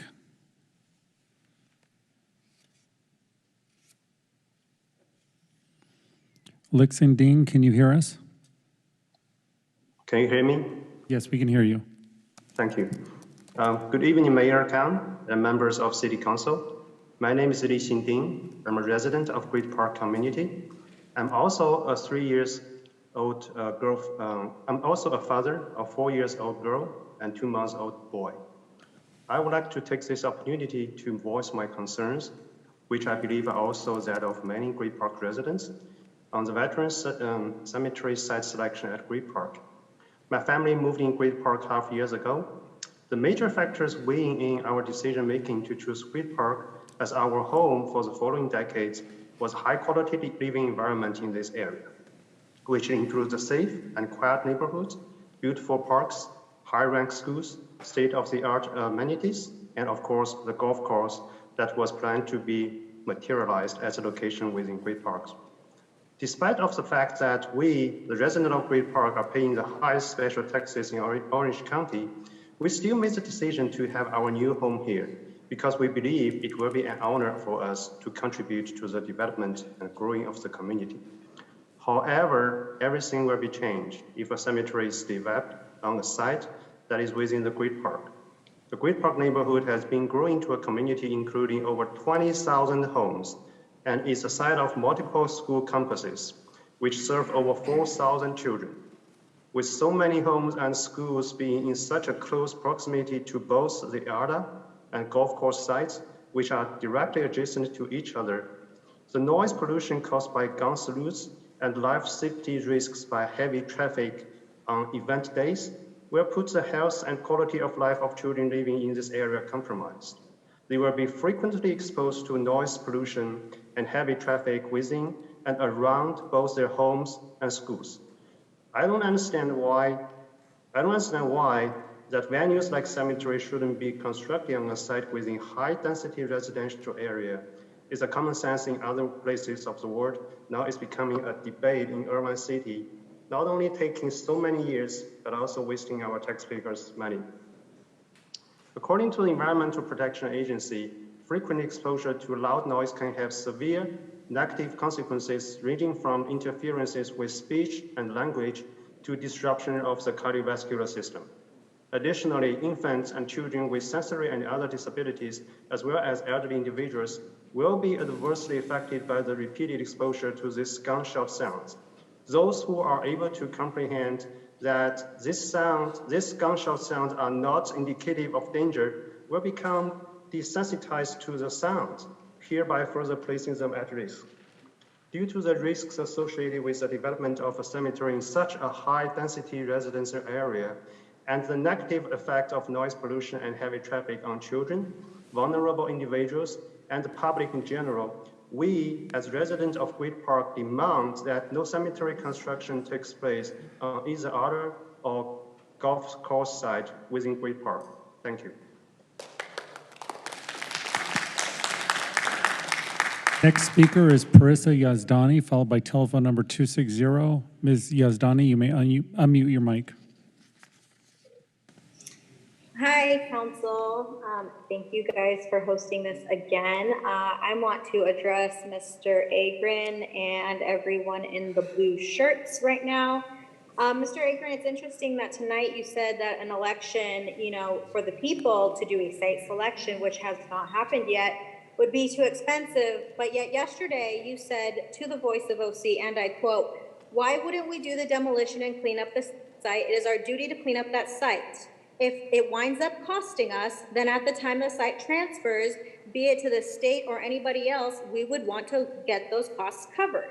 So you're saying tonight that the site is fully funded, but yet you're also telling the news that we should be paying for things right now and then hoping for a reimbursement later. And that is actually, an election is a lot cheaper than the 30+ million that the city would end up having to cover and hopefully get reimbursed at a later date, maybe, than a special election would be. Secondly, tonight, I represent a couple hundred, at least, residents of the Great Park, and we have all signed a letter submitted to the council that states that we do support the veterans in their efforts in wanting to pursue Anaheim, the Gypsum Canyon location. Over 108 of the veterans organizations and the largest Orange County Veterans Coalition wants this. So I think we should be listening to them as well as the rest of my neighbors who are affected when it comes to this decision, rather than everyone in their blue shirts that are constantly coming to the city council meetings that may or may not be veterans, but they don't represent the 108 organizations in Orange County or the thousands of homeowners in the Great Park. And I would hope that all of them, when they speak tonight, they would mention where they are from, because I guarantee you, none of them that are for ARDA that want us to spend all this money live in the Great Park or have children or grandchildren who attend our schools. Thank you. Next speaker is telephone number 260, followed by Theo. 260, you may unmute your mic.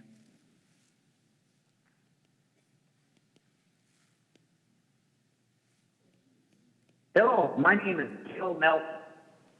To that last speaker, I live in Woodbridge. I have been a registered voter longer than the 3 of the people who sit on that council now.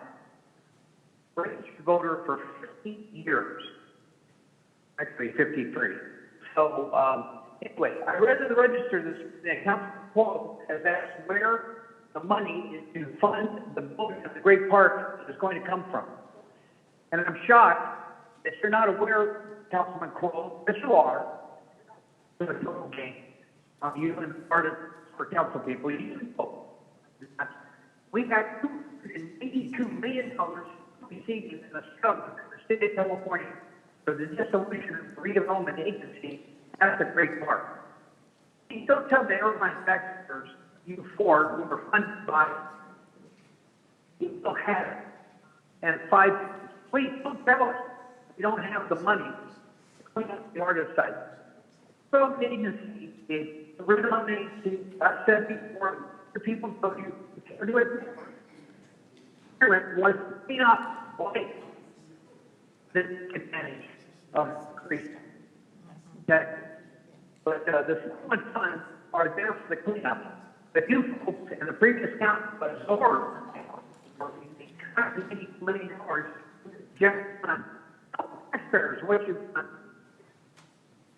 More funding. I'm sorry, I'm going to stop you right there. We can't understand. There seems to be a bad connection of some sorts. So maybe you want to try back later?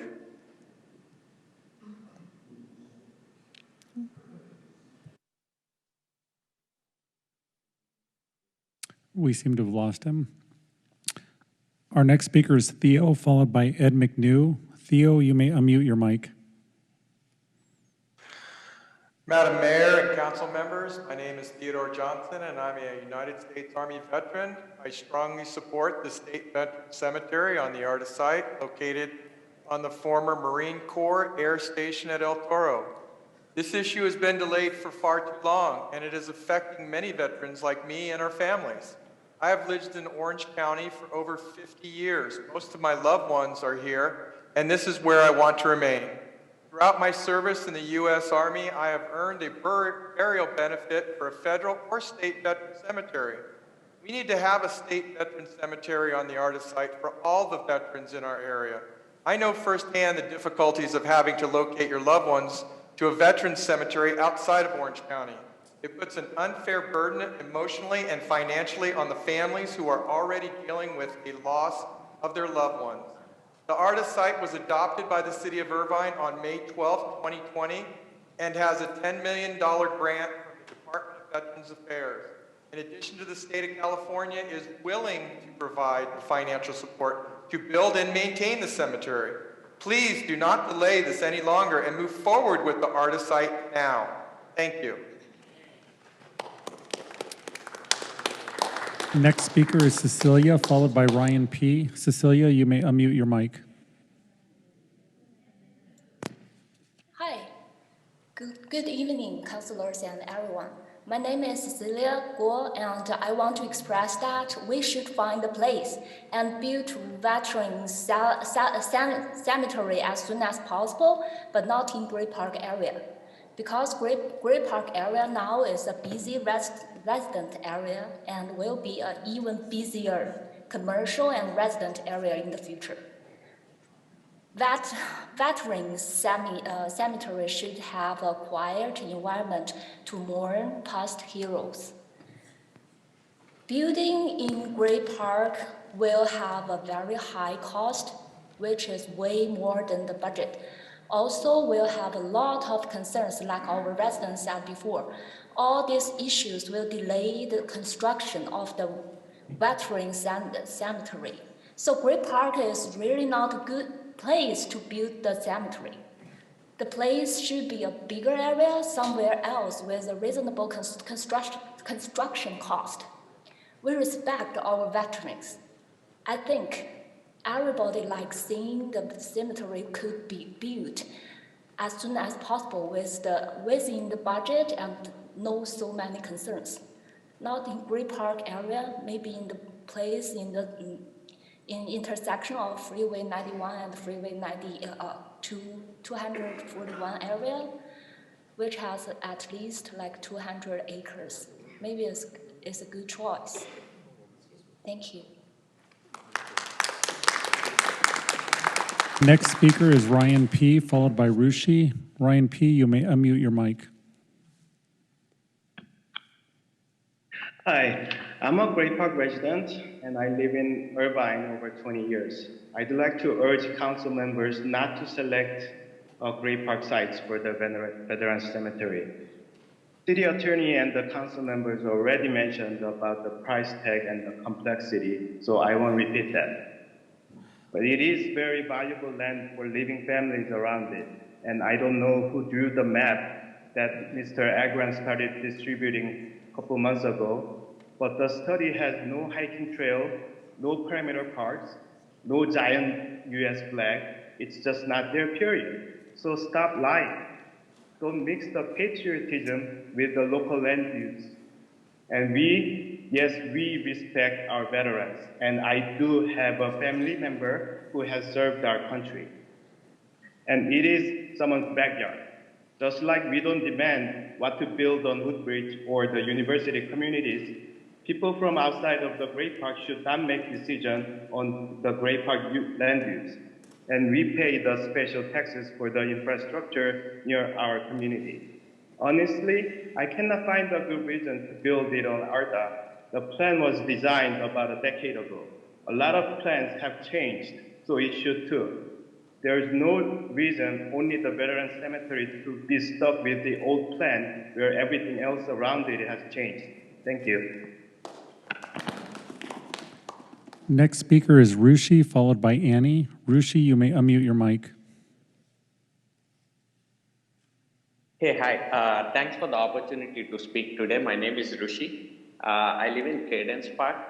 I just want to say that I don't support a veteran cemetery just in the Adda site, but I support veteran cemetery to be built in Irvine or Orange County anywhere.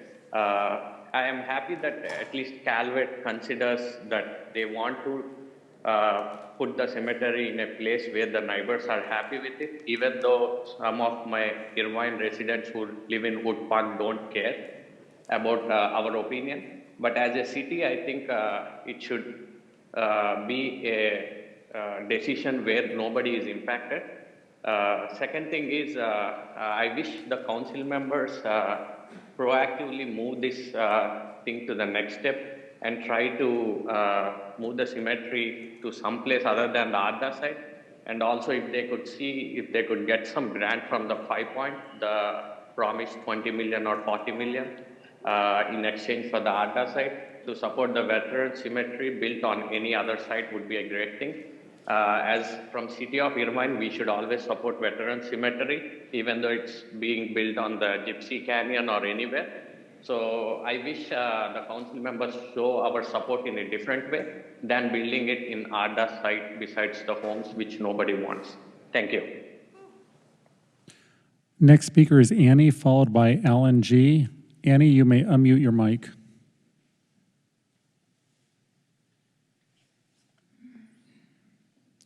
Annie, can you hear us?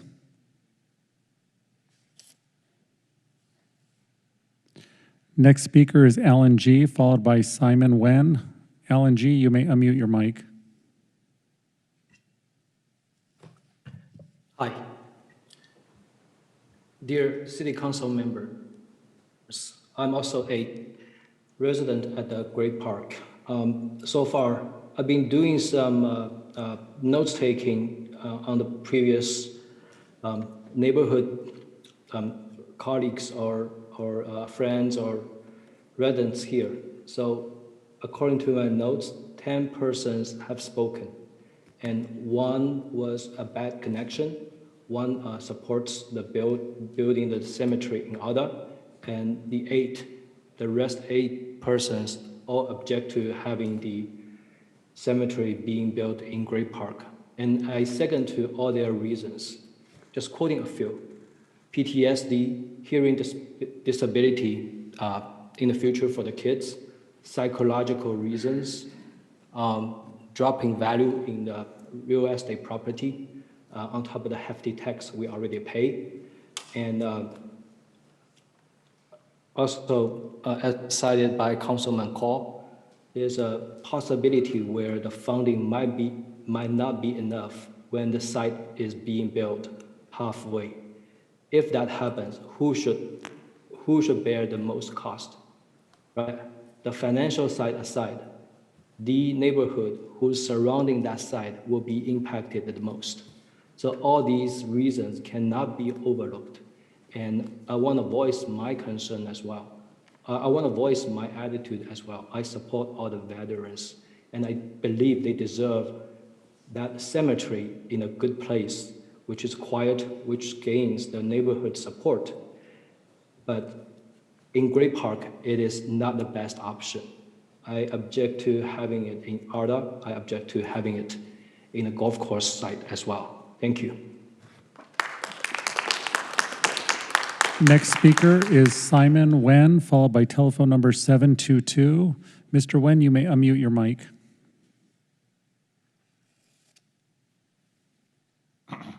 Hi, dear Mayor and City Council members. My name is Simon Wen. I'm a homeowner of Irvine Great Park. The decision to build a cemetery is a permanent one. The problems associated with the cemetery are many. The gun salutes that our children in the Great Park have to live with, the traffic and the homeless people lingering in the cemetery, the psychological creepy feeling of fear driving home passing the cemetery at night, and above all, the cemetery will negatively affect our property value.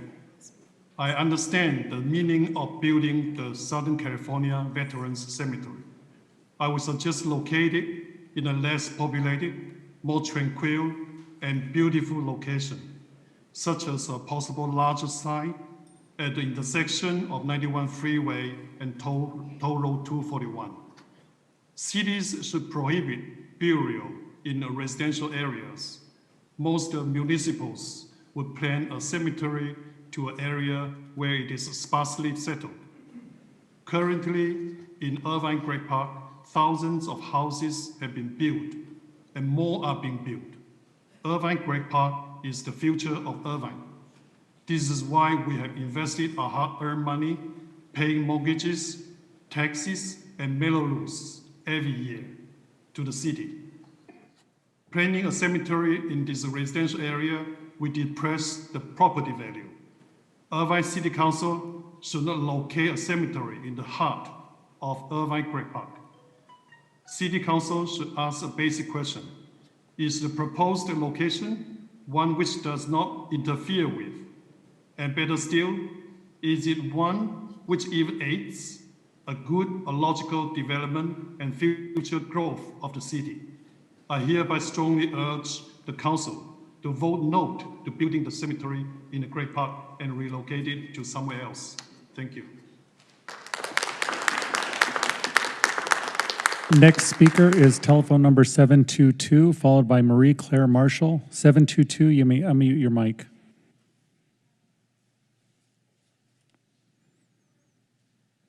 Can you hear us?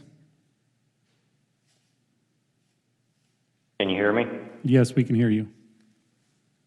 This is Arthur Hubert. I've been an Irvine resident for over 23 years. I'm an active duty Navy veteran. After much research and field trips, I truly believe that the ARDA site is a much better way to honor our veterans. It's located on the former Marine Corps Air Station, El Toro, and is large enough to accommodate the planned aesthetic garden perimeter. The ARDA site is the only site that has state funding. In this case, the state has allocated $24 million. And the cemetery would also be maintained by the state in perpetuity if it's built at the ARDA site. I voted for that initiative, and that initiative made it very clear that that site is the only legally authorized site that can be selected.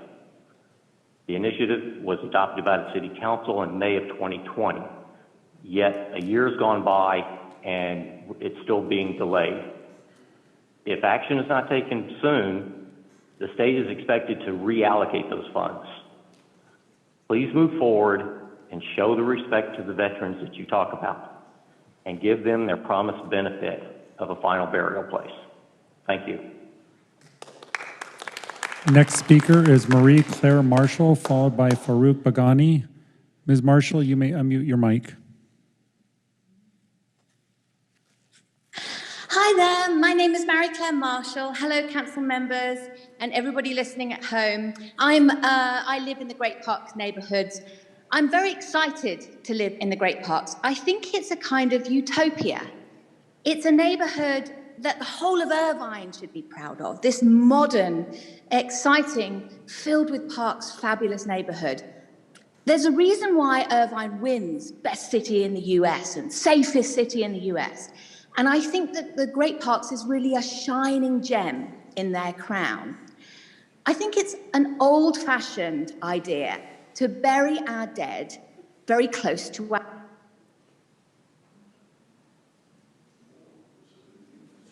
It looked like she dropped. The connection was lost.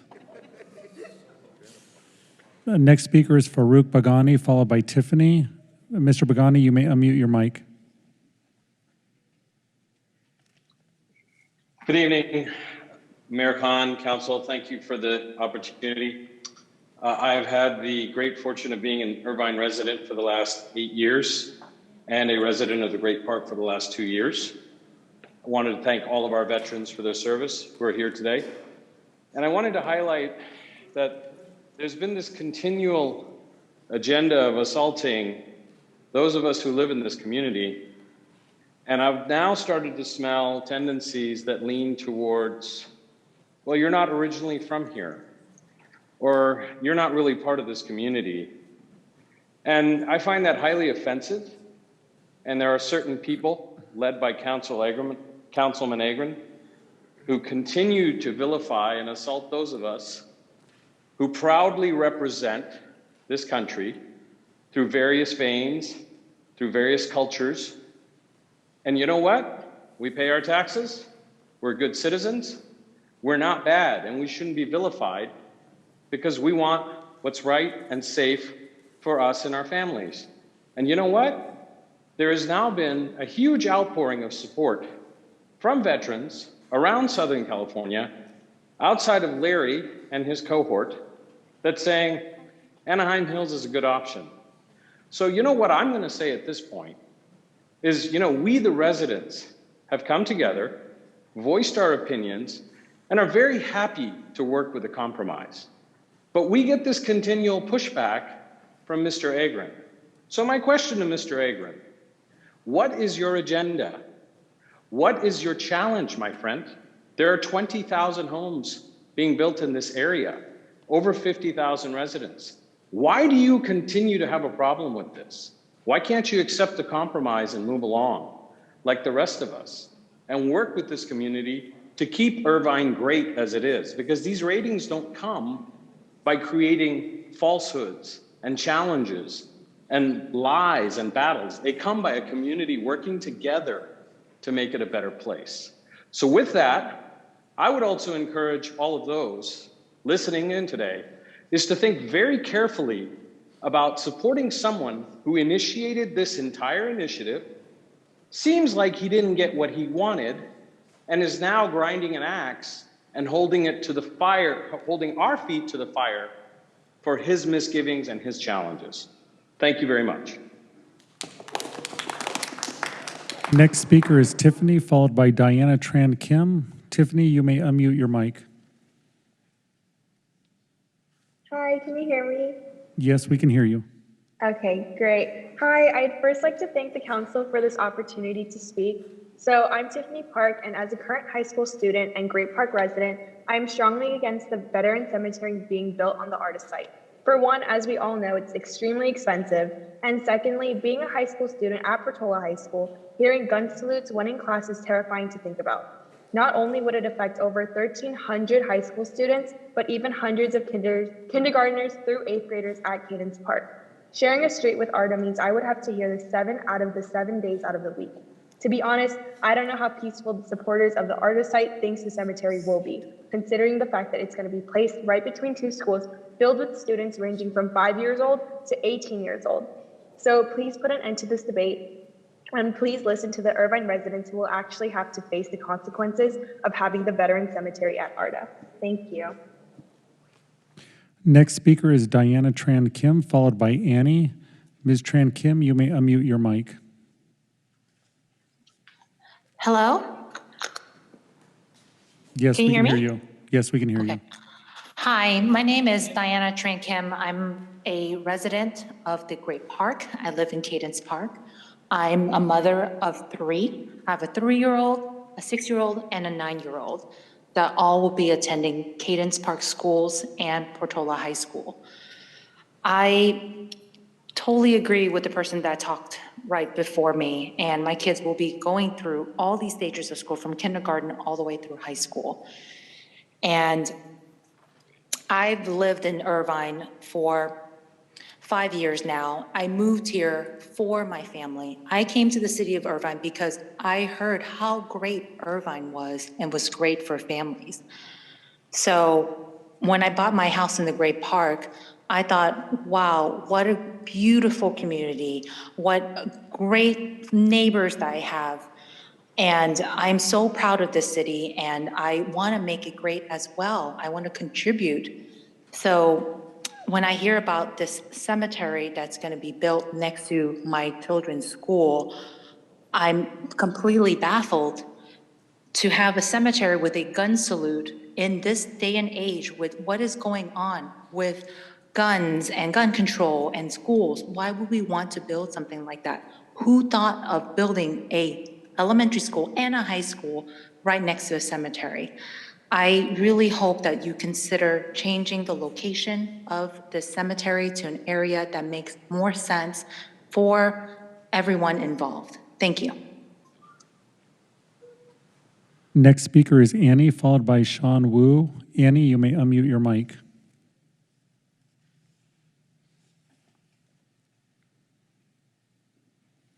Annie, can you hear us?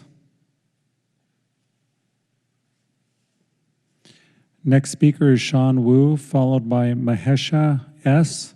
Sean Wu, you may unmute your mic.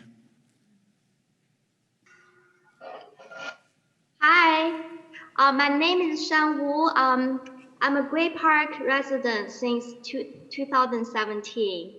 I'm a landscape designer. I also have a degree in master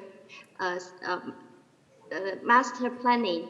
So if we look back on the history of the Great Park, in 2006, Ken Smith has won the international competition for the Great Park Master Plan. And to me, I think Great Park is the best master plan community in Irvine. And Irvine is considered one of the best cities in the United States.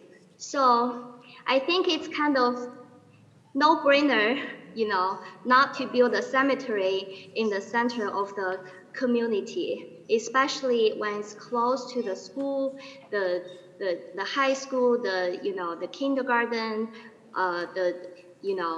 So I feel strongly against having a cemetery in the community.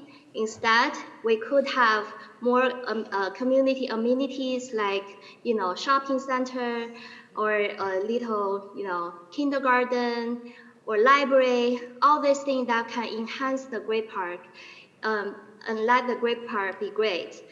So some of you are planners as well. I'm sure you don't want to be the one that in the future be called the one, that put down Great Park because this is a setback. The cemetery shouldn't be here. It should be somewhere else that, choose a more appropriate location. Yeah, that's all. Thank you. Next speaker is Mahesha S., followed by Wayne Sung. Mahesha S., you may unmute your mic.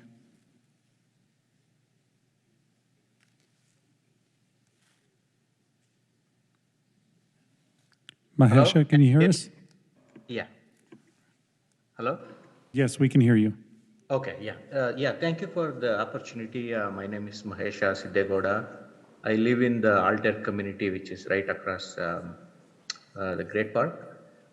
We moved here close to 2 years ago, and I understand there are two sides to this, and of course there is, it was a veterans who want their cemetery in the base because of the history.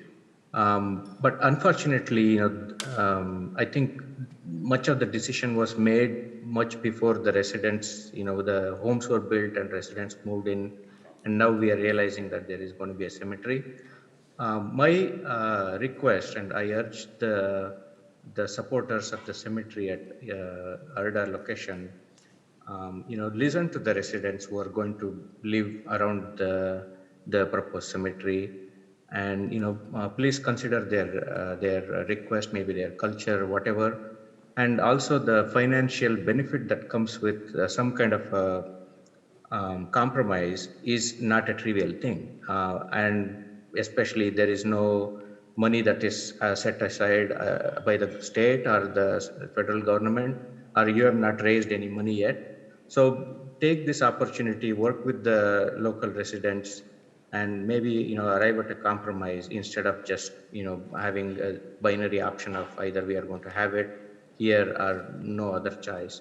That's my request to you. And also, if you look at the guidelines, that the federal guidelines that was shown earlier in the presentation, it clearly states that the local community support is required. The financial viability has to be there. The reason those factors are there as a requirement precisely is because that they matter. They are important. And yes, both sides have their argument. I think a compromise can very well be made instead of holding on to your own positions, and find a solution that works for everyone. So with that request, I close my comments. Thank you. Next speaker is Wayne Sung, followed by Zi Zhang. Mr. Sung, you may unmute your mic. Hello? Yes, we can hear you. All right. Hi, council members. My name is Wayne Sung. I live in Turtle Rock, and I've lived in Irvine for 30 years now. I was there when Del Toro Air Base was voted on to become the Great Park. I was so happy for it. And the original Great Park plan had looked pretty good. And I was so proud that we would have a patriotic veterans cemetery. But through the years, whatever deadlock or whatever happened, it just never got built. And now you do have all these residentials popping up.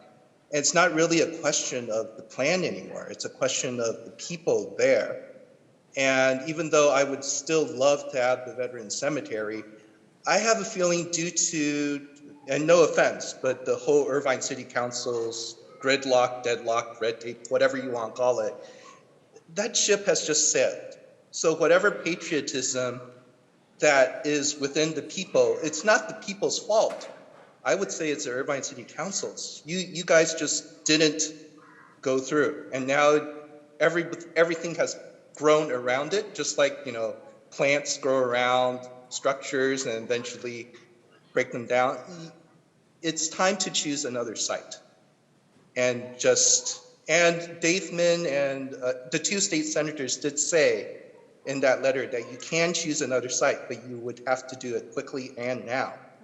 So it's not a matter of law, exactly, that you have to go to the Arda site. But you do have to take responsibility and choose one now. Thank you. Next speaker is Zi Zhang, followed by telephone number 211. Zi Zhang, you may unmute your mic. Good evening, and thanks for letting me speak tonight. My name is Zi Zhang, and I'm a Great Park resident. So tonight, I'd like to express my opposition to both the Arda and the golf course site proposals. My family moved to Irvine at the beginning of 2017, and when we first looked into the Great Park area, we were told about a list of wonderful facilities to be built, including this new shopping complex and the golf court of discussion today. Also, both of my parents are first-gen immigrants from East Asia, where living by burial grounds is considered absolute cultural taboos. And if it weren't for the lack of burial grounds in vicinity at the time, we wouldn't have called Great Park home. And it has been 4.5 years now since we first moved in, and we still haven't seen any progress made on the shopping complex, nor on the golf court promised. And instead of having a discussion on the progress of the golf course construction today, we're still here debating about whether or not to keep the original promise once made to attract all the potential taxpayers. And I mean, as one of those taxpayers, I'm just very frustrated by this, to be honest. And for all of you out there supporting the cemetery to be constructed in the Great Park area tonight, I'd like you to take a second and consider, if you spend the majority of your lifetime earnings to become a resident of the Great Park area, how would you react when the facilities once promised were taken away, were gone, and got replaced by something taboo in your culture? Not to mention all the unexpected consequences brought up by previous speakers. So in our case, when we first heard about this cemetery proposal, we felt totally deceived, and it is simply unacceptable. I know that many of our neighbors and friends in the Great Park community, either attending this meeting today or absent, choose to call Great Park their home for similar reasons and share the same concerns at this moment.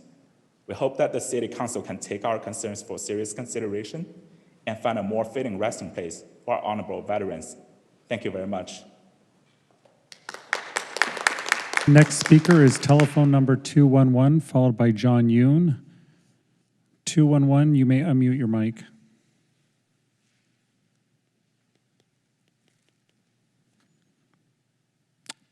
Can you hear us?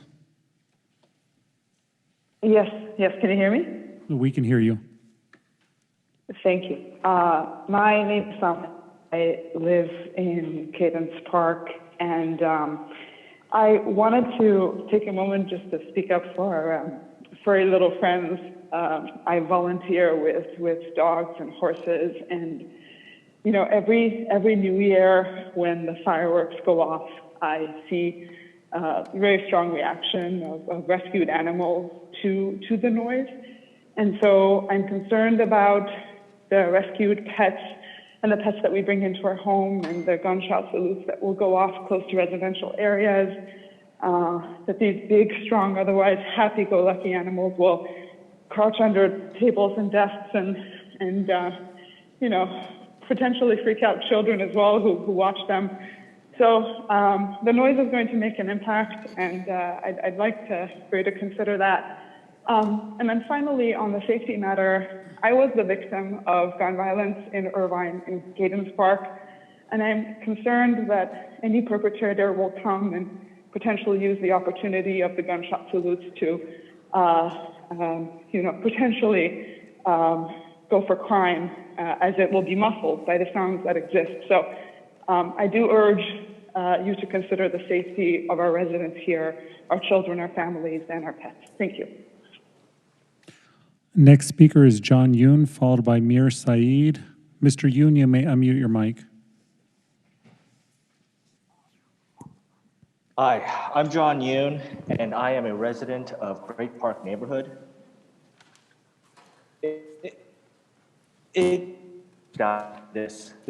Every resident of Great Park neighborhood does not want a cemetery next to our schools.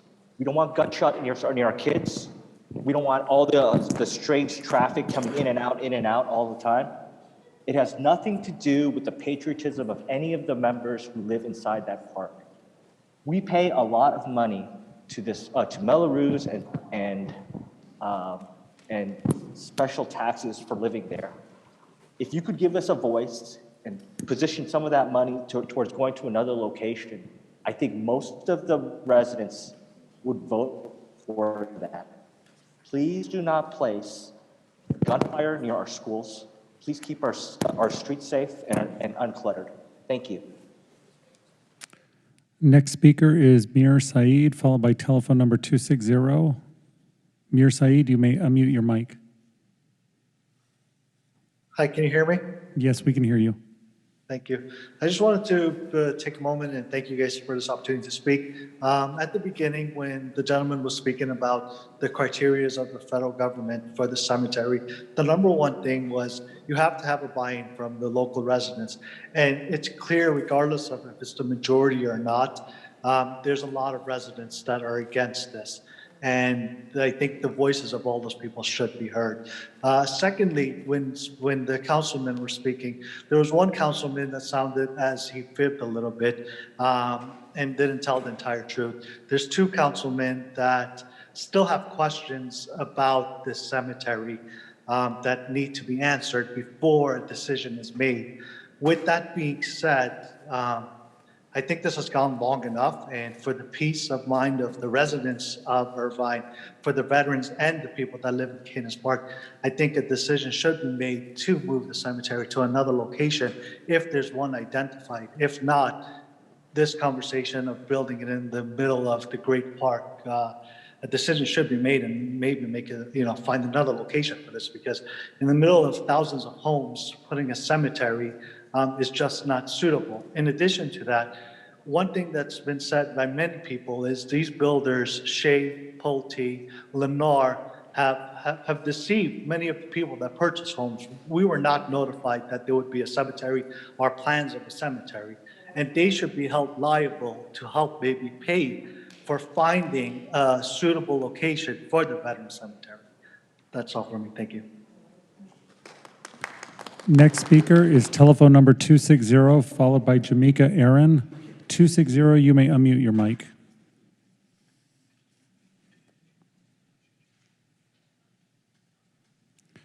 Hello. Hear me now? This Yes, is we can Gil hear Nelson. you. Is this a better connection? Yes, sir. Thank you. It is truly unfortunate that this council majority has found another way to divide Irvine residents, to basically conquer and pay back in their effort to pay back 5 points for their council race support. Of course, the Great Park residents don't want a cemetery. It's a classic NIMBA, not in my backyard. And who can blame them? But, there's a couple issues that really need to be addressed.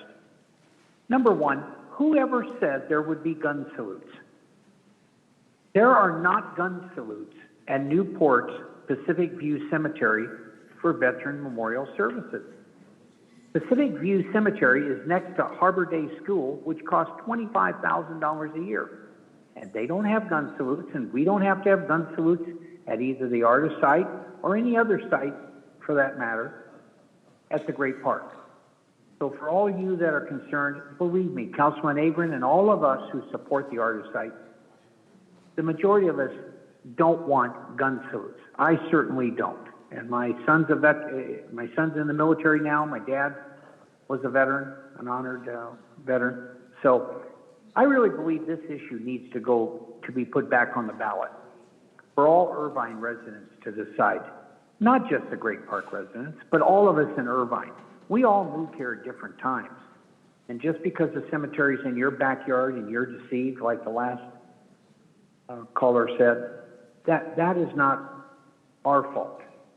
But this is hallowed ground. This is El Toro Marine Corps base. It's your home now, but also respect the fact that plans have been made, and why should they be changed? Their money is there, despite what the council will tell you, Irvine residents. Irvine received $292 million in settlement funds for the dissolution of the redevelopment agency. We have the cleanup funds. It's just a question of how honorable this council will be tonight to spend settlement money. If you deny the artist site council majority, hey, put it on the ballot. Kind of like I dare you. You're never going to do it. You used political games a couple years ago to basically void the initiative that was signed by the 20,000 residents to put it on the ballot. It was a great political move. I'm sure 5 Points and Patrick Strader and Emil Haddad were all involved in this and said, hey, just adopt it, and the city attorney will say it's not legal. And that's basically what has happened. We're all being manipulated, Great Park residents. All of us in Irvine, by this council. Don't be fooled. Look around you. Thank you. Your time is up. Next speaker is Jamaica Aaron, followed by BJ. Jamaica Aaron, you may unmute your mic. Good evening. Can you hear me? Yes, we can hear you. Thank you so much. Thank you for allowing me the time to speak, Mayor Khan. It is a privilege to be able to speak on this issue, as I've spoken to many city council members in person about the issue of the Veteran Cemetery. I am a veteran. I'm a 9-year veteran of the United States Navy. I am the granddaughter and daughter of a Vietnam veteran, as well as the great-granddaughter of a World War II veteran who died at the Battle of Philippian Sea. I am also a Great Park resident. And I'll tell you, I'm probably amongst the few who can afford to live here. And one of the reasons that we chose this neighborhood is because it is in fact on hallowed ground. It's familiar territory for me. It is a part of what was previously El Toro Marine Base. I agree with the previous caller in that it is time to take this back to the ballot. I agree that the Irvine residents did vote for the artist site, and I also agree that potentially my neighbors here in the Great Park may have been misled about what was supposed to happen and where the cemetery was supposed to go. But it's time for us to put on our big girl pants and make a decision about where this cemetery should go. And what we cannot do is say that it should go in Anaheim Hills when we haven't consulted the residents there either. I think it's time that we take this back to the ballot and we find a place to bury our veterans because they have served this country honorably and they deserve a place to be buried in a location where people want them to be there. And if Irvine residents don't want the veterans to be buried here, then they shouldn't have them buried here. But at the same time, please understand that these are the same folks that are out here fighting for us every single day, for every single freedom that we have, protecting our ability to come here and to speak our voice and to speak our piece. And so perhaps ARDA isn't the site, but maybe somewhere else in Irvine is. I hope that you'll take this into consideration and take this one back to the ballot and allow the residents to vote again. Thank you so much for your time. Next speaker is BJ, followed by Chandler Young. BJ, you may unmute your mic. Hello, my name is BJ. I've been an Irvine resident for over 20 years. I was in Woodbridge for about 15 and moved to the Great Park in 2017. You know, I don't have anything new. You know, this has been going on for a very long time, and it's kind of frustrating. Super frustrating. It's got to be frustrating for both sides, for veterans and non-veterans. Everyone here appreciates veterans, right? That's not, you know, that's not the problem, right? We get it. ARDA is a great place for a veteran cemetery 15, 20 years ago, right? Not now. A lot of things have changed since then. Lots of houses. With lots of houses, you have a lot of traffic now. You have a lot of children. You have also the need for infrastructure to build to be able to support that area. Shopping centers, grocery stores, parks, things of that nature. And so my point is that it's very, very difficult, right? It's a very hard decision to make, right? We honor our veterans. We want everybody to understand that yes, you know, veterans are something that they've sacrificed so much, and we want a veteran cemetery to be built, but maybe not here, maybe not now. Maybe 15, 20 years ago would have been a great place. Just like the previous caller said, I do support veteran cemetery in Irvine, but not somewhere where it's populated by a lot of people, right? Who wants to have all that noise and all these things all over the place when you're visiting somebody at the cemetery, and also vice versa. So I would implore you to take a look at it and know that what was good 5 years ago, what was good 10 years ago, and even 15 years ago, just changes, right? The only constant is change, and we need to be able to adapt and look for a better location. And I'm sure that the veterans that are going to be there and the family members that will be visiting them as well want the community behind them. So let's find a better spot. Let's put our heads together. Let's work together. Let's not work against each other. That's what's been happening. And if we keep doing that, we're just going to keep butting heads, and it's going to extend it even longer.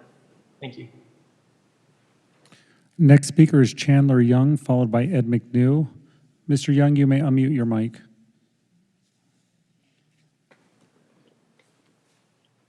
Mayor Khan and members of the Irvine City Council, can you hear me? Yes, we can hear you. I know that you're considering the state's report regarding the costs associated with the 2 potential cemetery sites in Irvine. Those studies speak for themselves, and everyone who doesn't have an agenda to support Larry Agren's campaign of lies can see that the ARDA site is not financially feasible under any stretch of Agren's imagination.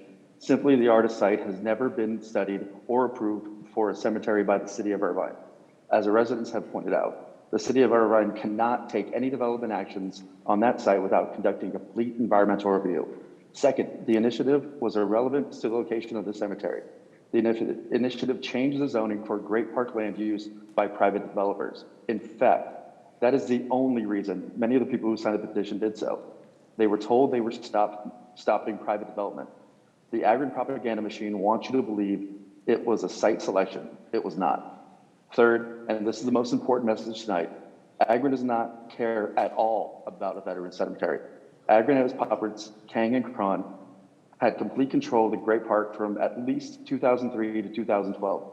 During this time, Agren never pursued a veteran cemetery and could have built it during that time. Only when Agren lost control of the Irvine City Council did he contact a group of veterans and beg them to show up at hearings of the Great Park Board to demand a veteran cemetery. Many of those men are here tonight. Bill Cook, Bob Brower, Bill Sandlin. They have all been fighting for a veteran cemetery at MCAS El Toro for over a decade at that point. Those men have all told you that they now support moving the veteran cemetery to Anaheim Hills because Larry Agren has done everything he can do to block the actual development of an actual veteran cemetery in Irvine. Larry Agren has done many little things to directly hurt the very same veterans that he used to try to get back into power. But the absolute lowest thing that Larry Agren has done, which shows how much disdain he has for the men who were the champions of the veteran cemetery, is currently happening to Bill Sandlin. Mr. Sandlin is an 81-year-old veteran, retired, who has attended hundreds of Irvine civic events and an active member of the Irvine Senior Citizens Council. All of you council members know Bill and know how honest he is, and that he is solely guided by the love of his country and his pride in military service. In the 2018 Irvine election, Larry Agren handpicked candidates, all wrote candidate statements, which attempted to deceive the voters with misstatements which a court had previously ruled were false and misleading. Sandlin filed a challenge because he believed the public should know the truth about the cemetery.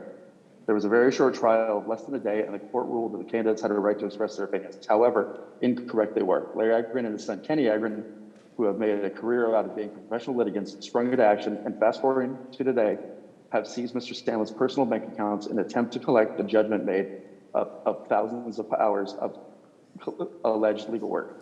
The Irvine City Council and those Thank you. Your time is up. Next speaker is Eva, followed by Jerry Lai. Eva, you may unmute your mic. Hi, my name's Eva. I live in Cadence Park, and I'd like to talk about the Veterans Memorial. 2 weeks ago, I attended the June 8th council meeting, and I listened. I heard accusations thrown around about how people who are against building the Veterans Memorial at the ARDA site are basically anti-American. Never mind the fact that residents near the ARDA site were speaking out against the selection. Never mind that other perfectly viable sites are available. The mayor already committed to the ARDA site in 2016 or in previous years, and if it didn't happen there, then it really seemed like the sky is simply gonna fall down. And anyone who disagreed is equivocated to refusing to give our troops peace and therefore are anti-American. If I was an American, I don't really know who it is. I attended American schools, pay American taxes, make friends with other American parents of American children, look for American-made products when I shop, and I work for an American business. I implore people not to confuse one preference over what gets built in someone's backyard as a representation of whether they are American or not. The Veterans Memorial is meant to honor our brave American heroes who served.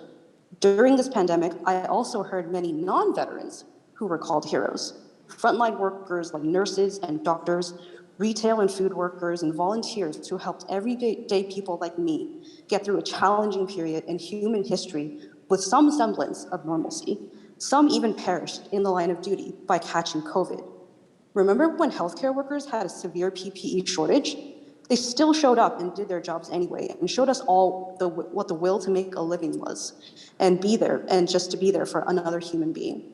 They taught me resilience. And I know that some of these heroes live amongst my neighborhood now and are part of the voices that speak out against building the Veteran Memorial at the ARDA site.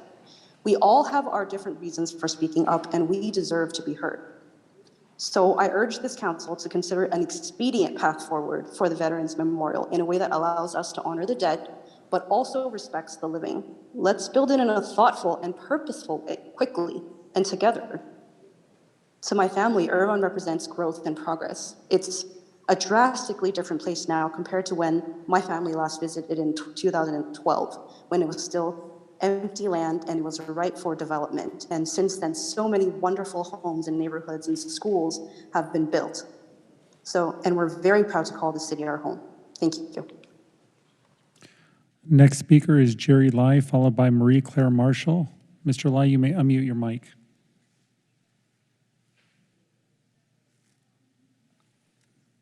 Mr. Lai, can you hear us?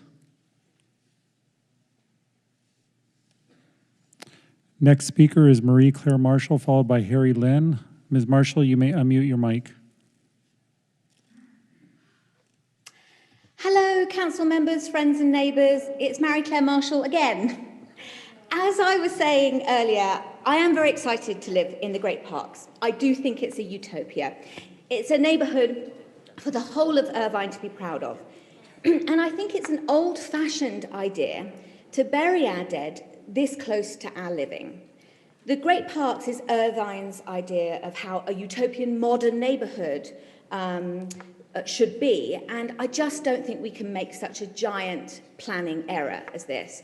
There shouldn't be a cemetery of any kind so close to a neighbourhood anymore, and it certainly shouldn't be right next to an elementary school. It's especially inappropriate, I think, to place it where our youngest and most innocent members are affected by it every day. One of your members mentioned a compromise, and I would suggest that the gun salutes shouldn't be allowed in a suburban neighbourhood, and that needs to be promised. The traffic issue needs to be solved. I don't need lines of black cars with coffins driving down my street. If you are one of the people who has a vote on this, please consider this. If this was going to be just behind your house and next to your children's school, if you with your hand on your heart would be okay with that, then please go ahead. But if you know that that actually would be a huge problem for you, and you are truly working for the people in this neighbourhood, then please don't go ahead and vote for this. Thanks for your time. Next speaker is Harry Lynn, followed by Annie. Mr. Lynn, you may unmute your mic. Hello, can you hear me? Yes, we can hear you. Hi, so I'm currently a high school senior that just graduated a few weeks ago. And throughout the 4 years I have studied at Portola, I realized just how wonderful this community truly is, especially with all the recent parks and the growing community and population, et cetera, et cetera. And I've just noticed that by having a cemetery here, it basically destroys, not necessarily destroys, it just brings down the value and the image of Irvine that it has for people that looking out from the outside. And I just want to say that I respect the veterans. I think everybody here does. And I think that being opposed to the cemetery has nothing to do with going against veterans or not respecting them. I have so much respect for them, but the truth of the matter is the Irvine residents do not wish for the cemetery to be here. And I think that the Irvine residents should have a say in this, which is why it should be put into a vote, which allows all the Irvine residents to determine whether or not they want the cemetery. And the truth of the matter is, I do not think the cemetery should be here, and there are far suitable options out there. Thank you. Next speaker is Annie, followed by Anshul Garg. Annie, you may unmute your mic. Hello, can you hear me? Yes, we can hear you. Hi, good evening, City Council members. Thank you so much for offering this opportunity for me to speak. My name is Annie Lu. I'm a homeowner in Great Park neighborhood. I myself also live in Irvine for over 10 years. I love Irvine. It's a beautiful city. That's why we moved into the Great Park in 2015, building our homes. Now, We have our German Shepherd dog. She's almost 3 years old, and me and my husband also expecting our first child in November.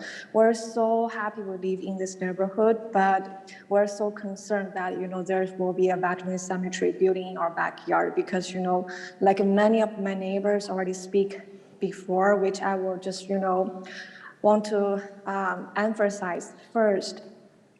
The high traffic, the noise, the visitors to the cemetery, that will impact our kids and even our pets working, in the neighborhood. So we basically don't want this battering built in our backyard because, they deserve in a quiet place, not in this high density residential area. And also, I think one of the speaker mentioned about the gun salute, but there's no promise, right? That's like the respect to the veterans. They deserve the full ceremony, and we all know that the gun salute is a noise pollution both to human, to younger kids, and to our pets, which we don't want. At least I don't want my kids living in this kind of environment, and I believe every parent like me, we don't want our kids in this kind of environment. So we hope the City Council will hear our voice, respect our desire, don't build this cemetery in our backyard. That's all. Thank you so much. Next speaker is Anshul Garg, followed by Brad Yang. Mr. Garg, you may unmute your mic.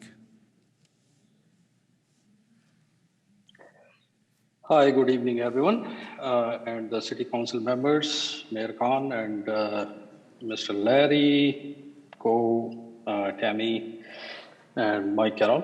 Tammy, thank you very much. We met on Friday in your meeting. I hope everyone can hear me.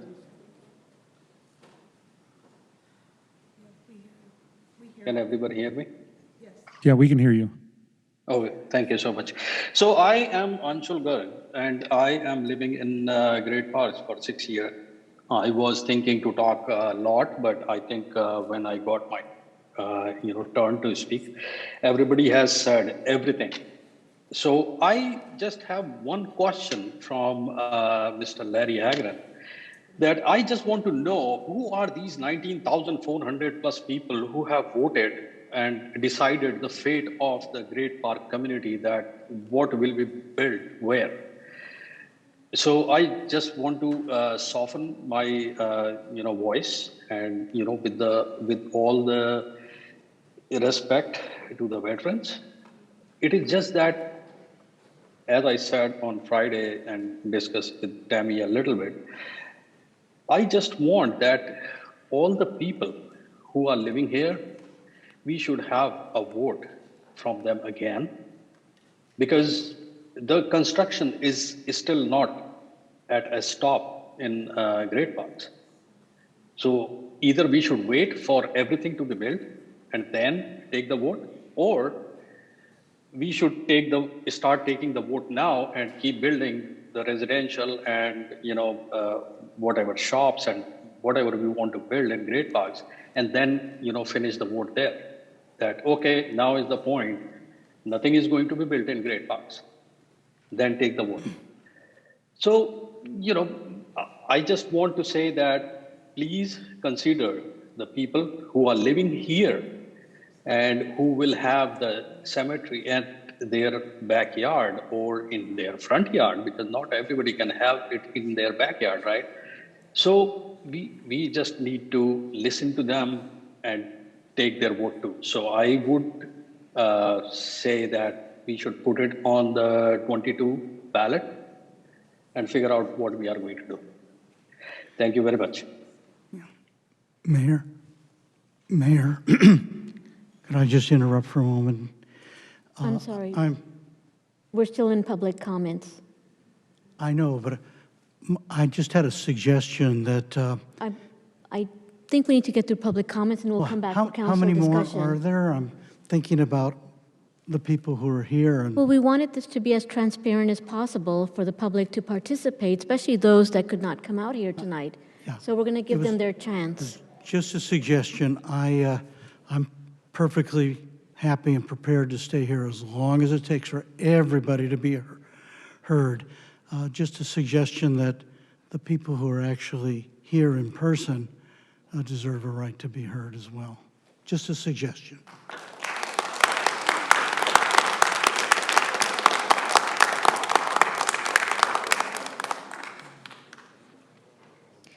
City Clerk, how many more do we have in the queue? We have 6 more individuals in the queue. Okay, we'll get through those 6 and move on to in-person. Next speaker is Brad Yang, followed by Rick. Mr. Yang, you may unmute your mic. Can you hear me? Hello. Yes, we can hear you. Hello, City Councilors, members. I am a new resident of Candace Park who moved to the Great Park community last month.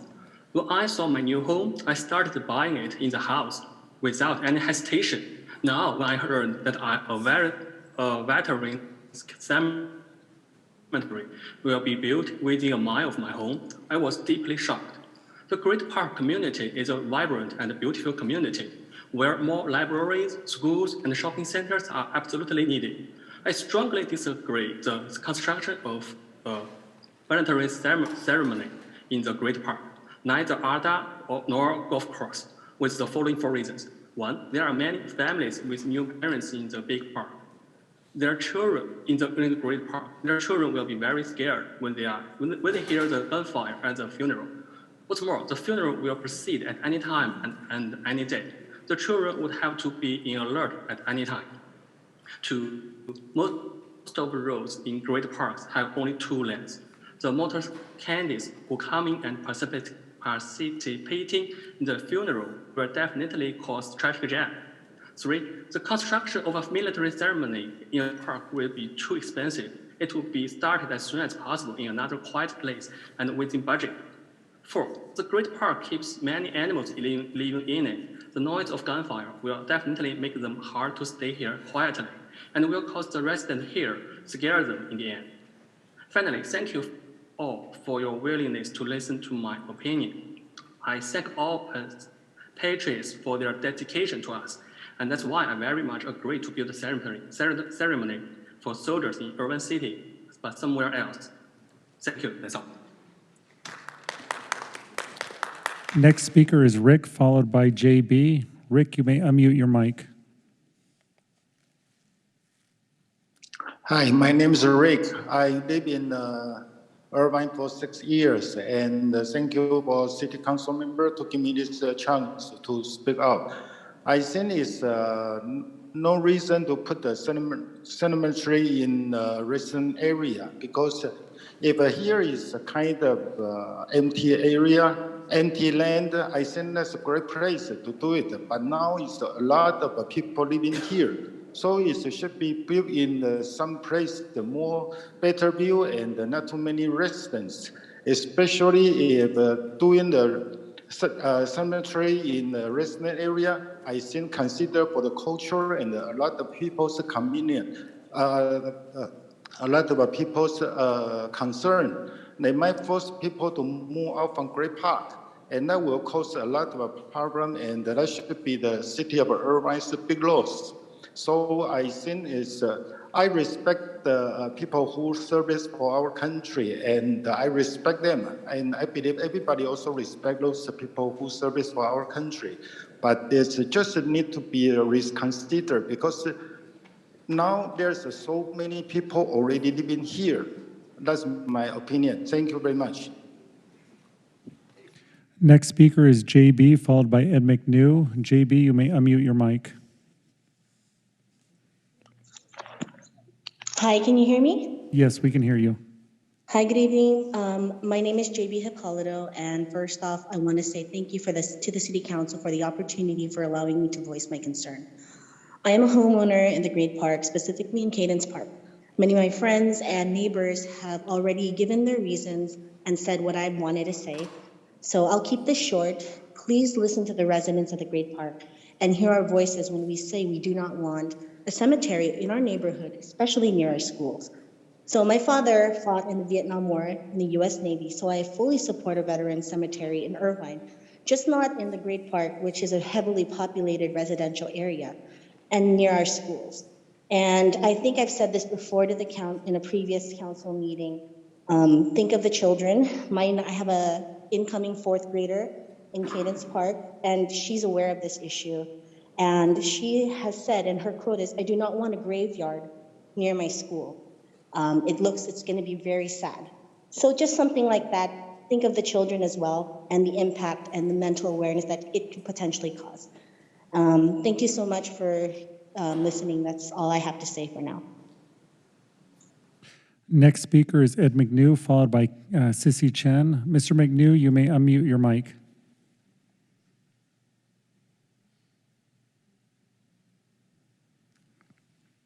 Mr. McNew, can you hear us?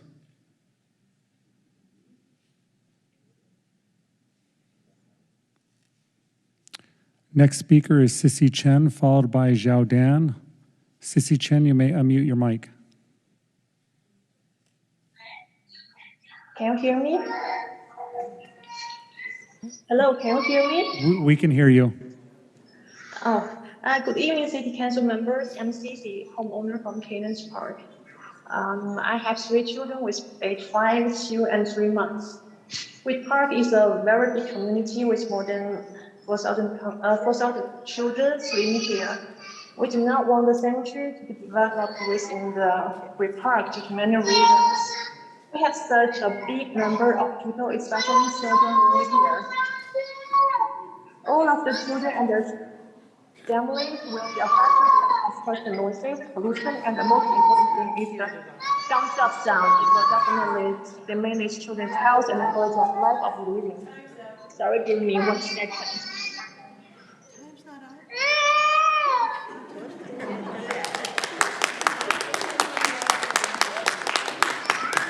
Sorry, I'm taking care of 3 kids, but I have to make this call. I believe wherever you came from, children's health, safety, and happiness are the most important parts of every family. Another point, as residents of Great Park, we have paid and will continue to pay high-age taxes in Orange County for years. As taxpayer, we believe we have the authority to know and give suggestions where our tax funds will be used and how to use. We do not want our tax to be used to build cemetery in Great Park. And also, it's city's responsibility to inform the public that how they intend to fund the construction of a cemetery. As of today, we know nothing detailed about it. The last reason I would like to say is that Asian people will not live around the cemetery. If City Council finally decided to build a cemetery here, Great Park in Irvine will definitely lose a lot of residents like us. What's the most important area for the development of a city? The answer is people, absolutely. Thus, please give us support and keep Great Park a wonderful community as always. Thank you.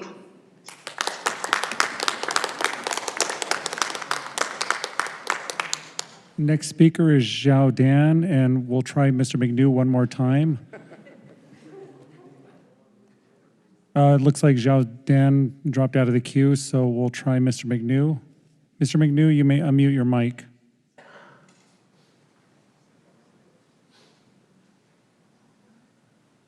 Mr. McNew, can you hear us?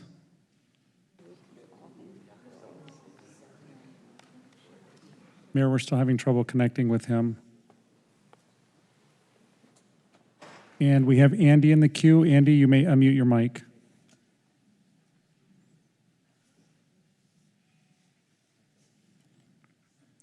Andy, can you hear us? Hi, hello. Yes, we can hear you. Hi, hello. Is everybody can listen? We can hear you. Okay, so I'm just the new homeowners from just in the normal part. So what I hear, the people hear the voice is everybody. When I take the kids go to the air parks, everybody is so happiness and everybody do like to hear each other's. And the people, most people here don't like the cemetery here because the different cultures, different thinkings. But what I mean is for my understanding is everything we're talking about is based on the people live here, because a lot of people live here. So what they're thinking is a good voice for the people. If the government or somebody can listen us. So that's important. The people sit here, you know. So this is what I think. So this is what I want to everybody listen to our voice. It's more kindly and more helpful. Yeah. So the people live here, so maybe they will stay here 20 years, 30 years. So that's important. So I just hope everybody can listen our voice. So this is what I talk. I want to say that. So thank you, everybody have the patience, have the powerful here can hold a meeting with us. So that's what I want to say. Thank you. Next speaker is Denise. Denise, you may unmute your mic.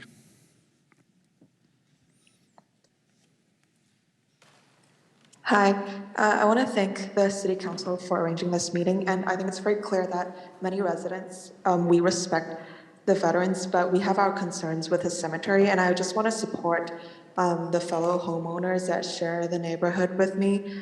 I also am against the cemetery. Thank you. And that is all the virtual speakers, Mayor. Thank you so much. And we will take a 5-minute recess and come back and start with in-person comments. Thank you, everyone. At this time, we will consider public testimony by those attending tonight's meeting in person, which are also limited to 3 minutes per speaker. To maximize efficiency, if you are watching today's meeting via live stream in other areas of City Hall, please proceed to the council chamber as quickly as possible when your name is called and check in with the city clerk. Our first speaker for tonight is Susan Sayer, followed by Harvey Liss.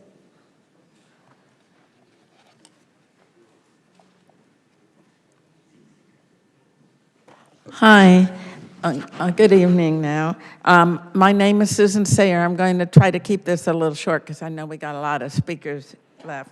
One of my passions is promoting transparency, honesty, and accountability in Irvine's decision-making process. I want to know, what is the purpose of this whole discussion? Is it even relevant? You guys, well, not you, another city council voted to adopt the terms of the residents or the citizens' ballot initiative. And by adopting it, you chose the ARTA site. It's law, to quote Council Member Akron. Now, the only way to change the zoning for the ARTA site is by another ballot initiative and get voter approval for that. You all chose, or the city council member chose, the ARTA site. Therefore, if you had concerns, or if they had concerns, why did they choose it? I tell you, one of the things I'm concerned about is the question of, was it the intent of the city council all along to defraud the 19,000 people who signed the ballot initiative petition by accepting the initiative's provisions, then acting to nullify them? Was the city council's plan to approve the ARTA site and then turn around and approve a different site and then go to court and file an action to have the court rule that they didn't need another ballot initiative to rezone it because the cemetery had been placed somewhere else? To me, I am very suspicious of the whole purpose of this discussion. Thank you. Well, one more thing. I also believe that the Great Park residents should have been informed of the fact that the ARTA site was being considered for the Veterans Cemetery. If they were informed, then they made their choice when they bought their home. If they weren't, informed. Their action should be with 5 Point, not the city, not the veteran cemetery, but with the ones who defrauded them essentially by not revealing to them Thank you. Your what time it was. is up. Thank you. Harvey Liss, followed by Pat Fusco. I'm Harvey Liss, a resident of Irvine since 1976, a registered civil engineer in California, a former Irvine planning commissioner even, and volunteer executive director of the Build the Great Park Veteran Cemetery Committee. And I am not a veteran. There are lots of us non-veterans who support our veterans, and that should be even more so. We should even be more appreciative because we did not risk our lives.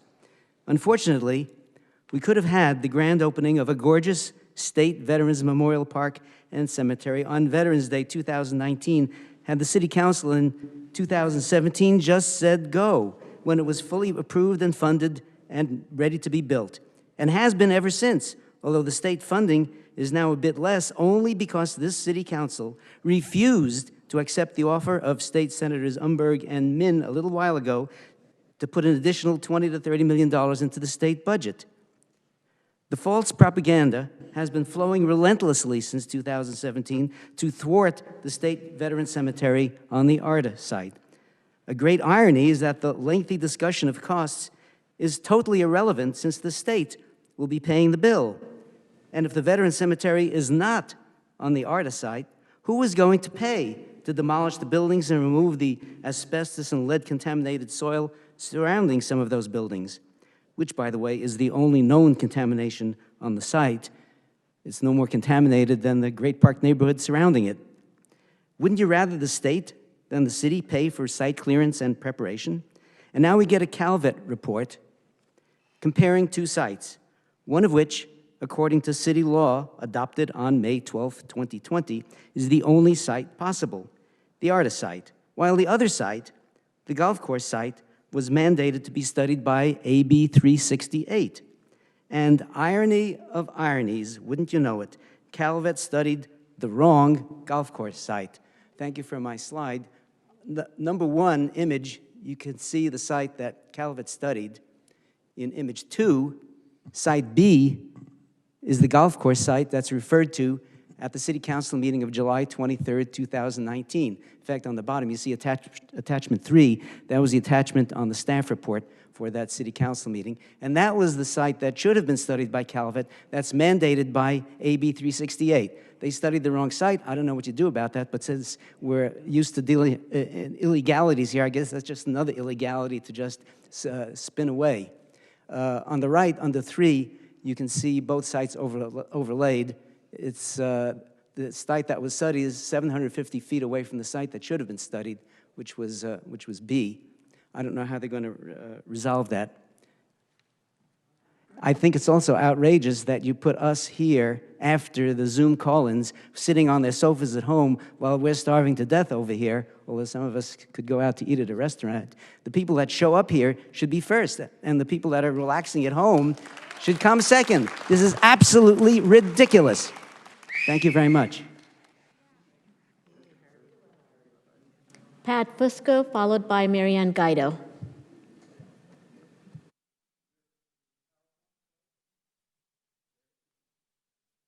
Hello, I'm Pat Fusco. I live at 20 Cliff House Bluff, Newport Coast, California, but more relevant, I'm the CEO and founder of Fusco Engineering, a 200-person engineering firm based here in Irvine the last 45 years. And we've done a lot of work in Irvine, including 10 years working on the Great Park. So I'm very familiar with the property and both of these sites. And I'm here to simply set the record straight. There's a few corrections and updates from Mr. Melching's report. First, there are 59 buildings on the ARDA site, not 77. The drawing you see on the screen has them all located and numbered, 59. And over half are very small, like outhouse, or what they call outbuildings. So there's really only about 25. So secondly, I had 2 licensed, competent, reputable demolition contractors meet me at the site, walk in every building, took all day, and some brought backhoes and dug up the ground to check it out. And they both gave me hard-written bids to demolish and clear that site. $4 million. Both of them, $4 million. Not 31, like Mr. Melchin's report. Secondly, I brought up the issue of hazardous material. They inspected the site. They said there might be lead paint, that's all. And they all agreed a $1 million contingency for that would be more than enough, not $7 million, like in Mr. Melchin's report. And finally, site work, that's my expertise. It's $4 million for the Artis site, not $6 million, that's in Mr. Melchin's report. So those are the three numerical corrections, or four, counting the number of buildings. Lastly, I'd like to add a few subjective comments that you can't weigh on a scale. The Artis site integrates quite well with the Great Park Master Plan that I did with Ken Smith. It fits in well. The golf course site tears the center of it out. Secondly, the Artis site that we've envisioned doesn't look like the DG, the Department of General Services plan that Mr. Melchin showed you. It's a public space. It has a trail around the outside, an elevated berm with trees screening it. It has a memorial garden, perhaps an air museum. It's a nice, remarkable place people would enjoy, not just a burial ground. The golf course site that you showed, Mr. Melchin showed a plan. It's just burial sites. Thanks a lot. Not a place for public. And lastly, the Artis site is ready to go. Both demolition contractors told me they'd be out there in 60 days. The night you approve it, they're out there 60 days, and 6 months later, it's all done. And there's been some comments about noise of guns going off. That's not the case. I just buried my father, World War II vet, last year. It's 3 uniformed soldiers, a quiet 13 folds of the flag, and Thank taps. you. Your time is up. Thank you very much. Mary Ann Guido, followed by Carolyn Inman. Good evening, Mayor Khan and City Council members. As you know, my name is Mary Ann Guido, and I'm a former City Councilwoman in Irvine and a current Planning Commissioner. I've been in your shoes, and I understand the decisions that you have to make. I served on the council in the 70s and the 80s when the city had a major decisions to make regarding land use, and I've served on the Irvine Planning Commission. In fact, this is my 22nd year as a planning commissioner in Irvine. So I understand you're deliberating on the major land use issues tonight regarding the Veterans Memorial Park. And I urge you to take action on moving the original site supported by the Citizens Initiative, signed by almost 20,000 Irvine residents at the hangar site on the old El Toro Air Base. I know from experience that you have the right to require any provisions you want. Let me repeat that. You can require any provisions you want in the transfer agreement to the state. And now that we're out from under COVID, you can have a series of meetings with citizens to address any neighborhood concerns. For instance, we even heard tonight, if the neighbors don't want vet memorial traffic on their local streets, you can require the state to provide a roadway right off Irvine Boulevard through the site. If the neighbors don't want access to the memorial grounds, then don't want a visual access to the memorial grounds, then you can build an earthen berm similar to Woodbridge around the entire exterior. You can, even the concern for gun salutes can be addressed with special conditions or even eliminate the gun salutes. If one gentleman said it was a creepy feeling walking around at night, you can add some lighting in the landscaping. There are many, many options, and our community development department is excellent in suggesting ways in which we could deal with land use issues to accommodate the neighbors. So definitely, the neighbors have a right to be heard, and you have the right to an ironclad legal agreement prior to the transfer of land.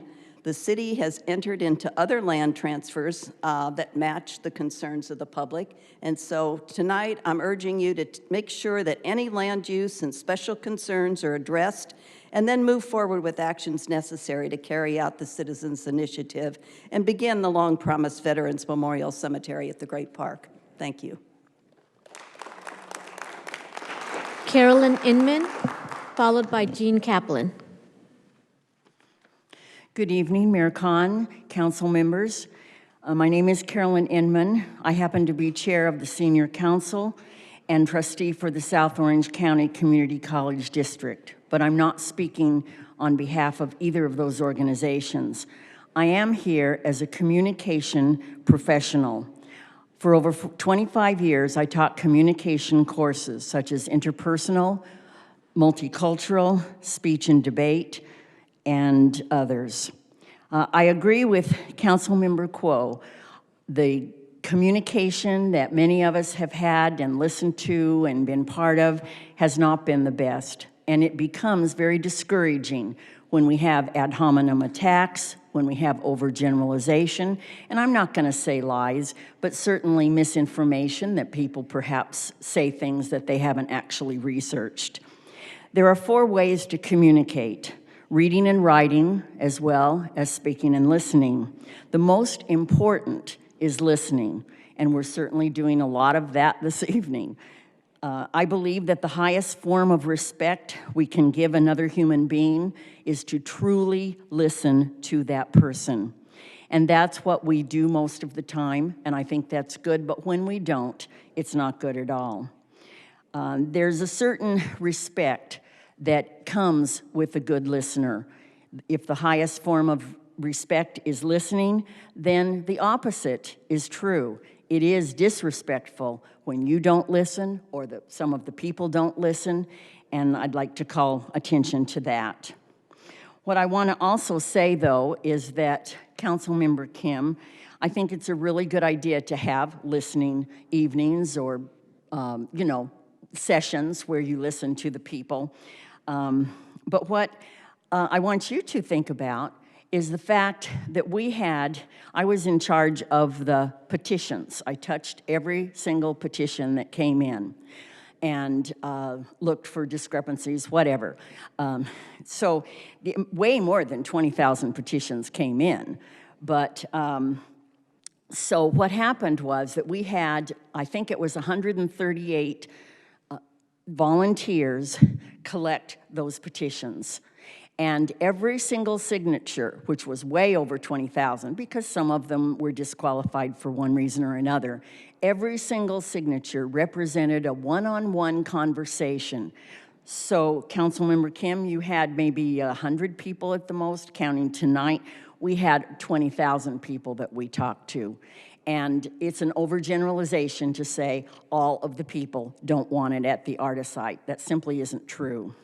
I taught at El Toro Marine School with hundreds of families and children, and I hope that they will be able to be buried there, the people that served us well. Thank you.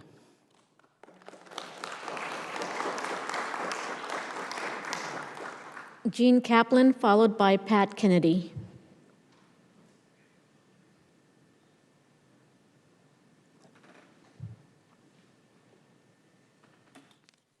I'm a resident of Irvine for about 16 years. I'm a veteran of the Air Force during the Vietnam period. My father was a retired Air Force veteran who fought during World War II. I aligned myself with this group because it is one of the most noble causes I have had the honor to work with in many, many years. However, tonight has been a real eye-opener. I have tremendous sympathy for the people of the Great Park area.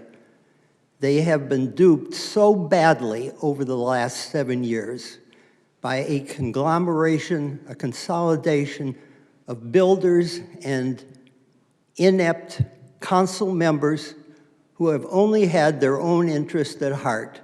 They have not been told what they should have been told, and there's absolutely no excuse for it whatsoever. It brings to mind the old saying that the only thing a politician really is concerned about once he or she is elected is their own seat and how they can keep it and how they can raise enough money to get it done. I'm totally committed to this project. I don't know where it's going to end up.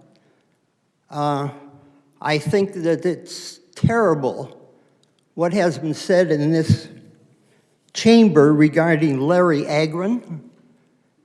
People have no right whatsoever to go after an honest politician of his nature who has given so much to this city over the years. If you go back and honestly review his history as councilman and president and his accomplishments, you'll be very surprised at what we owe him. I noticed walking out the door over here, there's a proclamation on the wall regarding open space, and it was all a result of Larry Agron's action. The fact that we don't have an airport today in this city flying over the Great Park residences is a result of Larry Agron's action. I'm just so disenchanted with the politics of this group. I just went through 4 years of being unhappy with the national situation. I worked very hard during the last local election. I listened to you. I thought you were honest people. I don't feel I got my money's worth.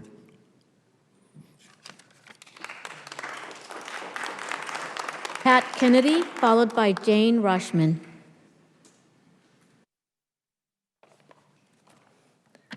That was very touching.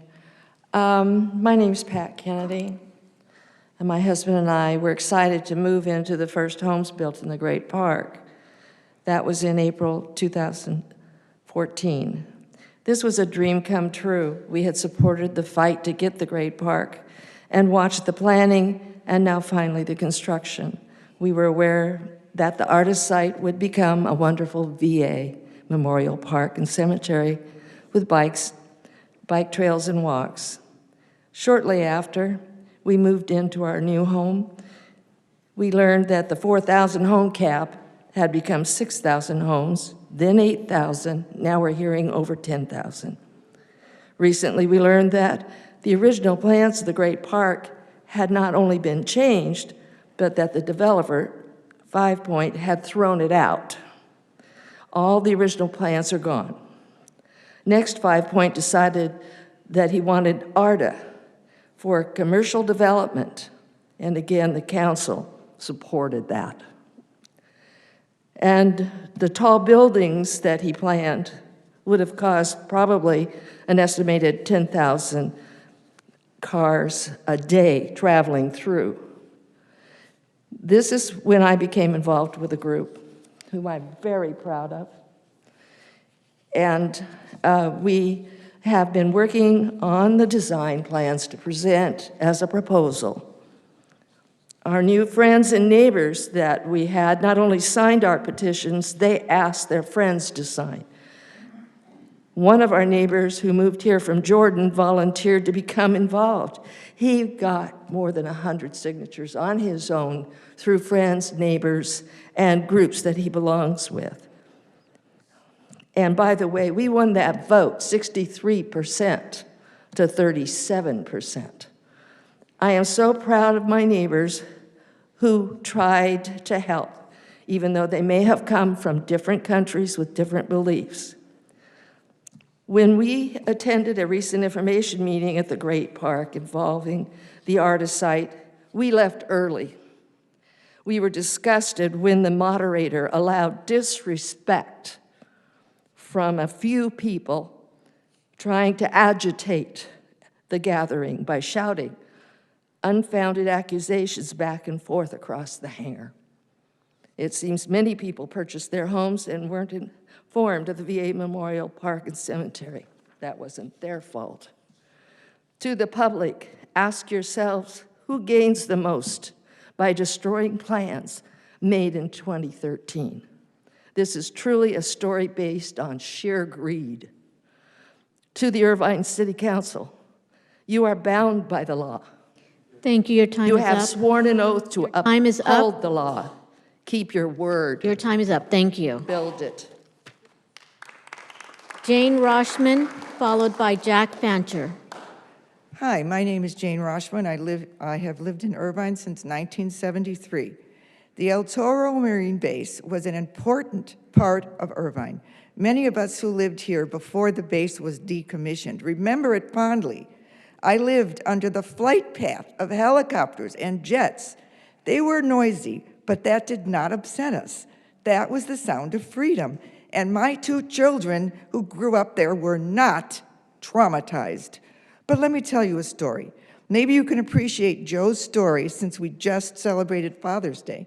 Joe's father was a good man. He worked hard all his life, and when he retired, his company gave him a very valuable gold watch.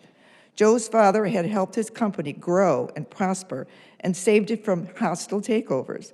It represented his dad's values of commitment, dedication, and loyalty. When Joe's dad died, Joe inherited the watch. He would take the watch out every year on Father's Day and talk to his kids about their grandfather. He planned on passing that watch on to his kids to remind them of the importance of commitment, dedication, and loyalty. One year on Father's Day, Joe and his family went out and left the watch at home. When they came home, they discovered the watch was missing. It had been stolen. Joe had a neighbor who had seen that watch and knew how valuable it was. Joe suspected his neighbor had stolen the watch while they were out. He had a key to Joe's house. The neighbor never admitted he stole it. It turned out the neighbor sold the watch to some corrupt people he knew. Joe lost a valuable piece of his history and never to get it back. That watch represents the El Toro Marine Base. The history it holds should remain a part of Irvine. The neighbors represent 4 of our city council members. They do not value the history of Irvine. The corrupt people who bought the gold watch from Joe's neighbor represent the developer who does not care about the history of Irvine. The things we value as a city should be preserved.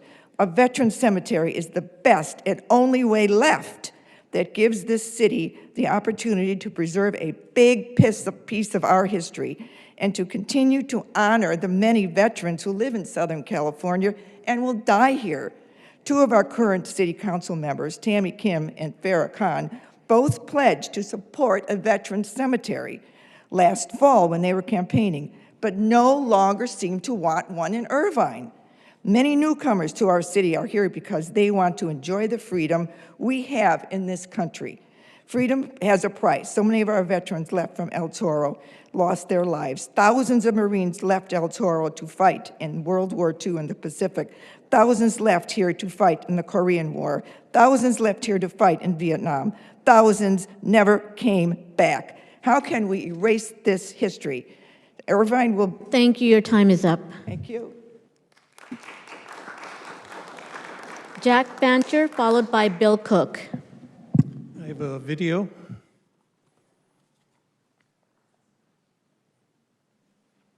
In tumultuous 1968, my country told me, submit to the draft or go to prison.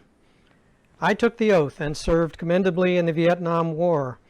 My service and honorable discharge earned me this benefit, a burial site in a veteran cemetery. Since 1979, I've been a resident of Irvine, which has earned me even greater interest in the site selection of the State Veteran Cemetery in Irvine. Since 2013, I've witnessed this sincere and wonderful effort confounded by partisan games and duplicitous conduct.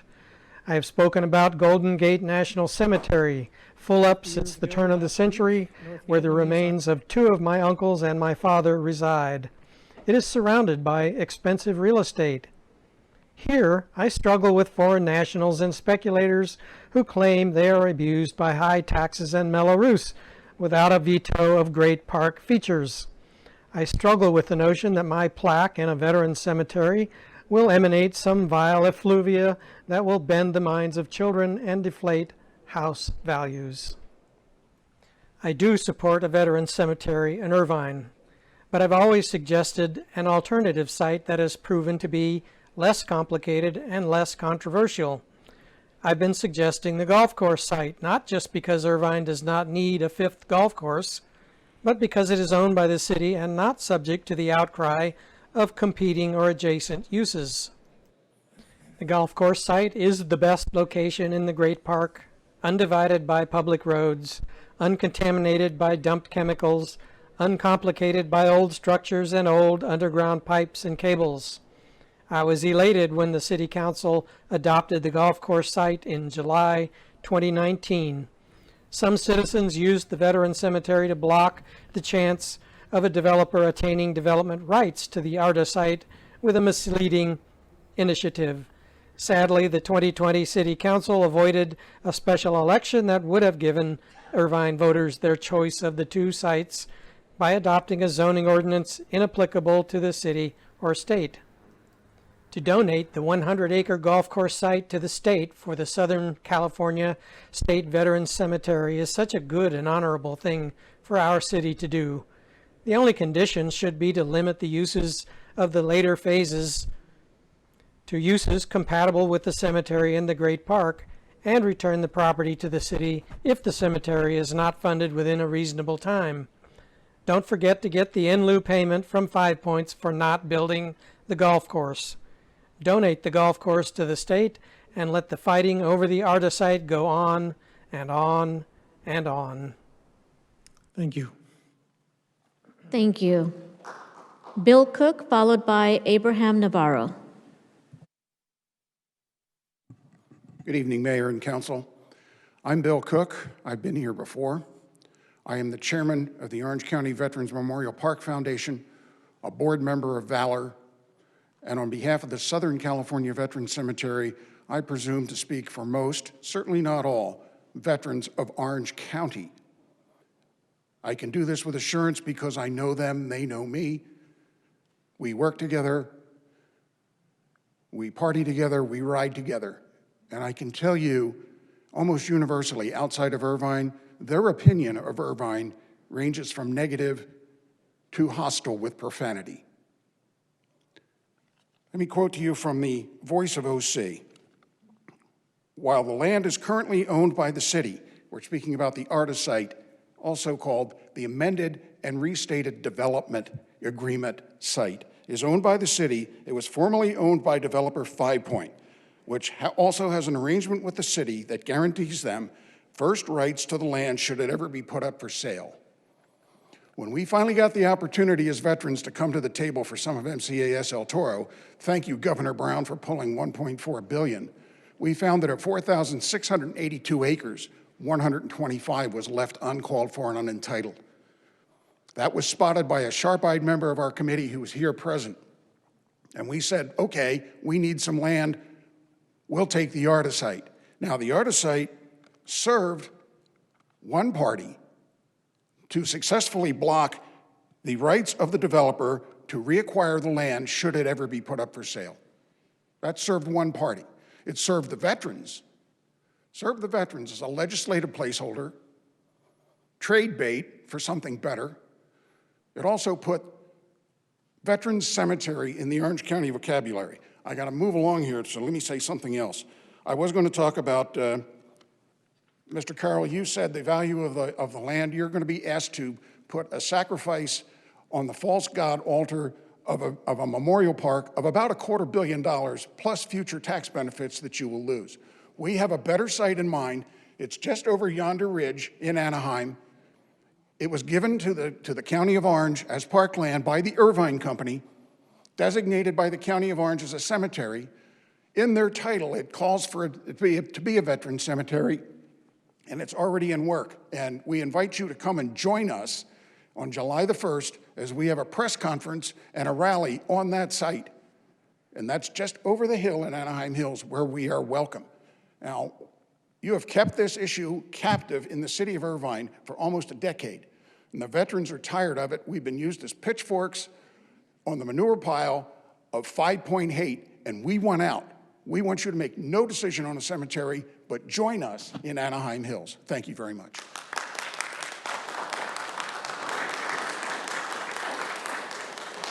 Abraham Navarro, followed by Peter Katz.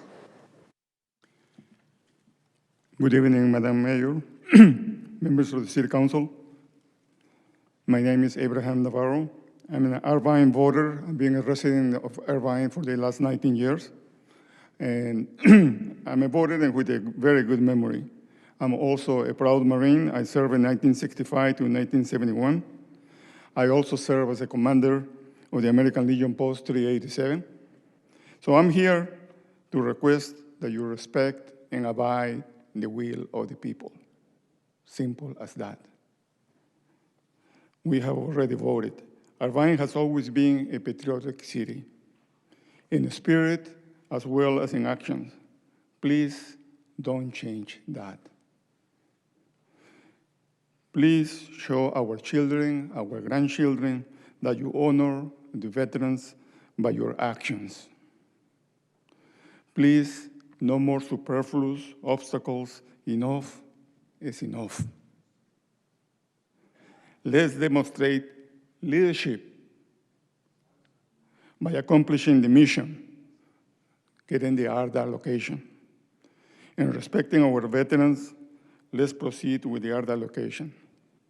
Thank you for your time.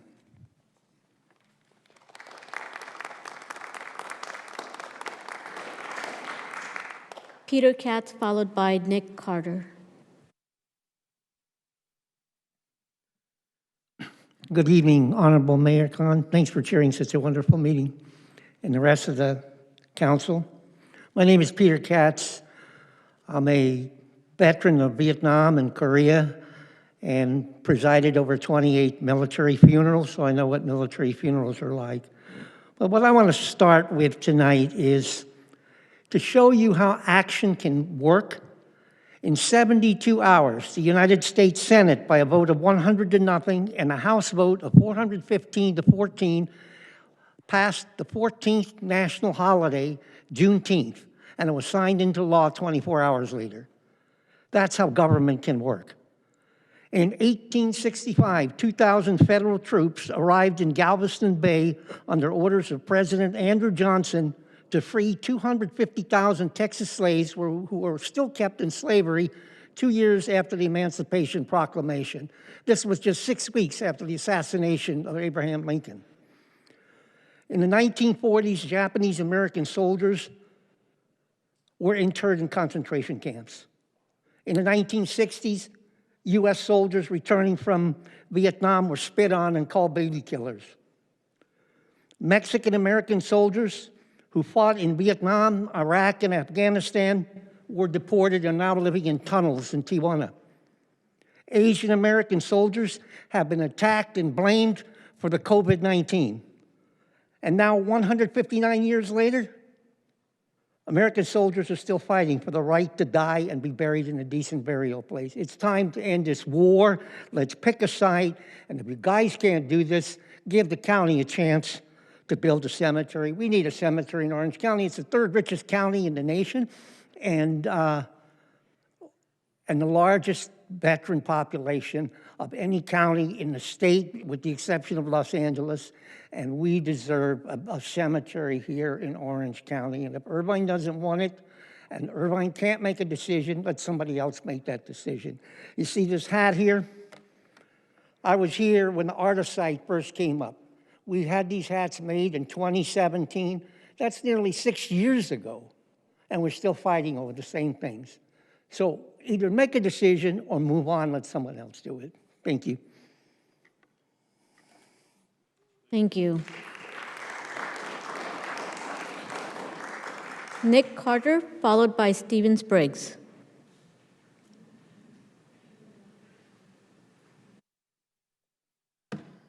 Mayor Khan, City Council members, thank you for this opportunity to speak in favor of the Veterans Cemetery on the Artist site. My name is Nick Carter, and I am a U.S. Navy veteran. I have worked and lived in Irvine for 17 years. I've worked with Vietnam veteran family members who spoke of seeing their service members fly out of Marine Corps Air Station El Toro to fight for their country. They were fortunate their service members returned to El Toro. These service members who we are finally willing to say thank you for your service are now aging and time is running out for them. It's time the city took the reins back from the developers and do more than pay lip service to these people. It's time to show tangible gratitude for the service, for the sacrifices by all those who rallied when their country called. The Artist site has all the approvals it needs from public agencies. Choosing any other site will be starting over and deprive these veterans of their final resting place for many more years to come. Please don't Please don't disrespect these vets any further. Through the resounding response to Measure B, the residents of Irvine have already emphatically spoken. It's time to carry out the will of the people and make the artist site happen. Thank you.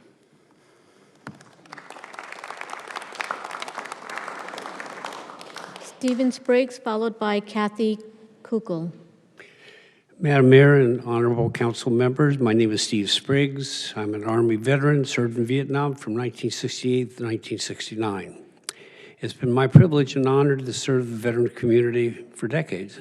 I'm proud to have been a board member of the following: the City of Newport Beach 101 Marines Foundation, Orange County Veterans and Military Families Collaborative, Heroes Hall Veterans Foundation, Veterans Alliance of Orange County, Greater Los Angeles Chapter of the United States Army, California Veterans Chamber of Commerce, American Legion Post and District Commander, and Fisher House Southern California Foundation.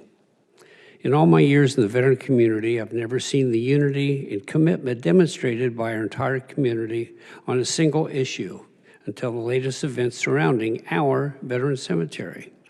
We're tired of being treated like stepchildren in an ugly domestic dispute who have to beg just to be heard and treated fairly.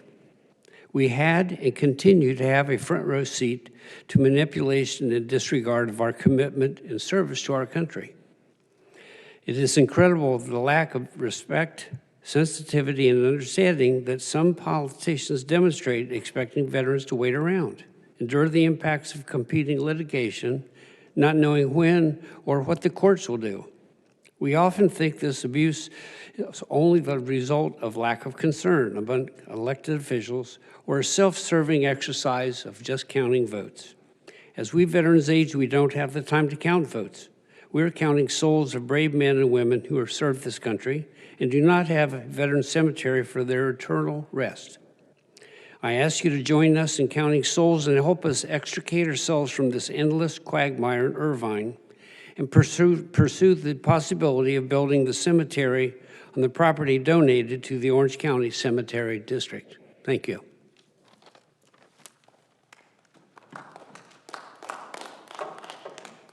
Kathy Kukul, followed by Lauren Hu.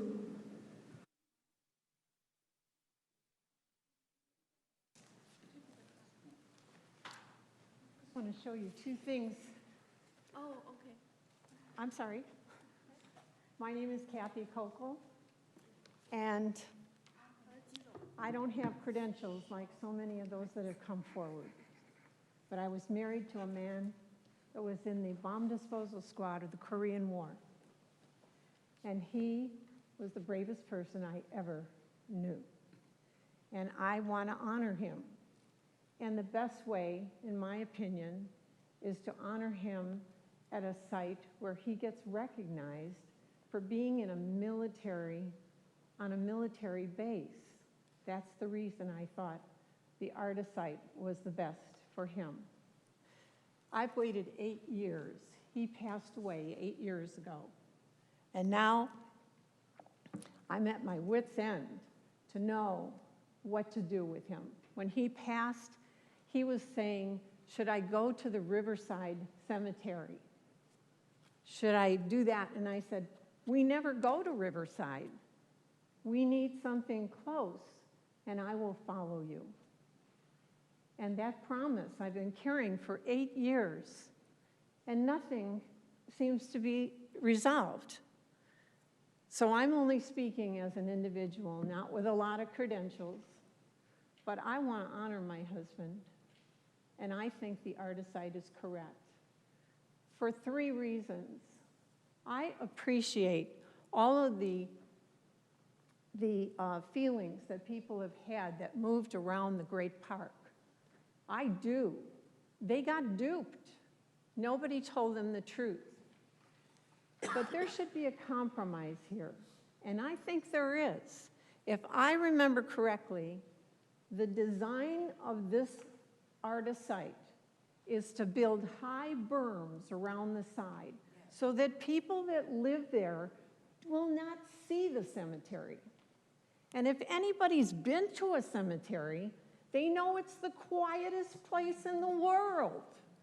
It's not noisy with traffic and a lot of things, and they do not have to use military might. They don't have to, fire a rifle. They don't have to do that. It is the quietest, peaceful place to be. And why shouldn't we put the people that we love close by us? Irvine's a fantastic place. I've been living here for 35 years. I've watched the plan for the great park. I cheered when we got rid of the airport and said, yeah, we have a great park right now. But how great is it if we have to deny the very people that gave their life for our country? Thank you. Your time is up. Lauren Hu, followed by Johnson. Hi. My name is Lauren, and I'm a resident in Cadence Park. No cemetery in Great Park area. It's my strong suggestion. I have a high respect to the veterans, but City of Anaheim wants the cemetery in their city. I think we should be nice to them and give to them. Not only economical feasible, it would increase the local job market as well. As COVID started, a lot of people lost their jobs. And the cemetery construction would bring the people more jobs. I think we should move the cemetery to Anaheim. And yeah, thank you. Bye. Johnson, followed by Zi Guangkang.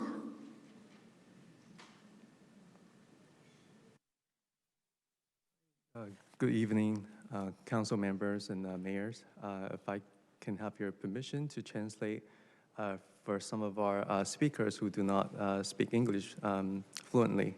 Absolutely. I'll be here. Okay. Okay, thank you. Everyone, good evening. OK， 在这里呢，我用普通话来说一说哈。首先，我非常的尊重、尊敬我们的军人，因为是有军人，他为这个国家安全、人民的安全起了很大的作用。那今天我在这里表态，就是我非常支持要把这个军墓、军人的墓地把它建起来。但是为什么这么多年都没有建起来呢？其实在这里，我觉得是我们需要去思考一个问题，有很多很大的成本、费用，尤其是在大公园这两个地方，我们可以看到，为了建这个，如果去建这个军墓、军人公墓，要费很大的成本，所以迟迟到现在为止，10来年了，都还没有建起来。那军人的灵魂何处安放呢？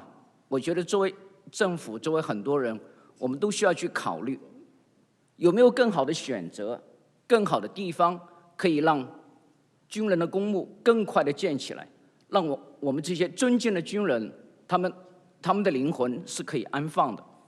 其实，在刚才也有很多人已经表达了他们的意见、他们的看法，在大公园这里建军人公墓可能会有很多很多的影响。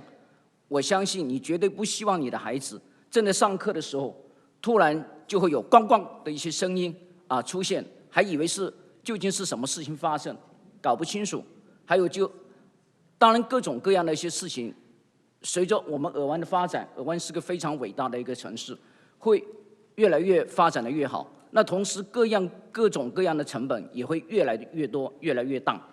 所以如果我们继续这样持续下去，去浪费很多的时间，那一定会浪费更多的成本。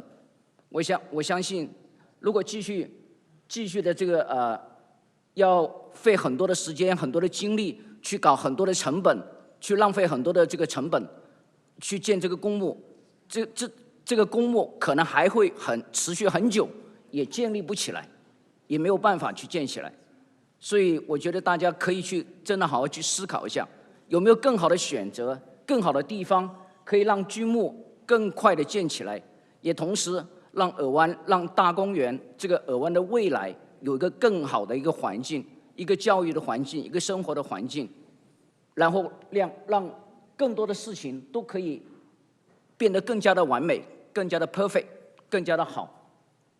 其实十来年了，已经等了很久了。我相信 Thank you. Your time is up. 很久了。OK， 时间到了吗 ？OK，Thank you, everyone. Thank you.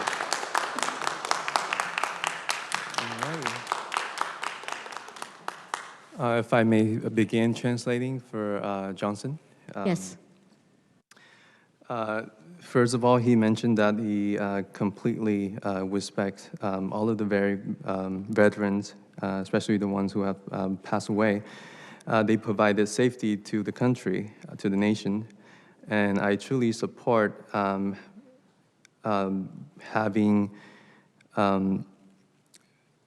this cemetery being built as soon as possible, because the soul of the soldier who have passed away, they cannot wait. It's been so long. But rather, I think it's a wise choice to quickly decide with the right implementation, we can pick the right place to relocate the cemetery. And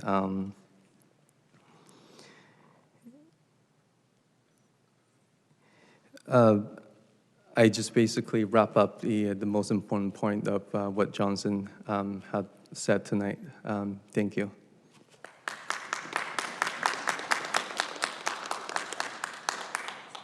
Ziguang Kong, followed by Sarah.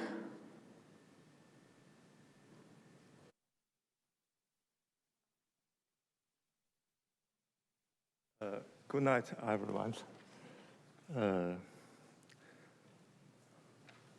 好，首先我并不反对，就是建设军人公墓，我觉得这是一种光荣，是我应大力支持的事情。但是我更加支持的是选择一个合适的地方去建设这个公墓。我觉得在大公园这个地方建设公墓，是不太合适的地方。然后基于以下几点原因，第一点就是现在的选址，可能是原来规划为高尔夫球场的位置。然后我非常的喜爱运动，然后原来建商所宣传的球场的规划是我最喜欢的，所以我才选择在大公园，买了房子作为我的家。大公园是居住社区，然后不希望现在墓地的选址跟这个居住社区非常的近，我们的文化和宗教这个文化，不允许墓地和居住如此之近。三是军人的葬礼的仪式会带来若干的交通啊，什么像比如说仪式的枪声啊，会吓到孩子们这样的一些问题。第四就是每年这些逝者的亲属或朋友来探望，可能会带来比较多的人流和交通问题。第五就是也可能带来流浪汉可能会聚集在这个墓地的周围。第六就是大公园的居民来支付一些特殊的那个费用，是不合理的，支付这个建造墓地的费用。好，谢谢大家。Thank you, everyone.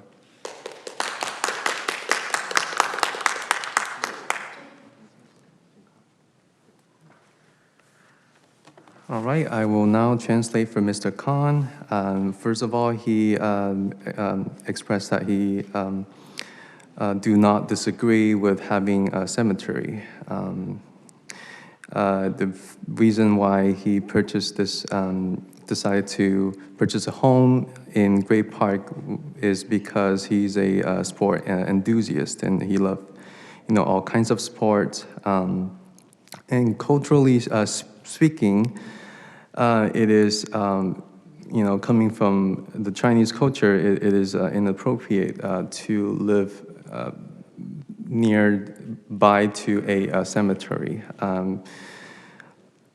And aside from that, there are negative impact that could happen, which includes, we're talking about gun salute, traffic, and having children around, which is unsafe, and all kinds of negative impact that we've talked about tonight.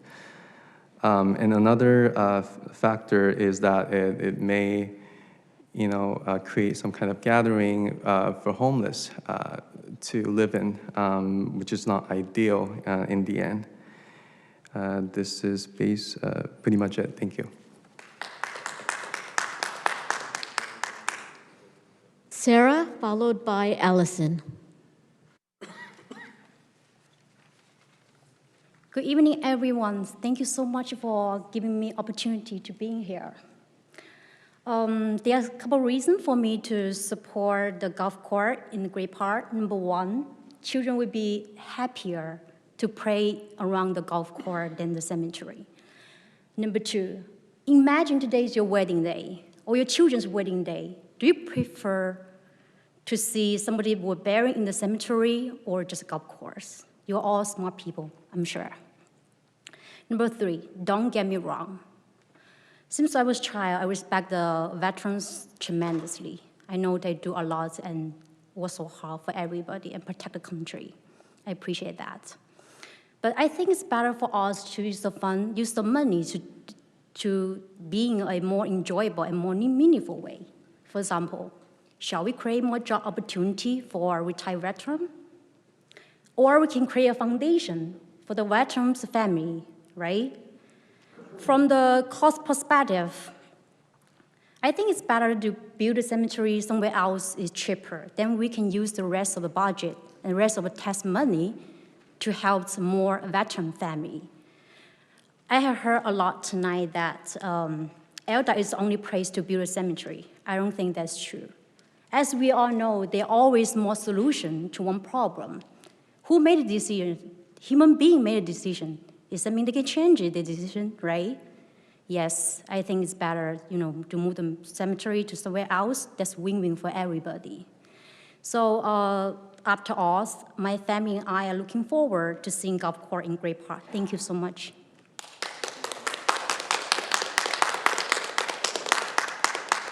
Allison, followed by Philip Fuchs. Hi, thank you, Mayor and City Councils. So one of the ladies earlier, she claimed that her neighbors from Jordan gathering the over 100 signatures from our neighbors. I live in Great Park, so when you guys putting out the title, you should know that majority of the neighbors are Asians. So please respect Asians. Asian cultures, we don't live close to cemetery, okay? We respect veterans, but please don't do it next to our backyard. And also, more property tax will be gathering if we build it next to our backyard. Also, it's bad for the environment. So research shows that the environmental impact for burial funerals is bad for our community.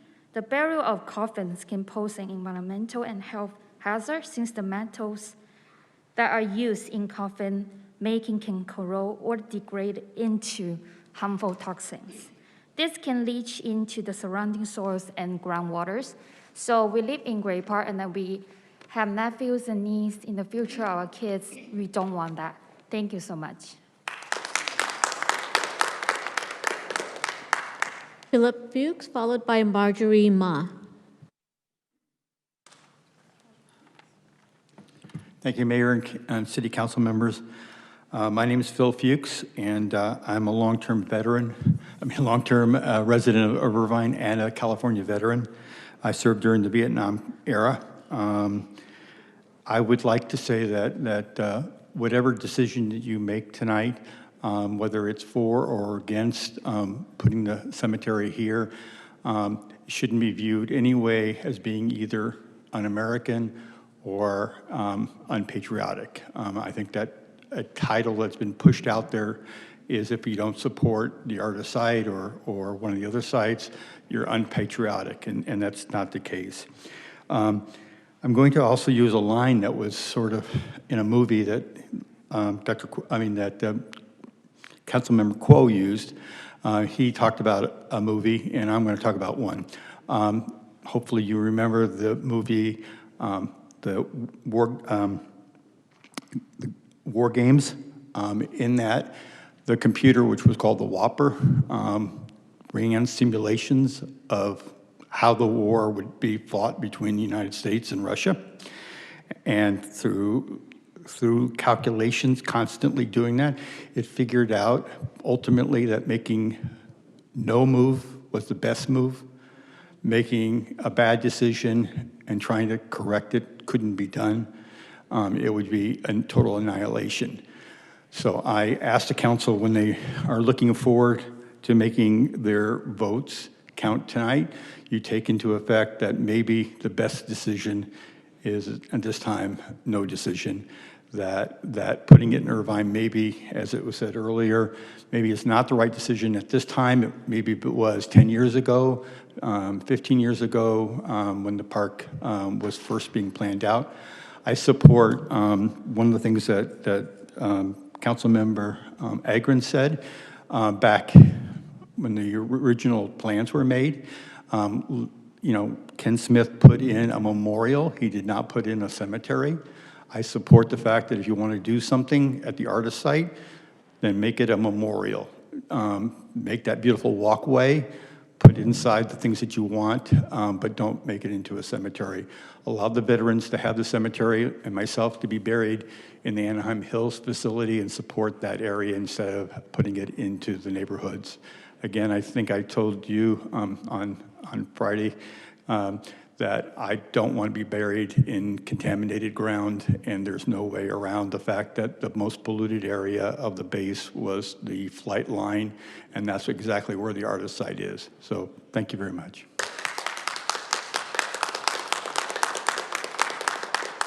Marjorie Ma, followed by I.C. Aguilera.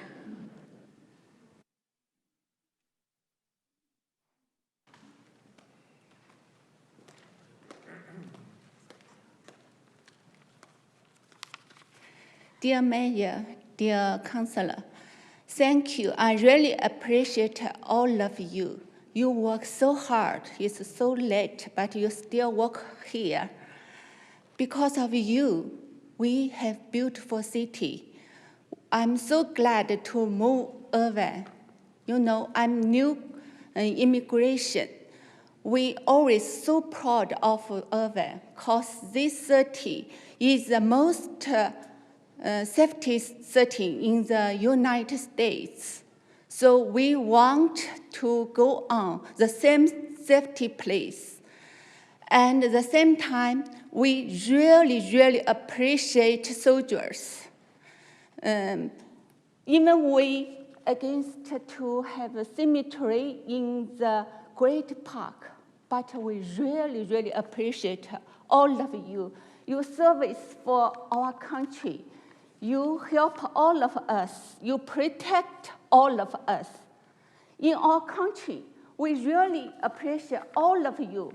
My father has had a dream. He wants to become a soldier.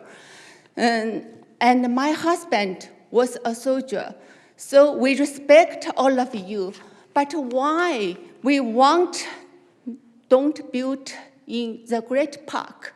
Because we think Great Park is a normal place. It's not a very beautiful place. For you guys reserve the best place, let you rest. For Chinese, we worship people when they are in most beautiful place, not a normal place. In Great Park, a lot of kids run away. School is there, traffic. So when have a lot of traffic, your relative, your kids, maybe they don't want to go there to visit you. Please think about that. So we want to build for the best place for you guys. And the Great Park, on the other hand, our kids, they need a quiet place to study. You have kids, you have grandkids. So even volunteering, soldiers, you have kids. Think about that. When your kids in the school, do you want some voice? Suddenly, let them scare and cannot stay there quiet to study. Please think about that. Please, we work hard together. Choose the best place for all of you, for us, for all Thank of you. you. Your time is up. Thank you. Thank you.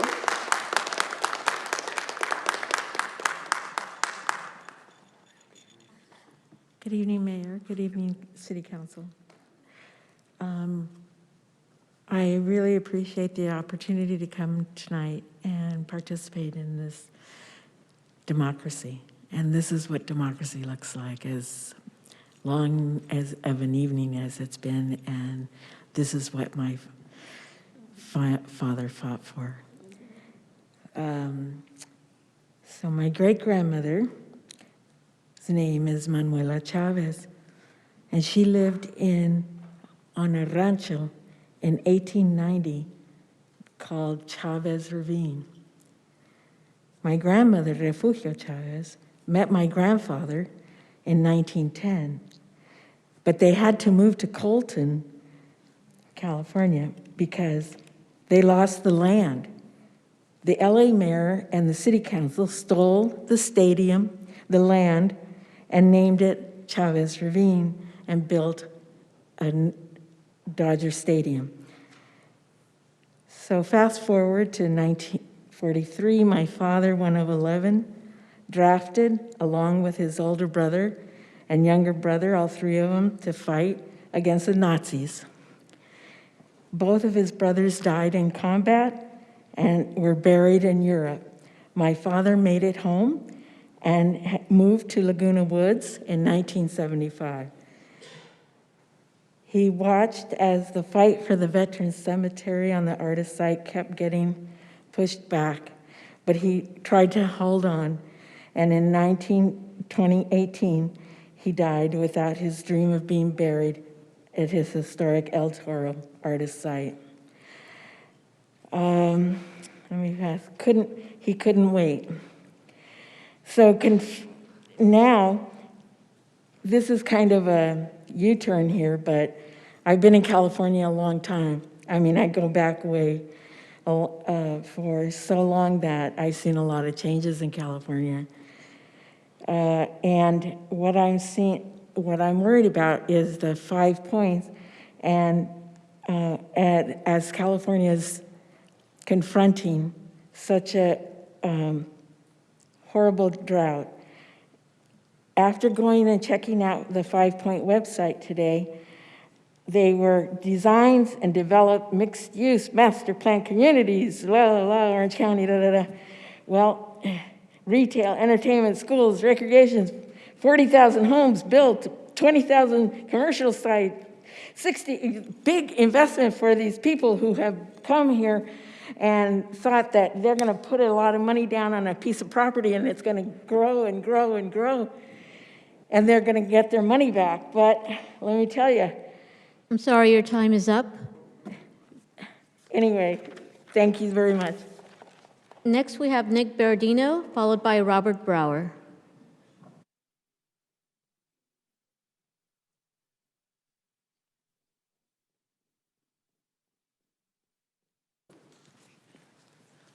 Madam Mayor, honorable members of the City Council, my name is Nick Berardino. I am the president of the Veterans Alliance of Orange County, And I'm very, very happy to be here for the first time in my being a veteran in Orange County, that we have the opportunity to speak in behalf of the veterans. Because that has been a big question here. The question is, who speaks for the veterans? That's been, I've been bombarded with that by the press and everybody else. So what we knew we spoke for the veterans. We knew we spoke for their desire to have a place, an honorable place to rest. But we knew we had to prove it to you, because there is every opportunity for people to get around this issue and deal with the issue has been taken. Our coalition is made up of over 100 organizations. Thank you, Council Member Mike Carroll, but he didn't read all of them, and I'm not going to read all of them, but there's over 100 of them. 100 of them. Now, veterans aren't monolithic. There are veterans who won't stand shoulder to shoulder with their fellow veterans. That happens. But 90%, I would say, you've seen this coalition we've built.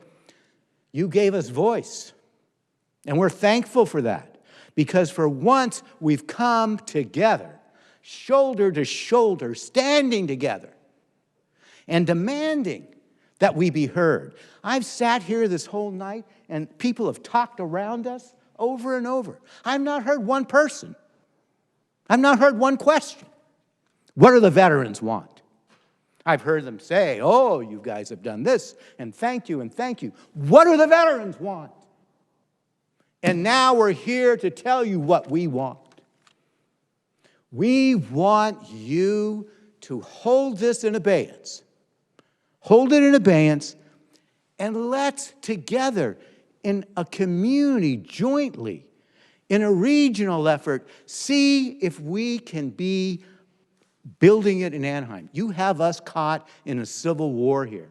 If any of you think, we've been to Washington, we've talked to the Veterans Administration, if you think with this kind of civil war going on that they are going to at all, this is a floating shipwreck. There's no way they're going to approve this. And the idea we got to get it done before July 1st that Senator Min said for the budget. Are you kidding? July 1st is when the budget starts going. You know that, Councilmember Agron. It goes from July 1st to September 10th. That's when the budget gets put together. That's when the real budget gets put together. And now we get 3 minutes for thousands of veterans. Time is up. And once again, we get to go sit down and have you talk around us. We don't even get more than 3 minutes to talk on behalf of thousands of veterans. Please, at least listen to us for what we've told you here without the time to be able to tell you that.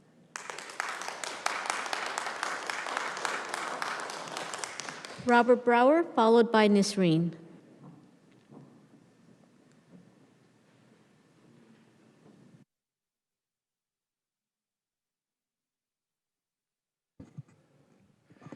Good evening, Mayor Khan and council members. Robert Brower, 34-year resident of Irvine and a Vietnam veteran where I served with the 101st Airborne Division. In 2013, I met Bill Cook, and he was talking about a veteran cemetery in Irvine. I asked, who did you know on the city council? He said, nobody. I brought him to the Veterans Day ceremony, and we started introducing him to veterans. We met Councilman Agron and the other council members at the time, and we've started on this journey now like 8 years. And I know you're on a short timeline to make a decision by July 1st because you have to submit, or CalVet has to submit something to the National Cemetery Administration by the 1st of July to get in the current queue that would be decided by the end of next September.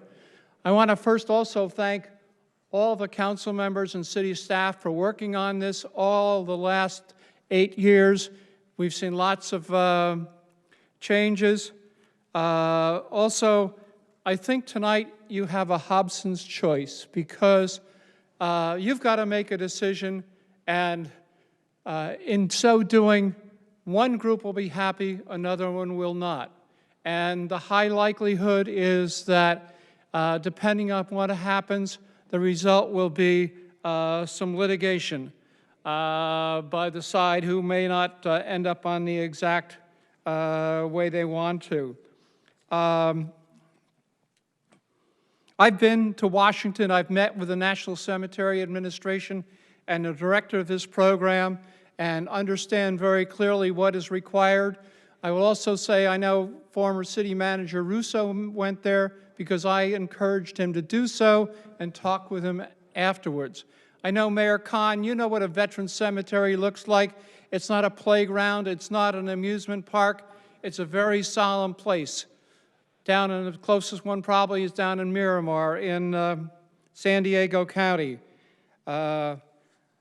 Tonight, I want to join with Nick and others, Nick Bardino and others, and say, I think it's probably time to abandon Irvine and move to Gypsum Canyon. We don't have residents up there living near the cemetery, whether it be the golf course site or the artist site, and we can move beyond that hurdle. They'll take some additional legislation. One of the other things I do is I'm a legislative commissioner for Area 5 of the American Legion, and so I work on veterans legislation, and working that to, I was with Mr. Cook at the original bill hearing for the Veteran Cemetery. Thank you very much for my comments, listening to my comments. Next, we have Nasreen, followed by Louette Forrest.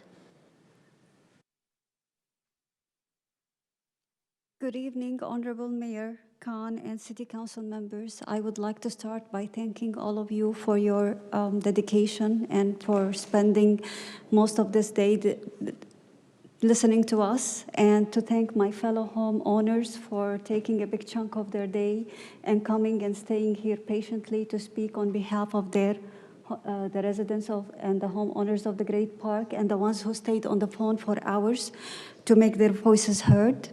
Thank you very much for all of you. And I would like to start by saying my name is Nasreen Qamhiya. I am a homeowner in the Great Park, and I'm speaking to you today on behalf of my fellow homeowners and residents of the Great Park from Beacon Park, Pavilion Park, Parasol Park, Cadence, and other residents of the park, to urge you to choose a location that is not within the Great Park as a location for the Veterans Cemetery.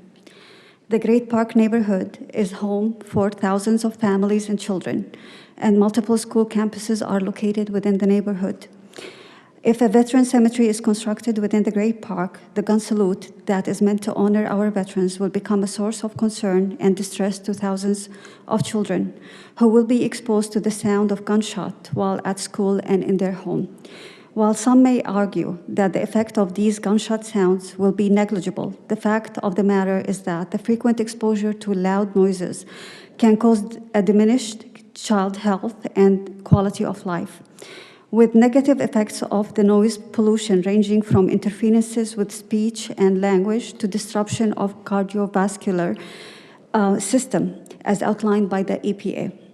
Even if the gunshot sounds are explained to children who are older enough to comprehend, many children that are too young to understand, such as infants and toddlers, and children with sensory issues and other disabilities, will be adversely affected by the repeated exposure to these gunshot sounds.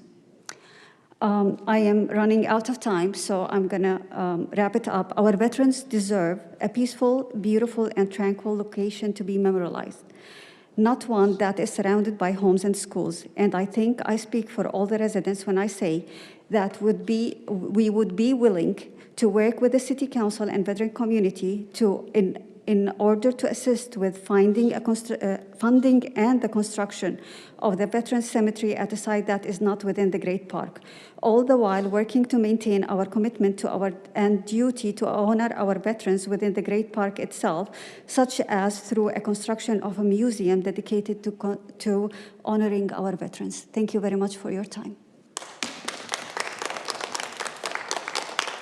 Louette Forrest, followed by Annie Xiaodan.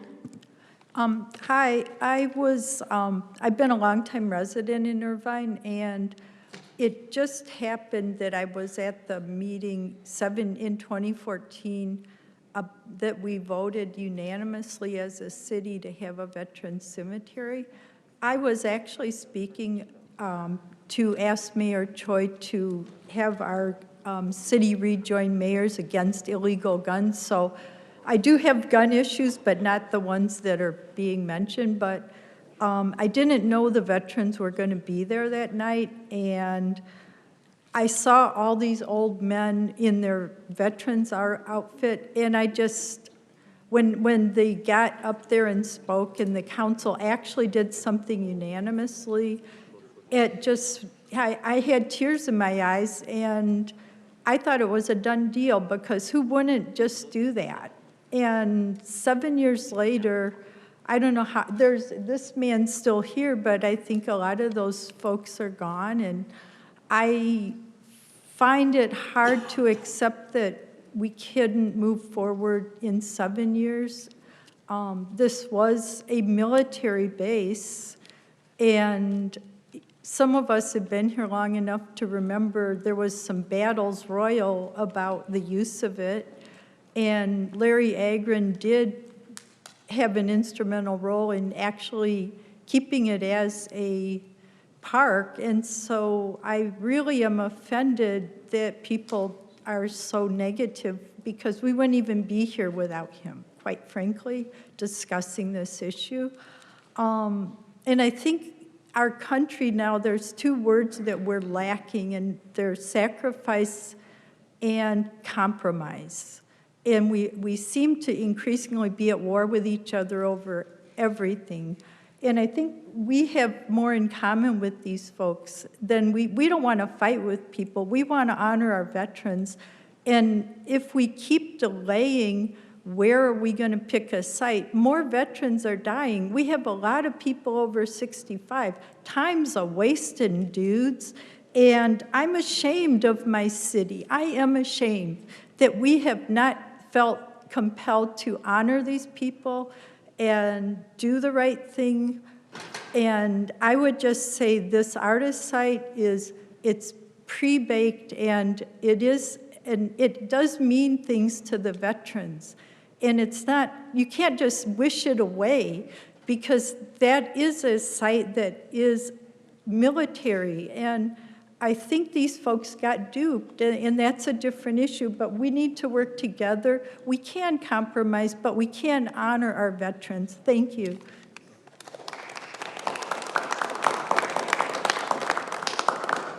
Annie Xiao Dan, followed by Eugenie.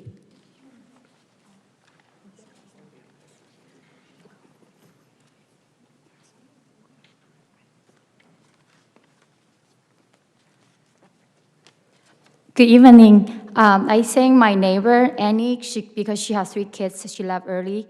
So if you don't mind, I can just take over the mic and I can talk about today. Okay? I'm sorry, are you speaking for yourself? So Annie, she left early, so now it's my turn. So should I just Yes, start that's it? fine. Can I start it from 3 minutes? 3 minutes, yes, we'll start for 3 minutes. Thank you. So my name is Eugenie. I have lived in Irvine, Great Park since 2015, before even I have kids. Now I have 2 kids. I have 2 beautiful sons, and they are going to school in a public school in Beacon Park, K-8. Now, the reason why I'm here since 2 o'clock, I've been a long residence fighting for the cemetery. The reason why is because if in 10 years ago, if that's the right place for everybody, for our honorable veterans, why we are still talking about it right now? It's almost in midnight, right? So there's a problem here that we're talking about as City Council quote mentioned it. There's budgeting problems. It's being a problem. So why we still keep talking the same thing again and again? And I hope the veterans understand it. We need to find a sustainable way to build the cemetery as soon as possible, and we honor them, and then we're gonna find a solution. So I treat myself as more a problem solver than a problem maker. So this is what I see. So since 2012, the Great Park has building tremendously with all the city councils and the mayors agreed to have thousands of homes in here. Now we end up have 10,000 homeowners in here. And everybody's so happy, but you know that they are not happy with the cemetery. Of course, that's why we are here. And so this is what happens for the sustainability. There's no way, there's no money. And of course, the residents were not willing to pay money to be part of the local funding. And also this is what I'm gonna approach it to you guys. We can have a memorial park building in Arda, and then we can use the fund to funding part of it as a veterans cemetery in Gibson Canyon or Anaheim Hills, and the rest of the money, we should be considered more about people who are still alive. Why we only care about people die? There are a lot of people, the veterans, they fight for, 100 of them fight for our country, and then they don't have a good job, they don't have a good education, they are homeless, they have mental problems. You guys think about those people? None of us mentioned that. I think that's the important point, to have a sustainable funding to fund the beautiful memorial park, use the money, and then funding our veterans who are still alive, respect them, give them more benefits in Irvine, and also find a sustainable place to look for our city. So the Great Park residents are not enemy to the veterans. As I all sing what we are talking about in here. So I'm going to come down to the conclusion, we should find a common ground and then look for somewhere else, not the Great Park. Thank you so much. Alan Meyerson, followed by Kev Abazajian.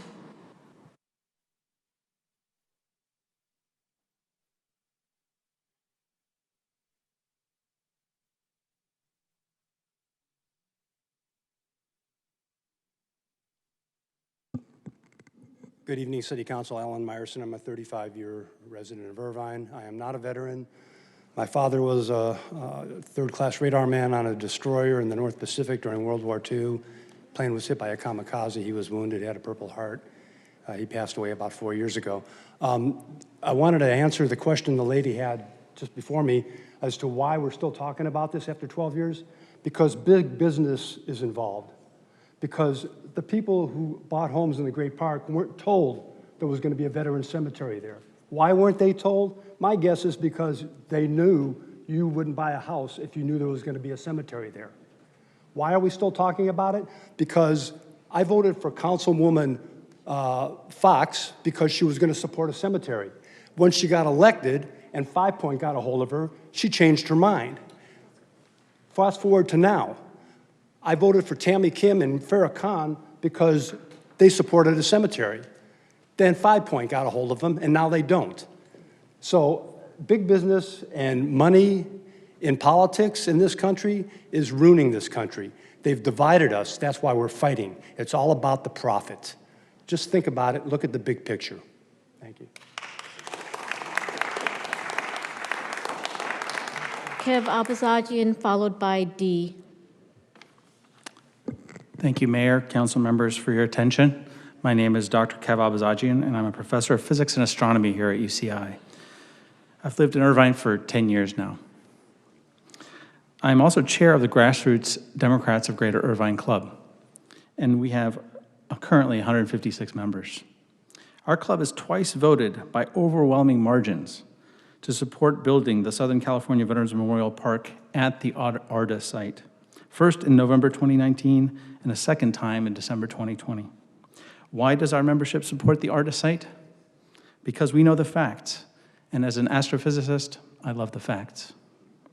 We know that ARDA is bigger, better, and faster. We know that Irvine residents should make land use decisions, not developers. And we know that the golf course site is, as our former mayor of only 7 months ago said, and I quote, a diversion tactic. And it is, quote, a short-term solution to avoid ever honoring our veterans in Irvine.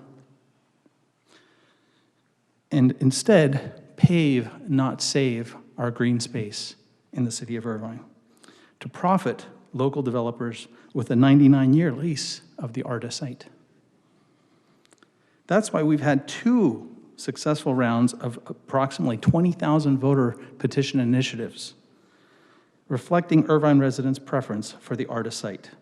In May last year, this council passed the second petition initiative, which ordained the following to be true and correct. Quote, "The city's residents prefer to locate the Southern California Veterans Cemetery on the ARTA transfer site and not any other location in the city of Irvine. The language in the initiative ordinance that directs our city is very clear. State Senator Tom Umberg and Irvine's own State Senator Dave Min back up this clear statement in the initiative and have written that trying to build the State Memorial Park at any other location would go against the will of the people of Irvine and go against the initiative ordinance." Recall the fact that 3 of the current city council members voted yes in May of 2020 to approve that second citizens-led initiative into an ordinance. And also recall the fact that the other 2 newly seated city council members pledged in their 2020 campaigns to support building at the ARTA site. Today is the day for that action to be taken. I urge all members of this council to act in good faith with no further diversion or delay, to build the State Veterans Memorial Park in Irvine by passing a resolution to build it now at the ARTA site as ordained by the people of Irvine and this council. Thank you. D, followed by Ronald Bengoche.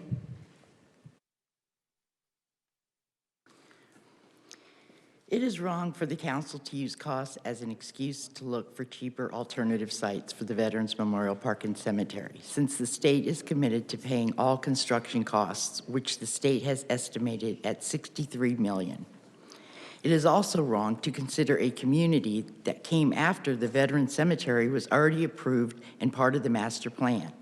I'm sorry, but they should have known this. If they didn't, why is this our fault? Sue the developer.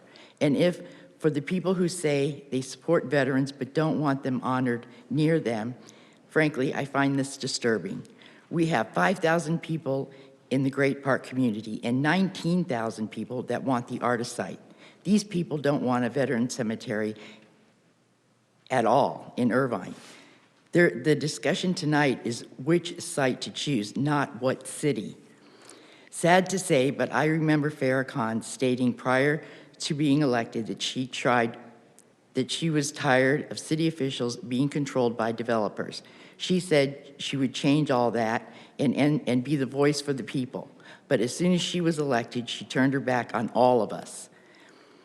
How do you ignore over 19,000 people that support the ARTA site? How can you even justify any other site? Is this what you call being the voice of the people? The video of her with Patrick Strader was an eye-opener. It just verifies what I already suspected. Farrakhan should recuse herself from any agenda item that directly or indirectly benefits 5 Point. That includes the Veterans Memorial Park and Cemetery at the ARTA site and any development projects that 5 Point is involved with.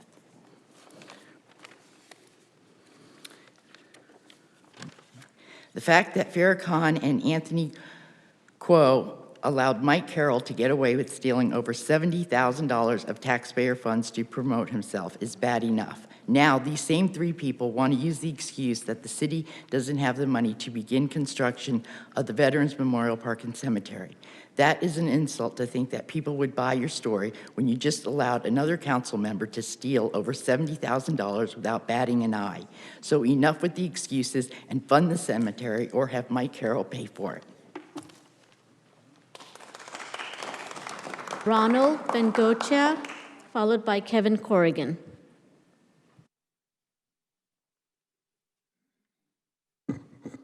Madam Mayor, honorable council members. My name is Ron Bengoche. I'm not an Irvine resident, but I am a veteran, and I got involved with the cemetery here in Irvine in 2014. And of all the council members, Larry Agron, you were on that council when Sharon Quirk Silva came on board with AB 1493. At that time, the ARDA site was selected for the reasons because before that, prior from 1998 till 2014, there was no land available. That night when it went past, I shook your hand. I mean no disrespect to anybody here in Irvine. But I speak for thousands of veterans that I don't know personally, but I know a few, and then with Nick and other people up here, where I shook your hand and thanked you for the efforts that all those council members at that time did for the veterans. But I also came to every council meeting and I heard the residents of Irvine did not want a cemetery. Okay? But I kept optimistic because my fellow brothers and sisters that served, we needed a place just for our families. Once I'm in the ground, what am I going? But our loved ones to come for remembrance. 2017, there was a dedication out to strawberry fields, elected officials.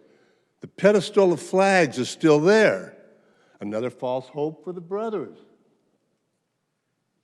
But no, we had to come up with B, Measure B, save the cemetery. I tried to talk to you at these petition things at Trader Joe's. You ignored me. And your other cohort over here. You brought in people from out of state with those petitions. So I'm tired of the political football. There's a place in Gypsum Canyon that wants us, the community over there wants us. Get out of the cemetery business. Let us take care of ourselves and get a respectable place where we are wanted. Not honored, honored, yes, but no more rhetoric. I'm tired of hearing this, and this. 2014, 2021, and here we are, and we're going to go another 10 years doing this? I won't be here. A lot of us veterans won't be here. So you know what? Just table it. Get rid of it. Give it to the people that want it. Thank you.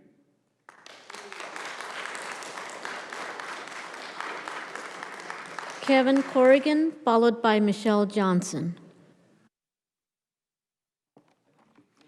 Good evening, Mayor Khan and members of the City Council. To begin, the words of the United States Army, first to fight for the right and to build the nation's might. As from the United States Navy, anchors away, my boys, anchors away. Always ready is the United States Coast Guard, where Semper Paratus is their guide, or off we go into the wild blue yonder as echoed by the United States Air Force. The first two lines of the hymn of the United States Marine Corps read, from the halls of Montezuma to the shores of Tripoli. America thanks you, those of you who have served and are serving in the armed force for your bravery and might, maintaining the land of the free and the home of the brave. Tonight, those gathered here today will be able to see for themselves if this city council shares in that magnitude of gratitude. You have the power to change the narrative. Will tonight result in the adoption of another suggested game plan that fails to accomplish building a final resting place for veterans, or will this council prove fierce advocates, veterans alliances, and career politicians wrong and put an end to years of debate with, quote, no end in sight, unquote. This city must stop exclaiming empty promises, but instead demonstrate that it stands behind its veterans. It is disappointing that an 18-year-old has to stand before you tonight to tell you that this project is moving forward with or without you and the city of Irvine.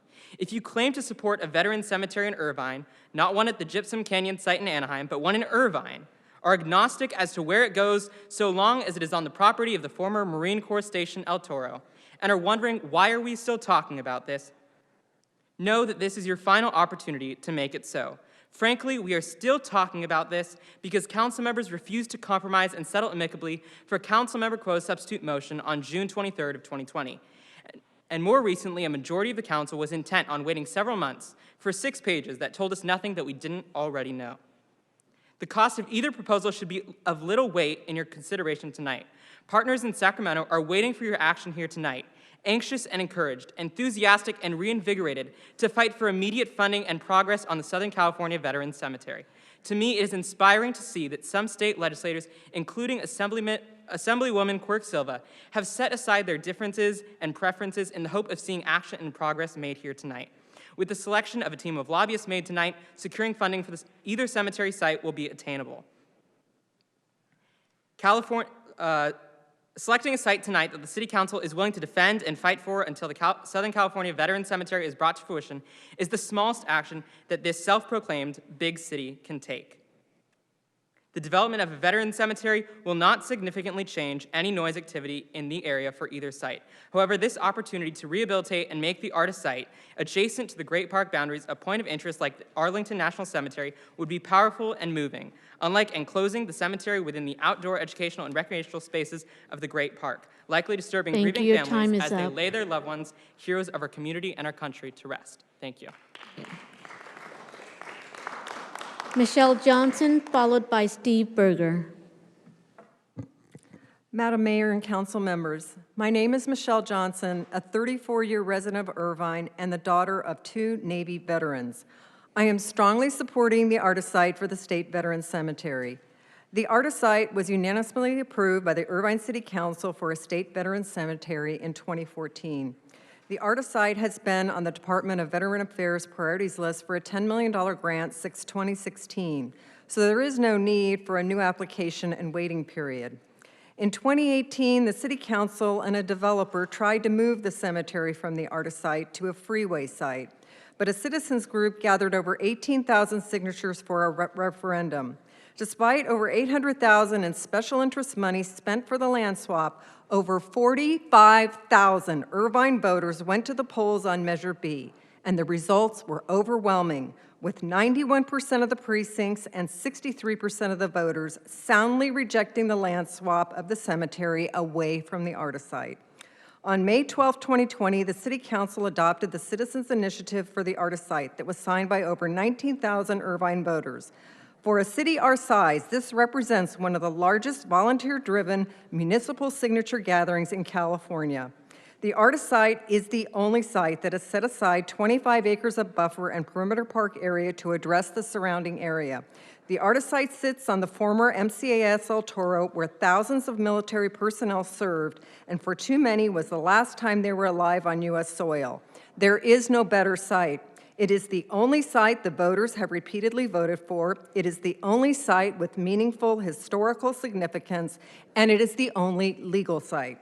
The artist site is supported by thousands of veterans and our state legislators who stand ready to appropriate additional funds, which should also move up the artist site on the DVA grant priorities list. An average cost of a private burial plot alone in Orange County is $8,000 to $10,000, and a cremains niche is $3,000 and up. The VN reimbursement for most burials in a private cemetery is $722, with the difference paid out of pocket at a huge burden to the families. The delays in moving forward with the State Veterans Cemetery has put an unfair and unjust burden on our veteran families, and in particular, our communities of color, who will make up over 50% of the veterans in California in the next 10 years. We need to move forward as a city and a community together to honor our promise to our veterans to provide them this final burial benefit, a peaceful and beautiful resting place at a state veterans cemetery on the artist site at the former MCAS El Toro. Thank you. Steve Berger, followed by Robert Lewis.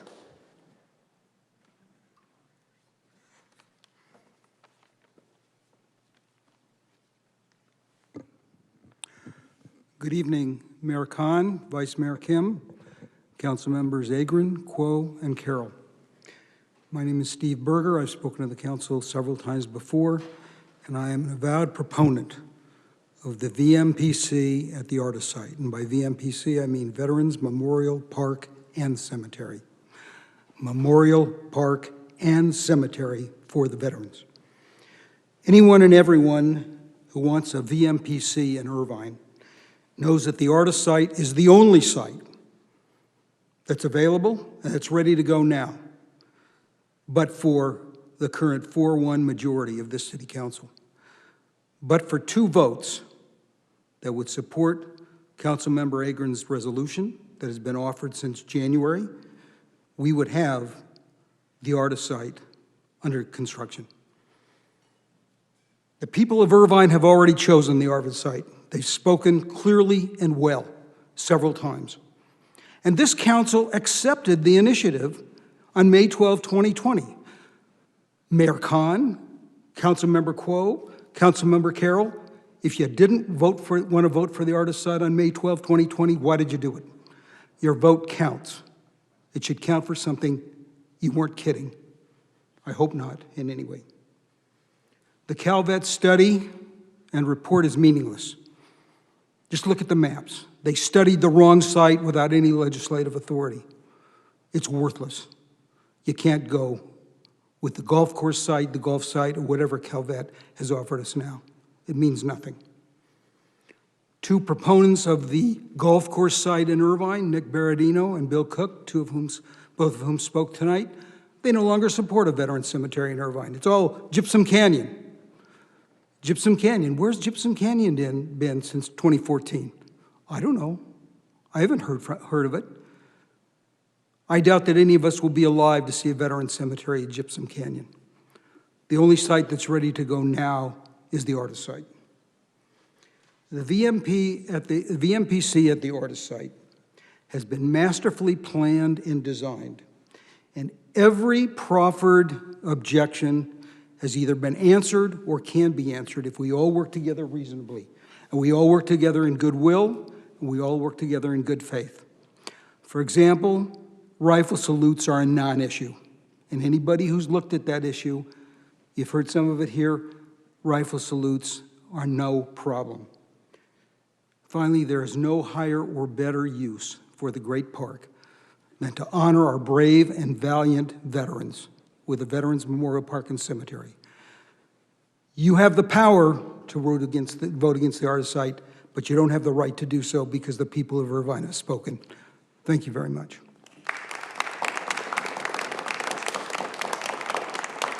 Robert Lewis, followed by Leon.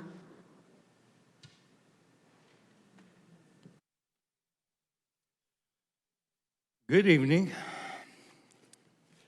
I'm for the artist site. Build it now. I'm for the artist site. Build it now. You know, you guys got an opportunity to do something here that nobody else can do.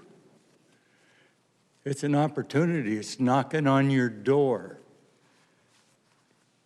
You can get that cemetery built, and you might disappoint a couple of thousand people over in the Great Park, and you might disappoint 5 Points, but you're going to make thousands and thousands of veterans and their families happy. The sooner you get that cemetery built, the better it's going to be, especially for 81-year-old Bob Lewis. I don't know if I'm going to be around next year. I would like to get that cemetery built, and I'd like to get it built now at the artist site because it's been approved. The history of what happened here tonight is going to be, we got a cemetery because of you 5 people. We got a cemetery at the artist site where we want it, where the veterans want it. I was out there for several years. I've been at El Toro. I've been at the Lighter Than Air Base, Vietnam. I can tell you right now, most veterans would like to be buried there as opposed to someplace else. And I think you folks have an opportunity that I wouldn't pass up, and that's to be able to say, hey, man, I was behind it. The reason the veterans got that cemetery is because I was behind it. I helped them. I helped them get what they wanted. So build it now at the artist site, and thank you for listening.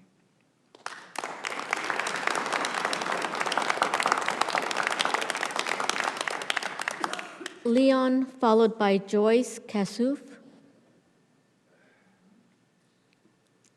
Leon or Joyce. Okay, Pam Smith, followed by Chen Zhang.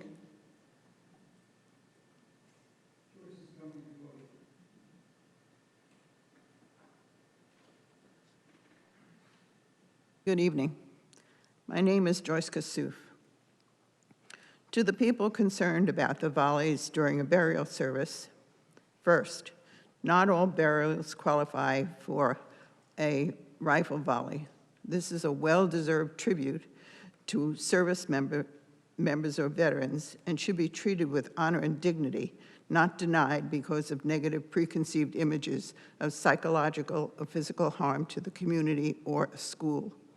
If indeed there might be an audible sound, that sound should be used as a magnificent teachable moment, perhaps even as a moment of silence to instill the significance of our freedom, hard fought and won. Our children grow up exposed to a variety of sounds, loud and soft. Fireworks, sirens from fire engines and police cars, horns on cars and trucks, train whistles, referees' whistles, crowds at events. Do we as parents place undue negative significance on any of these sounds? I think not. So look to reinforce your child's life experience instead of casting a preconceived negative picture. As part of the transfer agreement, stipulations can be made regarding scheduling rifle volley ceremonies during non-school hours. Additionally, an 8-foot landscape perimeter berm will diffuse any sound as well as casual viewing in the cemetery. Rethink your mindset. Don't use this ceremonial tribute as a derailment for the development of a much-needed, much-deserved military cemetery. By the way, my sons went to school located directly next to Pacific View Park, Memorial Park in Corona Del Mar. Never once in the combined 11 years of their attendance there did they ever mention anything regarding the military funerals held there, nor was there ever a comment or concern from other parents. I confirmed with Harbor Day School and Lincoln Elementary School, which is just down the street, that there has never been a complaint about anything, noise, cars, etc., to do with the operations of the cemetery. Thank you.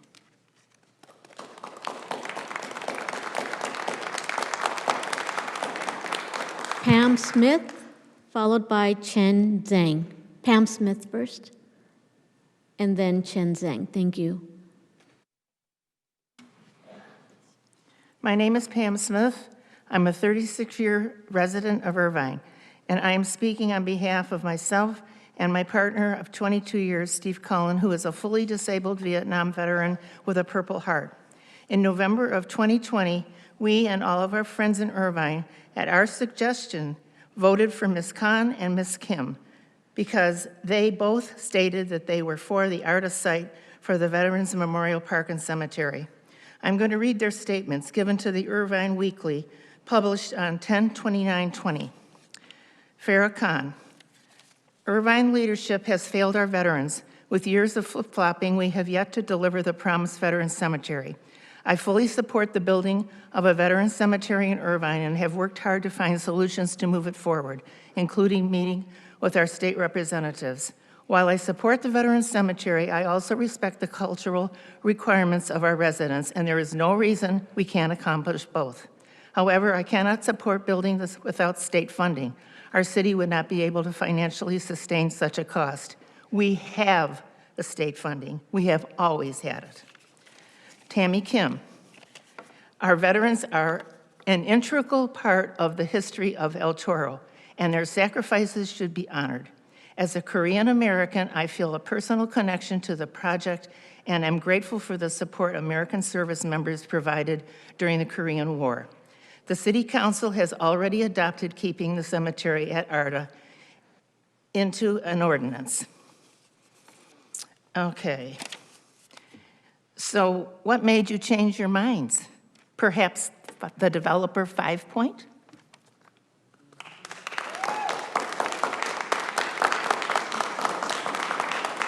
Chen Zhang, followed by Kamiar Ohadi. 感谢大家给我机会发言。不好意思，我的英语不好，所以我只能用我的母语去阐述我的观点。我是一个新移民，2019年我到了这里，但是尔湾是我的第一站。但为什么是我的第一站？因为我在国内的我在中国的时候，我就觉得尔湾是一个很好的城市，所以我第一站就来了这里，所以现在定居在这里。然后我到了这里，我就因为开发商说Great Park 是一个很好的地方，然后要建很多完善的设施，所以我住在这里。随着中国的这些年的发展，然后有很多中国的新移民都是带着资产，到了尔湾，因为以尔湾的房价，如果我们新移民来的话，如果没有资产的话，也买不起这里的房子，而且我们喜欢好的学区，喜欢安全的地方，然后喜欢舒适的环境，而且我们中国人有一个特点，然后我们低调内敛，而且我们不愿意去惹事。我想我们是尔湾警察最喜欢的一类人群，然后而且我们遵从法律，而且我们不乐于去持枪，然后但是我们中国人又讲究信仰，我们看风水，然后我们深深热爱的我们这个生活的地方，当加州这个越来越左，当教育对华人产生不公平，当尔湾的治安事件一点一点的增多的时候，我们并没有选择离开，但是如果今天的结果，然后可能会触及到我们的一些底线，我们的底线就是我们是有信仰的，我们是讲究风水的，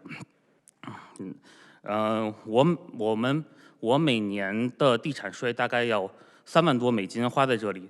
然后现在已经交了2年，但是我来的时候什么样，我现在还是什么样，而且我可能还要花这些钱去建造墓地。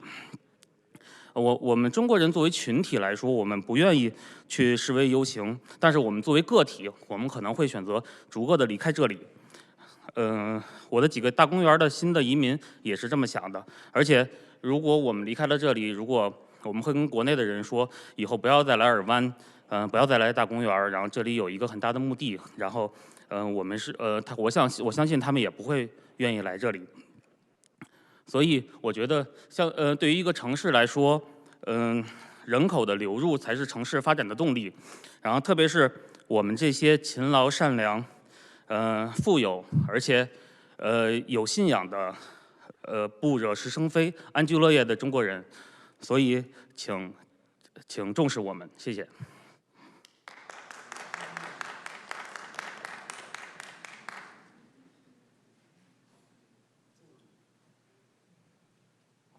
All right, I will now speak, I'll translate for Mr. Zhang. Thank you for the opportunity to speak tonight. I apologize for not being able to speak English fluently. And I can only speak using my native language, which is Mandarin. I first became a resident at the Great Park in 2019. Prior to coming to the state, I've heard lots of good things about Irvine, how safe it is, even from overseas, which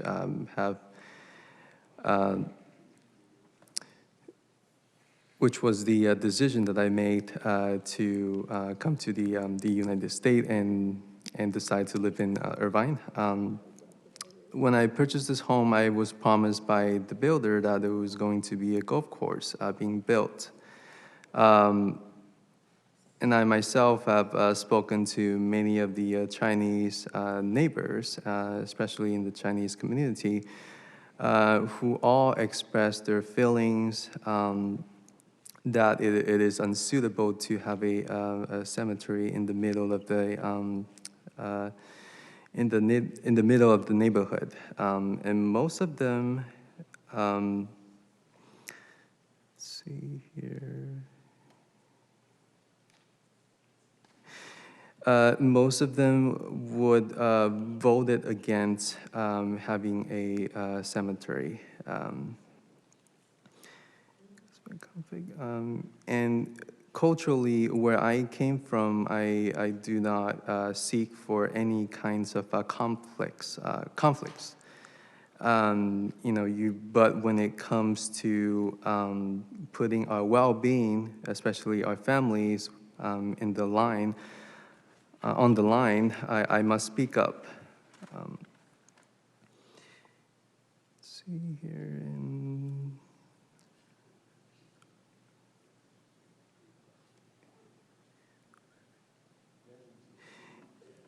And culturally speaking, I believe in where I came from, it is also unsuitable to live nearby a cemetery. Let's see, Muslims.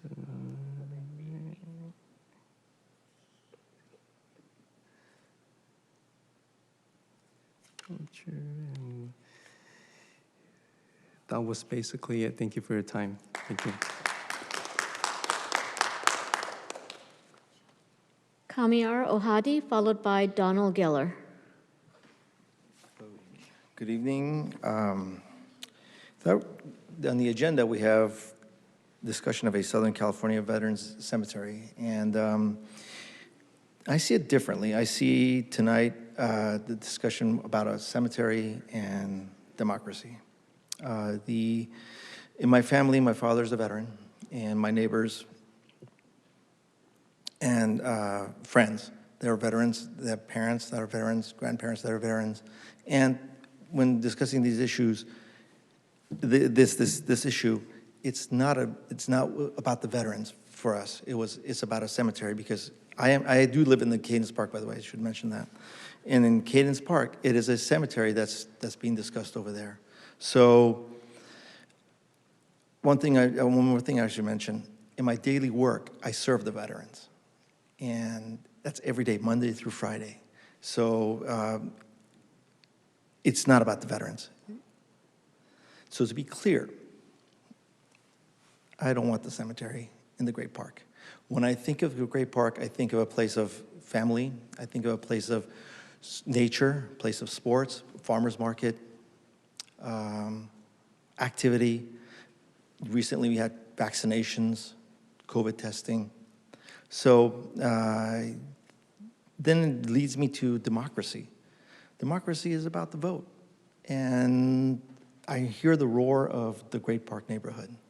I hear representatives from folks who are advocating for veterans also saying that they want to be in a place where they feel welcome, and the Gypsum Canyon site is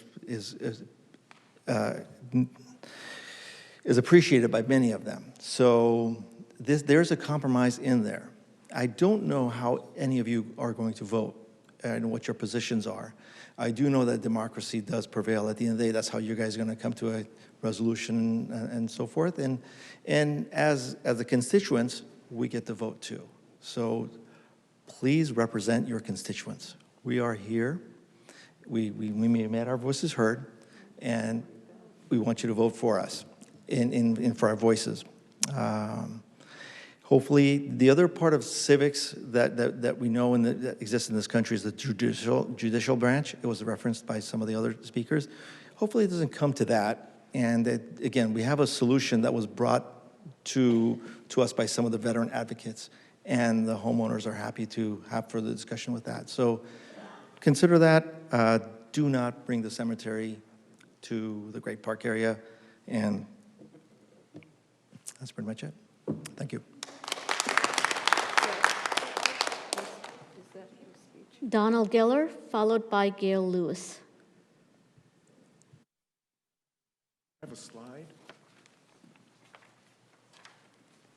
Oh, great. Hi, Don Geller, 40-year resident of Irvine, and I'm the son of a first lieutenant Marine who served in World War II. On the screen is a chart that shows some important differences between the golf course site and the original ARDA site. As you can see, the ARDA site does run about $25 million more, but you do get what you pay for. It's bigger, it's better, and it will be the fastest to build. But money won't be an issue since the state will pick up all the tab, and it won't be an issue. Remember, Whatever site is chosen, all the cleanup, the construction, the ongoing maintenance will be paid for the state, and that's forever. But as you can see, only the Arda site has the history where the Marines and other servicemen and women passed through these sacred grounds. It still has the original runway, control tower, hangars, and with its additional size, it can support an air museum in which we already have the aircraft. The additional 25 acres will also support a beautiful perimeter park, something that our residents will use and enjoy. And I assure you, the rifle volleys, if any, would be mitigated or eliminated. It will not be an issue. In addition, by choosing the Arda site, you can preserve the golf course site so it stays a golf course site, something that the residents of the Great Park were promised. Irvine residents have already shown their support by signing two 20,000-person petitions voicing their preference of the Arda site, one in 2018 and the other in 2020. Please do not go against the will of the people. Don't try confusing people by arbitrarily picking different golf course sites or swapping land for freeway sites or letting outsiders say to just move the entire park outside of Irvine, and just so 5 Point can commercially develop the Arda site. The vocal opponents that are here tonight do not reflect the majority of voters here in Irvine who have said time and time again that they want the site at the original MCAS El Toro. Please follow the law that the council made on May 12th, 2020, and do not listen to the wrong advice from our city attorney. I'd like to end our presentation by reading a quote from a veteran. As the chairman of the Orange County Veterans Memorial Park Committee, the obvious conclusion is that there is but one site in the Great Park to recommend, and that is the Arda site. Why that site? It is on MCAS El Toro. It has the heritage, the honor, and the aura, and nothing else in Orange County that we have considered can match it. You know who said that? None other than Bill Cook.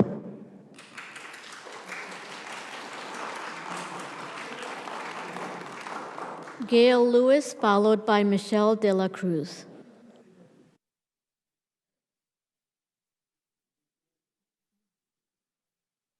It is really a shame that 4 members of this council are desperately trying to pit one group of residents against another instead of bringing a community together and finding solutions. I have been a strong supporter of the vet cemetery at the Arda site for years.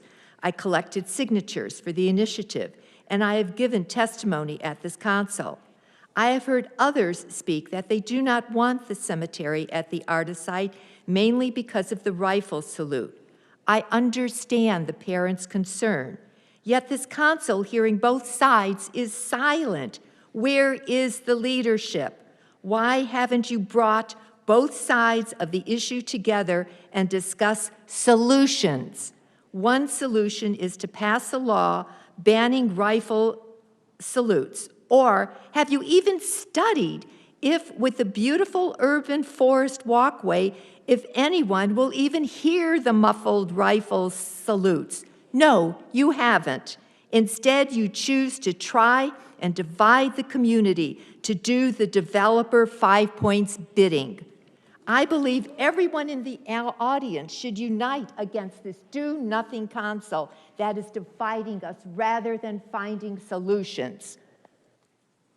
It has been said, quote, integrity is the most valuable, respected quality of leadership. Your word is your honor. All 5 of you council members have campaigned on building the vet cemetery at the Arda site. Many residents voted for you because of your stance on the Arda site. In fact, Farah, Carroll, and Quo on 5/12, May 12, 2020, made the citizens' initiative that clearly states the vet cemetery will be built on the Arda site and only the Arda site law. Councilmember Kim, do you remember a Zoom meeting with Build the Great Park Veterans Cemetery Group when you were running for your council seat and asking us to vote for you? We have you on tape enthusiastically supporting the vet cemetery at the Arda site. Remember, Tammy, Your word is your honor. Now is the time for this council to follow the law and stop obeying the dictates of the developer 5 Point. Follow the law and build the vet cemetery at the artist site now. Your word is your honor. Michelle De La Cruz, followed by Branda Lynn. Good evening. Thank you for the time to speak to you today. Four of you were not here 8 years ago when this whole thing started. 8 years ago was the first time anything started about having a veterans cemetery in what was going to be enveloped into the Great Park. It was never part of the Great Park. I was the one who identified the ARTA site as we were brought in to have Bill Cook was being danced around trying to find a site where the bill could move forward. All we needed was a placeholder, somewhere that they could say there was 125 acres. And Larry, you were supposedly our supporter at that point until we had a council meeting. And I leaned over to one of our members and I asked, "Are you sure he's on our side?" And I reminded him of that because you have proven through your actions that you are not and have never been on our side. So my question is to you, why are you fighting against us? Everything about that, there was not 125 acres at the ARTA site that was actually usable, which is required for a veterans cemetery. He put Measure B in. We could have been interring our veterans at the Strawberry Field site right now. We wouldn't be having this discussion. We would have moved all of that traffic to the busiest veterans cemetery in the nation, according to CalVet, away from all the homes. And I'm sensitive to the community. I understand you buy a home at the price that they're paying. You don't want to have the busiest veteran cemetery with the escorts going through. And if it's going to be a combative environment, you are going to have motorcycles escorting all of those veterans as they're being buried. So you're talking hundreds and hundreds. And yes, you think rifle volleys are bad? Try some Harleys going through your neighborhood. I cannot understand, Larry, what your position is, why you continue to fight, and to the point of even personal vendettas of lawsuits against anybody who has moved against you, as Bill Sandlin can attest to. I don't understand where you're coming from. I don't understand what you're getting from it. And I understand how you could have been deceived by any of his rhetoric. But understand that the veterans want to have a restful place, and that Anaheim Hills is the best place for our veterans to move to. Thank you. Branda Lynn, followed by Annie. Good evening, council members. It's been a long evening, and I thank you for your patience in listening to all these public comments. We've heard several commenters share today that they didn't know that there would be a veteran cemetery when they bought their home. This is the root of the problem here tonight.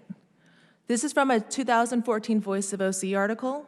Quote, "The developer is planning to sell most of its units to buyers from Asia, and a cemetery near the neighborhood is considered bad feng shui."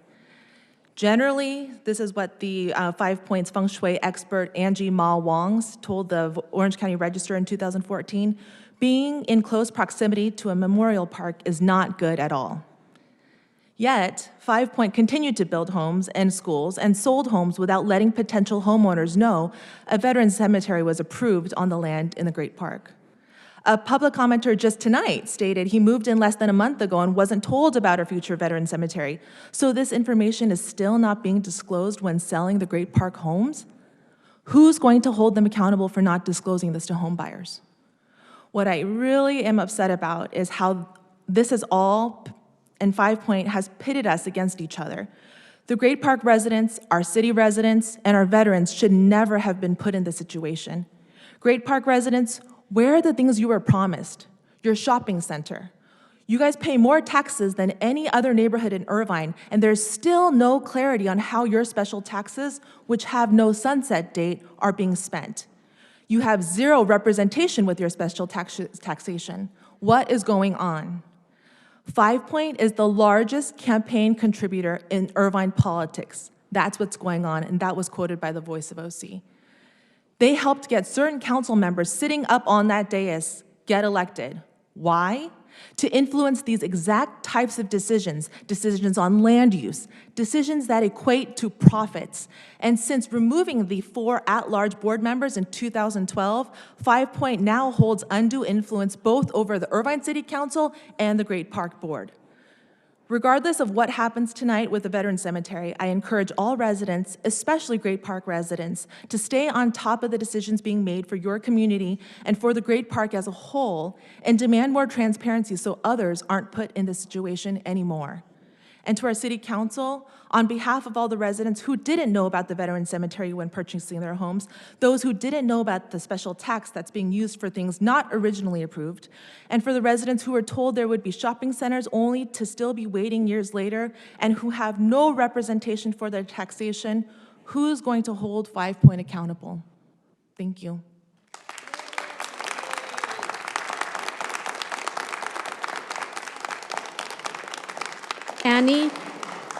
Annie, followed by Ching.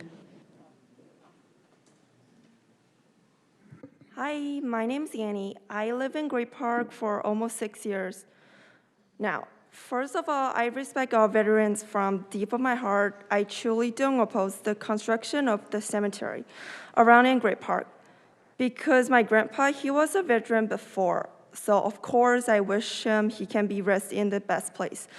But when my family bought the house, we have no idea about the cemetery. What instead they told us is the golf course, the shopping malls, and the sport gym. I felt cheated. My family, my friends are paying hundreds of thousands of dollars for lies. There's nothing to do with I don't want living around the cemetery because of the gunshot or anything else.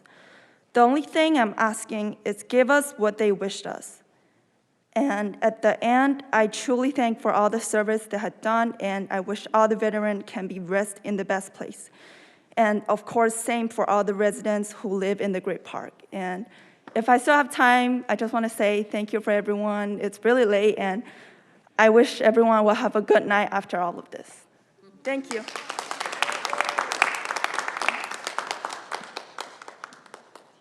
Is Ching here?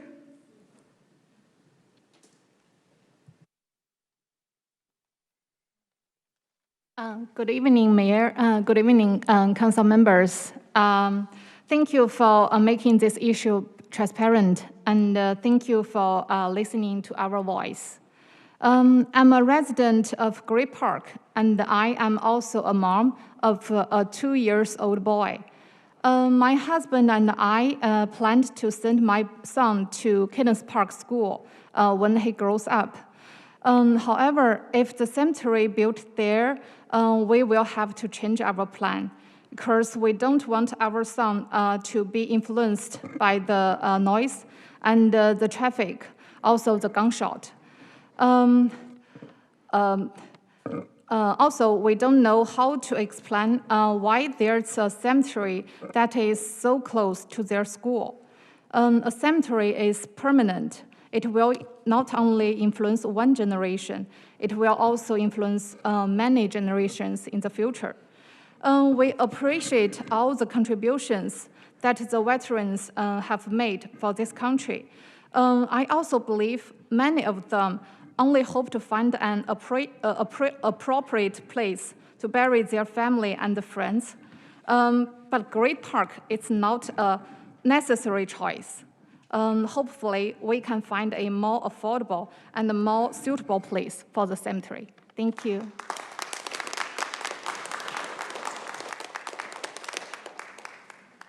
Okay, and that concludes our public comments.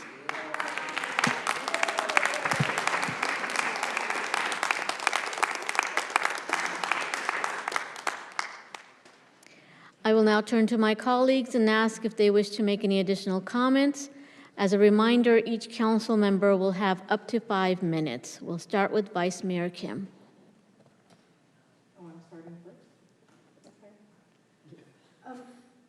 First of all, I want to thank all the residents for coming out here, for demonstrating your passion, and for what you believe in. I know some of you have been here since like 2 o'clock this afternoon, 1 o'clock this afternoon, and it's been a long day for everyone. Thank you for translating. I know that's very hard, so it's much appreciated to help our residents express themselves and get their voice out. So really today represents tonight all day. I guess tomorrow is now 12:20. So we're looking at a culmination of nearly a decade worth of work in our community when discussing this. We're looking at understanding. We need to make sure that we get this right when it comes to building a state cemetery for our veterans. And as many of you know, I'm the newest member here on the dais, and I really respect all the work that's come before me.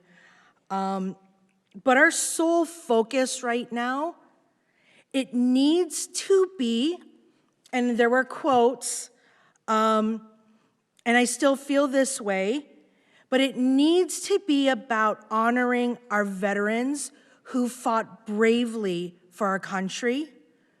And that is what we need to keep our eye on. And that is what we need to focus on. And at this time, I don't see how we're going to be able to keep the cemetery in Irvine. And listening to the residents who are most affected and most impacted by these decisions, and on all sides here. And I think there's, and I've heard a lot about compromise, but I think there's a fine line between compromise and fitting a square peg in a round hole. And right now, it seems as though a cemetery in Irvine may be a square peg in a round hole. And while I believe we really need to keep focus on our veterans, that's why when we look at the facts, we look at what's out there, that we should start working and exploring an Anaheim site. 200 acres that's owned by the county, that's already zoned as a cemetery district, and a site that has the support of a coalition of over 100 Orange County veteran groups and elected officials. And I'm still in listening mode right now, but my whole purpose always has been, I'm site agnostic at this point. I want to do what's right, first and foremost, for our veterans. Number one, our veterans. That's priority number one as far as I'm concerned. It has been, and it will continue to be. And I think it's clear that if this is not about politics, and it really is about our veterans, then we should keep an open mind in exploring various options and various possibilities. Because we want a veteran cemetery in Orange County, and we want it built quickly, and we want it built now. Thank you.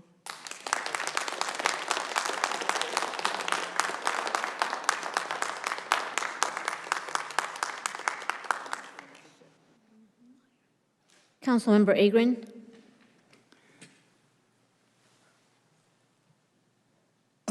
Mayor, I'd prefer to hear from others first.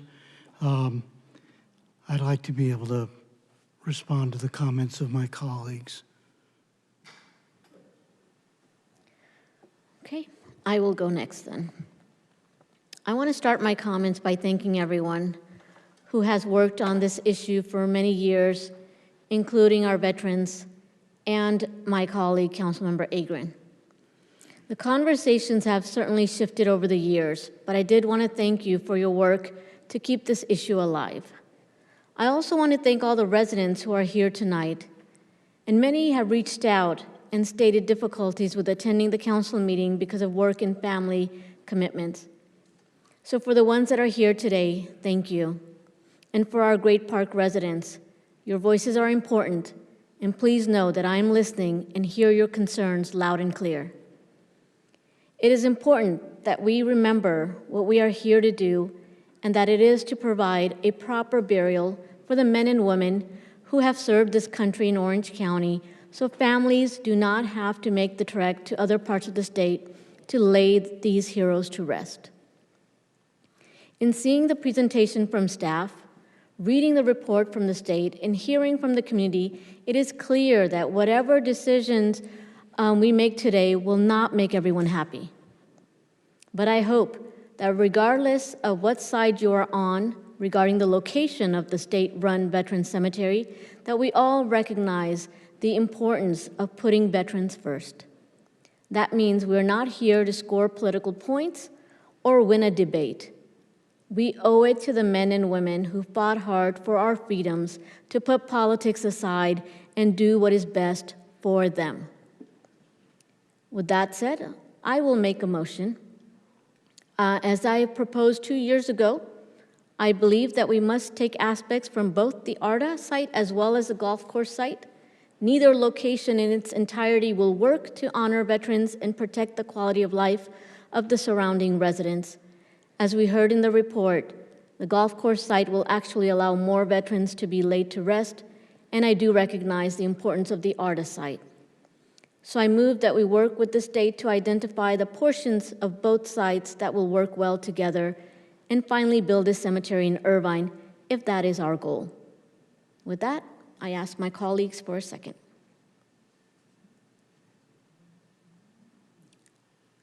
I will ask once again for a second to my motion. Seeing none, don't ever say I didn't try. Okay? So at this point, I have no other choice but to allow the veterans to do what they want in Anaheim. Thank you.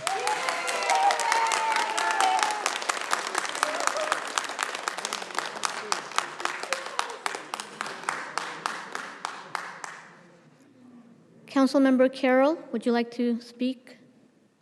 Mayor, I would just briefly, again, reiterate what Councilmember Kim was focusing on, which is, again, thank you very much for all the public comment that's given us a lot to think about. You know, we have yet a third level of the multi-variant chess game here with the over 100 veterans groups that really wish it not to be in this city. I, too, am a latecomer. I wasn't part of any of these battles. I don't even know what to say. It's sad that we can't get our act together. It's sad to hear and I will say it, and I don't care, it's sad to hear the soft racism with words like newcomers and foreign nationals. You people ought to be ashamed of yourself that use those words. Please keep it down. Keep it down. Roll the tape and listen. We're not to going to tolerate that here. I just made those. Keep it down. Keep it down, or I you will just be made those removed. two Thank words you. up. I just made up newcomers and foreign nationals. I made that up. Okay. Keep it down. The video will prove it. And it's very bothersome to me that we have people from all walks of lives here. We have different cultures. We had English speakers. We had non-English speakers. I'm so proud of this multicultural city that I'm a part of.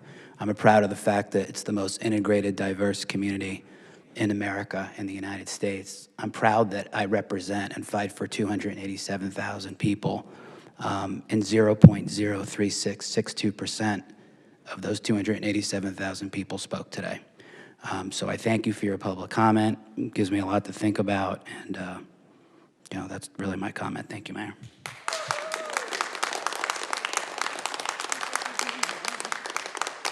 Thank you, Councilmember Carroll. Councilmember Kuo? Thank you, Mayor. It has been mentioned a number of times tonight. A lot of things have been mentioned in the course of 10 hours, but repeatedly that the state will pay all the costs associated. And I brought up earlier that my frustration and concern was the funding. To the best of my knowledge, Mayor, you were on a call. Our interim city manager was on a call. Mr. Belding, who probably, he's not smart enough to have gone home. He's still here. Mr. Melching and I were on a call. And Calvet was very clear that it is not fully funded. That might be my reality, and your reality might be different. But for me, that is the gap right now. That all of these concerns come down to who's going to pay for it. It has been brought up that we should use the RDA settlement money to pay for it. It's not going to get reimbursed. So again, we have Irvine footing the bill for the entire region, which we can have that conversation. But the reality is, if someone says the state will pay all the costs, the state has told us no, they will not. That's where I am tonight. Thank you. Councilmember Agrin.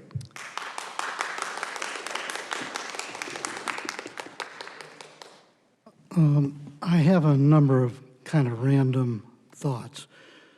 First of all, if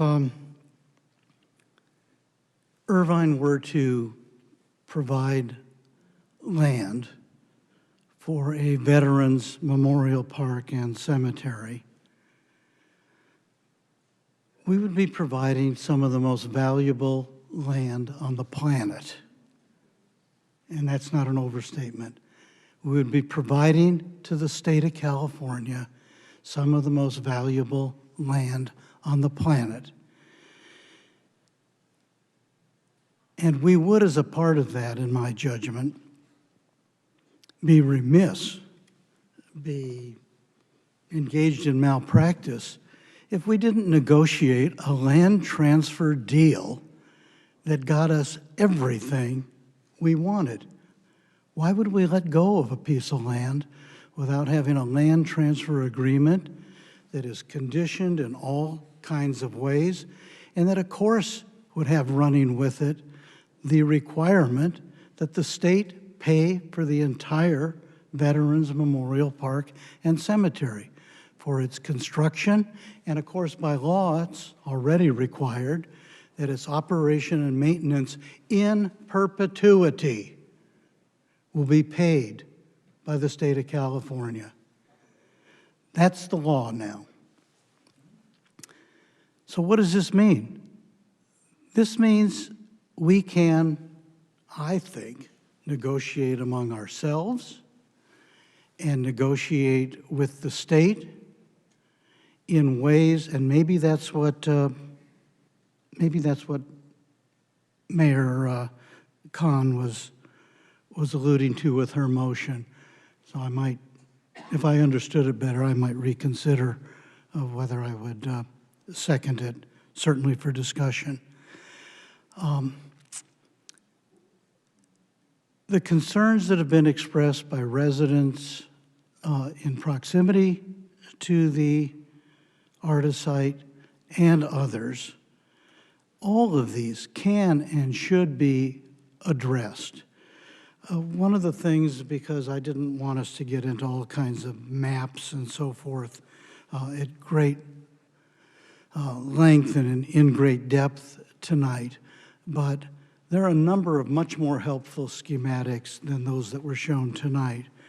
For example, the schematic consistent with the concept plan for the Veterans Memorial Park and Cemetery at the ARTA site includes not just a 25-acre perimeter park, meaning that as a practical matter, no resident will be within a quarter of a mile of the Veterans Cemetery.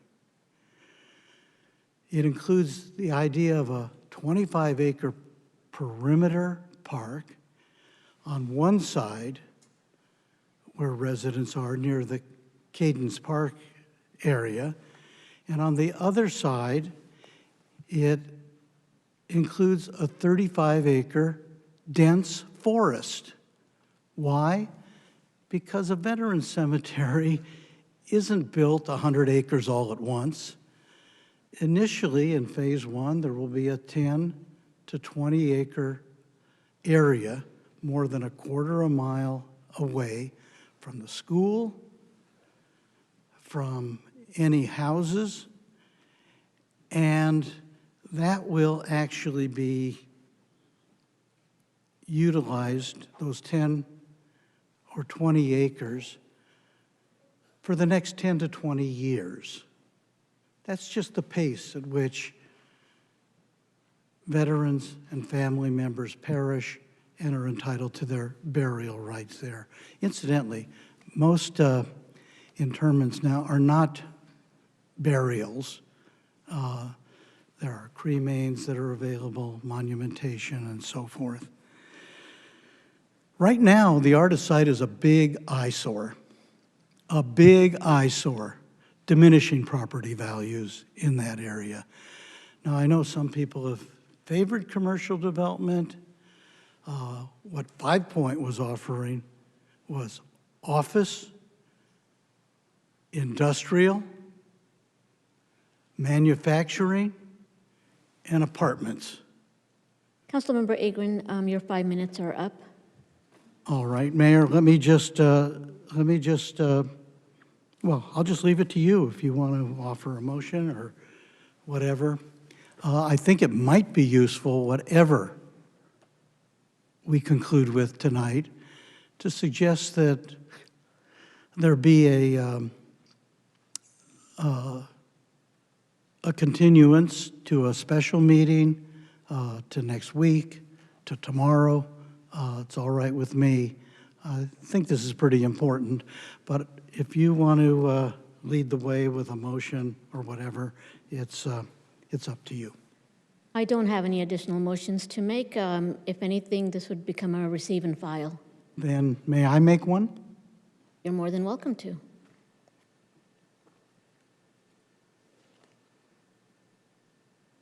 This is in the form of a resolution.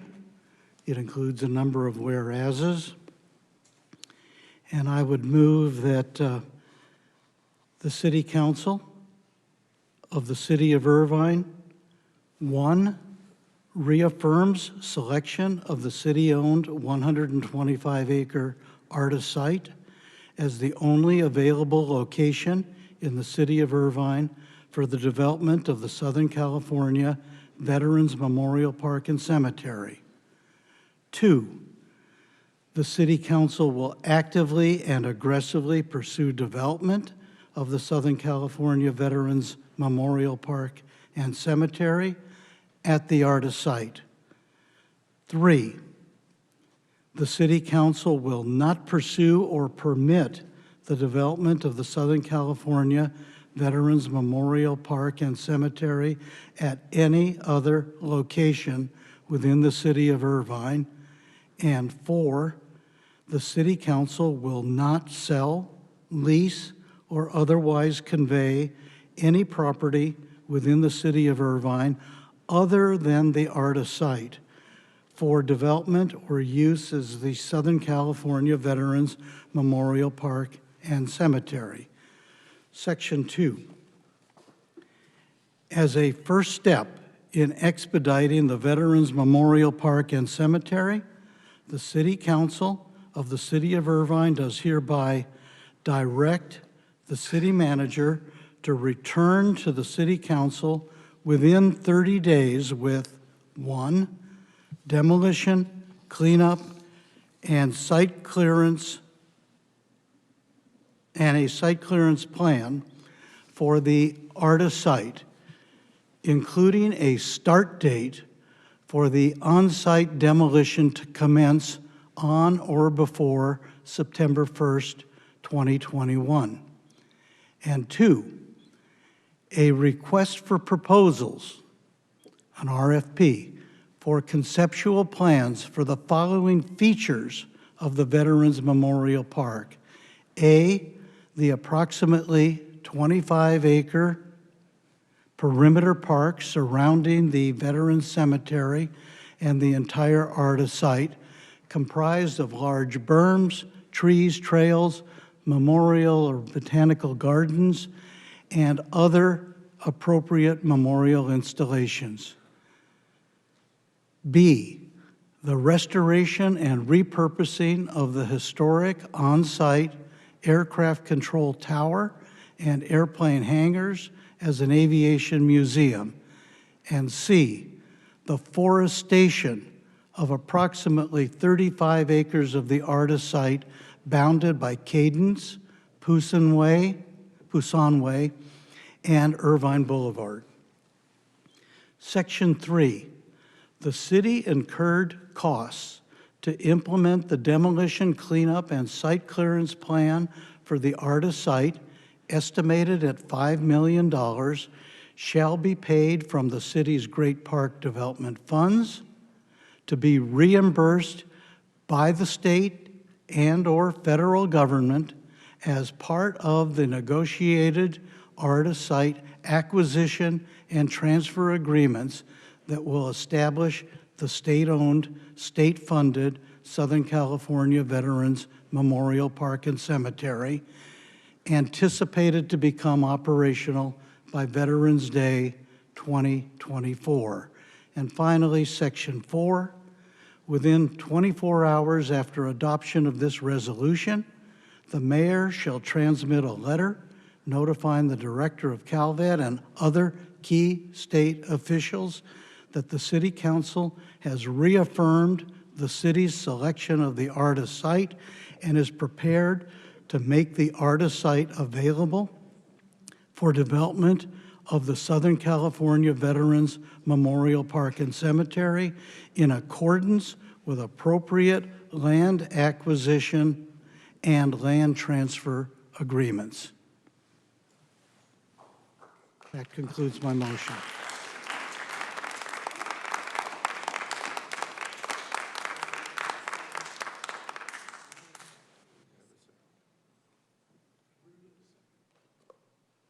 Would you call for a second, Mayor?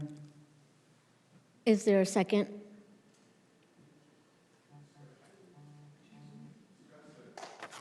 You can't discuss until there's a second. Going once? Is there a second? I don't think you have a second, Councilmember Agrin.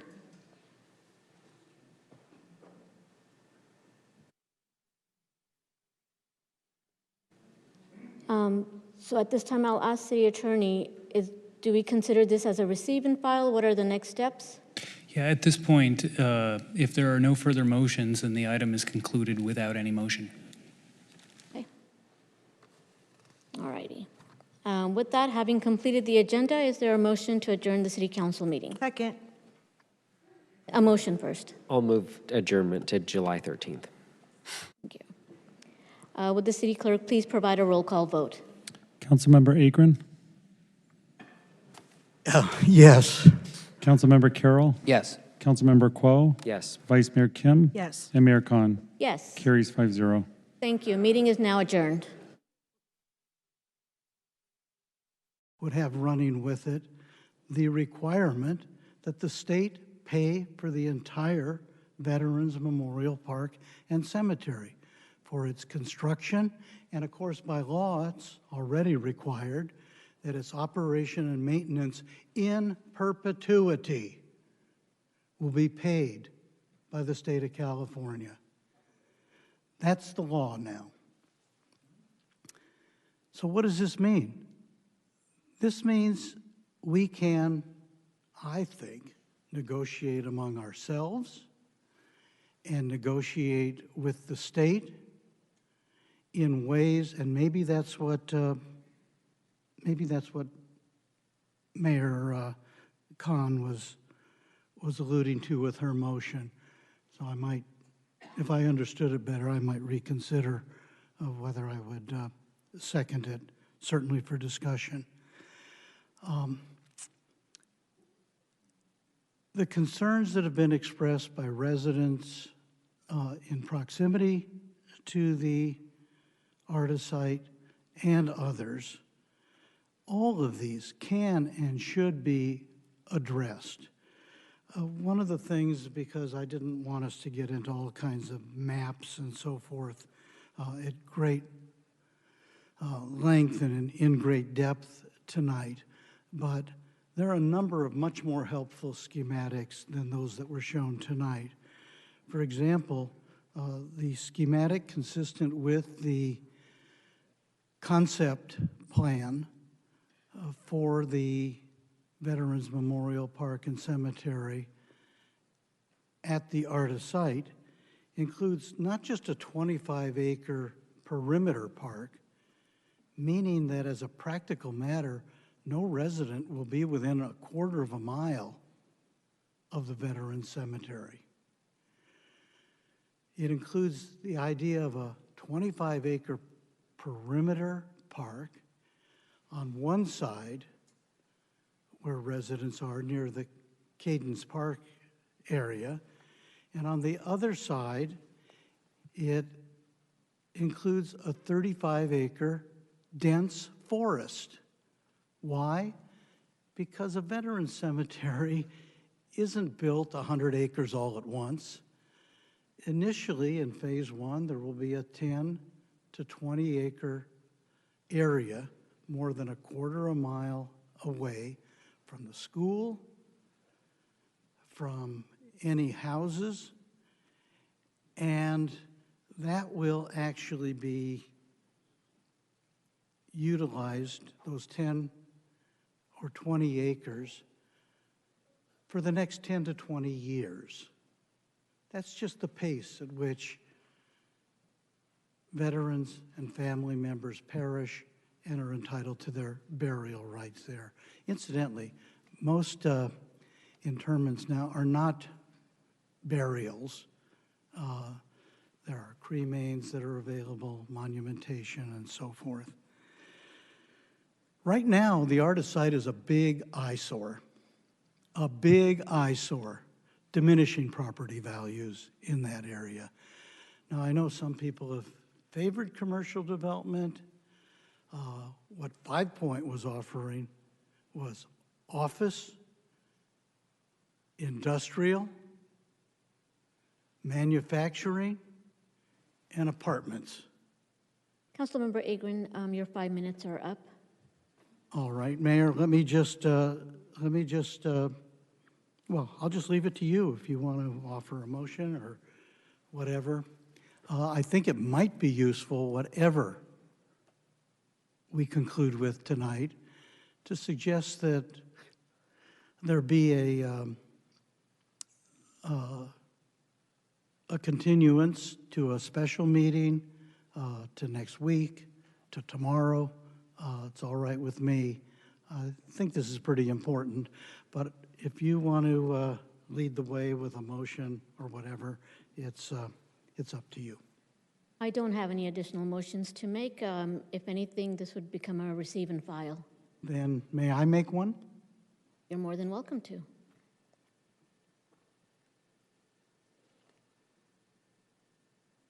This is in the form of a resolution. It includes a number of whereases. And I would move that the City Council of the City of Irvine, 1, reaffirms selection of the city-owned 125-acre Artis site as the only available location in the city of Irvine for the development of the Southern California Veterans Memorial Park and Cemetery. 2, the City Council will actively and aggressively pursue development of the Southern California Veterans Memorial Park and Cemetery at the Artis site. 3, the City Council will not pursue or permit the development of the Southern California Veterans Memorial Park and Cemetery at any other location within the city of Irvine. And 4, the City Council will not sell, lease, or otherwise convey any property within the city of Irvine other than the Artis site for development or use as the Southern California Veterans Memorial Park and Cemetery. Section 2. As a first step in expediting the Veterans Memorial Park and Cemetery, the City Council of the City of Irvine does hereby direct the city manager to return to the City Council within 30 days with 1, demolition, cleanup, and site clearance, and a site clearance plan for the Artis site, including a start date for the on-site demolition to commence on or before September 1st, 2021. And 2, a request for proposals, an RFP, for conceptual plans for the following features of the Veterans Memorial Park. A, the approximately 25-acre perimeter park surrounding the Veterans Cemetery and the entire Artis site, comprised of large berms, trees, trails, memorial or botanical gardens, and other appropriate memorial installations. B, the restoration and repurposing of the historic on-site aircraft control tower and airplane hangars as an aviation museum. And C, the forestation of approximately 35 acres of the Artis site bounded by Cadence, Poussin Way, and Irvine Boulevard. Section 3, the city incurred costs to implement the demolition, cleanup, and site clearance plan for the Artis site, estimated at $5 million, shall be paid from the city's Great Park Development Funds to be reimbursed by the state and/or federal government as part of the negotiated Artis site acquisition and transfer agreements that will establish the state-owned, state-funded Southern California Veterans Memorial Park and Cemetery, anticipated to become operational by Veterans Day 2024. And finally, Section 4, within 24 hours after adoption of this resolution, the mayor shall transmit a letter notifying the director of CalVet and other key state officials that the City Council has reaffirmed the city's selection of the Artis site and is prepared to make the Artis site available for development of the Southern California Veterans Memorial Park and Cemetery in accordance with appropriate land acquisition and land transfer agreements. That concludes my motion.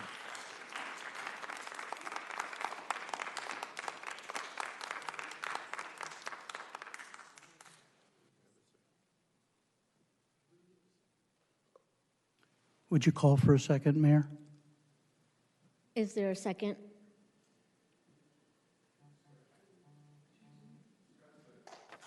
You can't discuss until there's a second.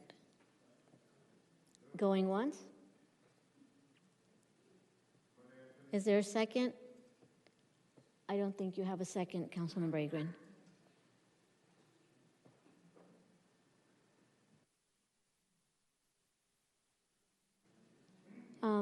So at this time, I'll ask City Attorney, do we consider this as a receive and file? What are the next steps? Yeah, at this point, if there are no further motions, then the item is concluded without any motion. Okay. All righty. With that, having completed the agenda, is there a motion to adjourn the City Council meeting? Second. A motion first. I'll move adjournment to July 13th. Thank you. Would the City Clerk please provide a roll call vote? Councilmember Agrin? Yes. Councilmember Carroll? Yes. Councilmember Quo? Yes. Vice Mayor Kim? Yes. And Mayor Khan. Yes. Carries 5-0. Thank you. Meeting is now adjourned.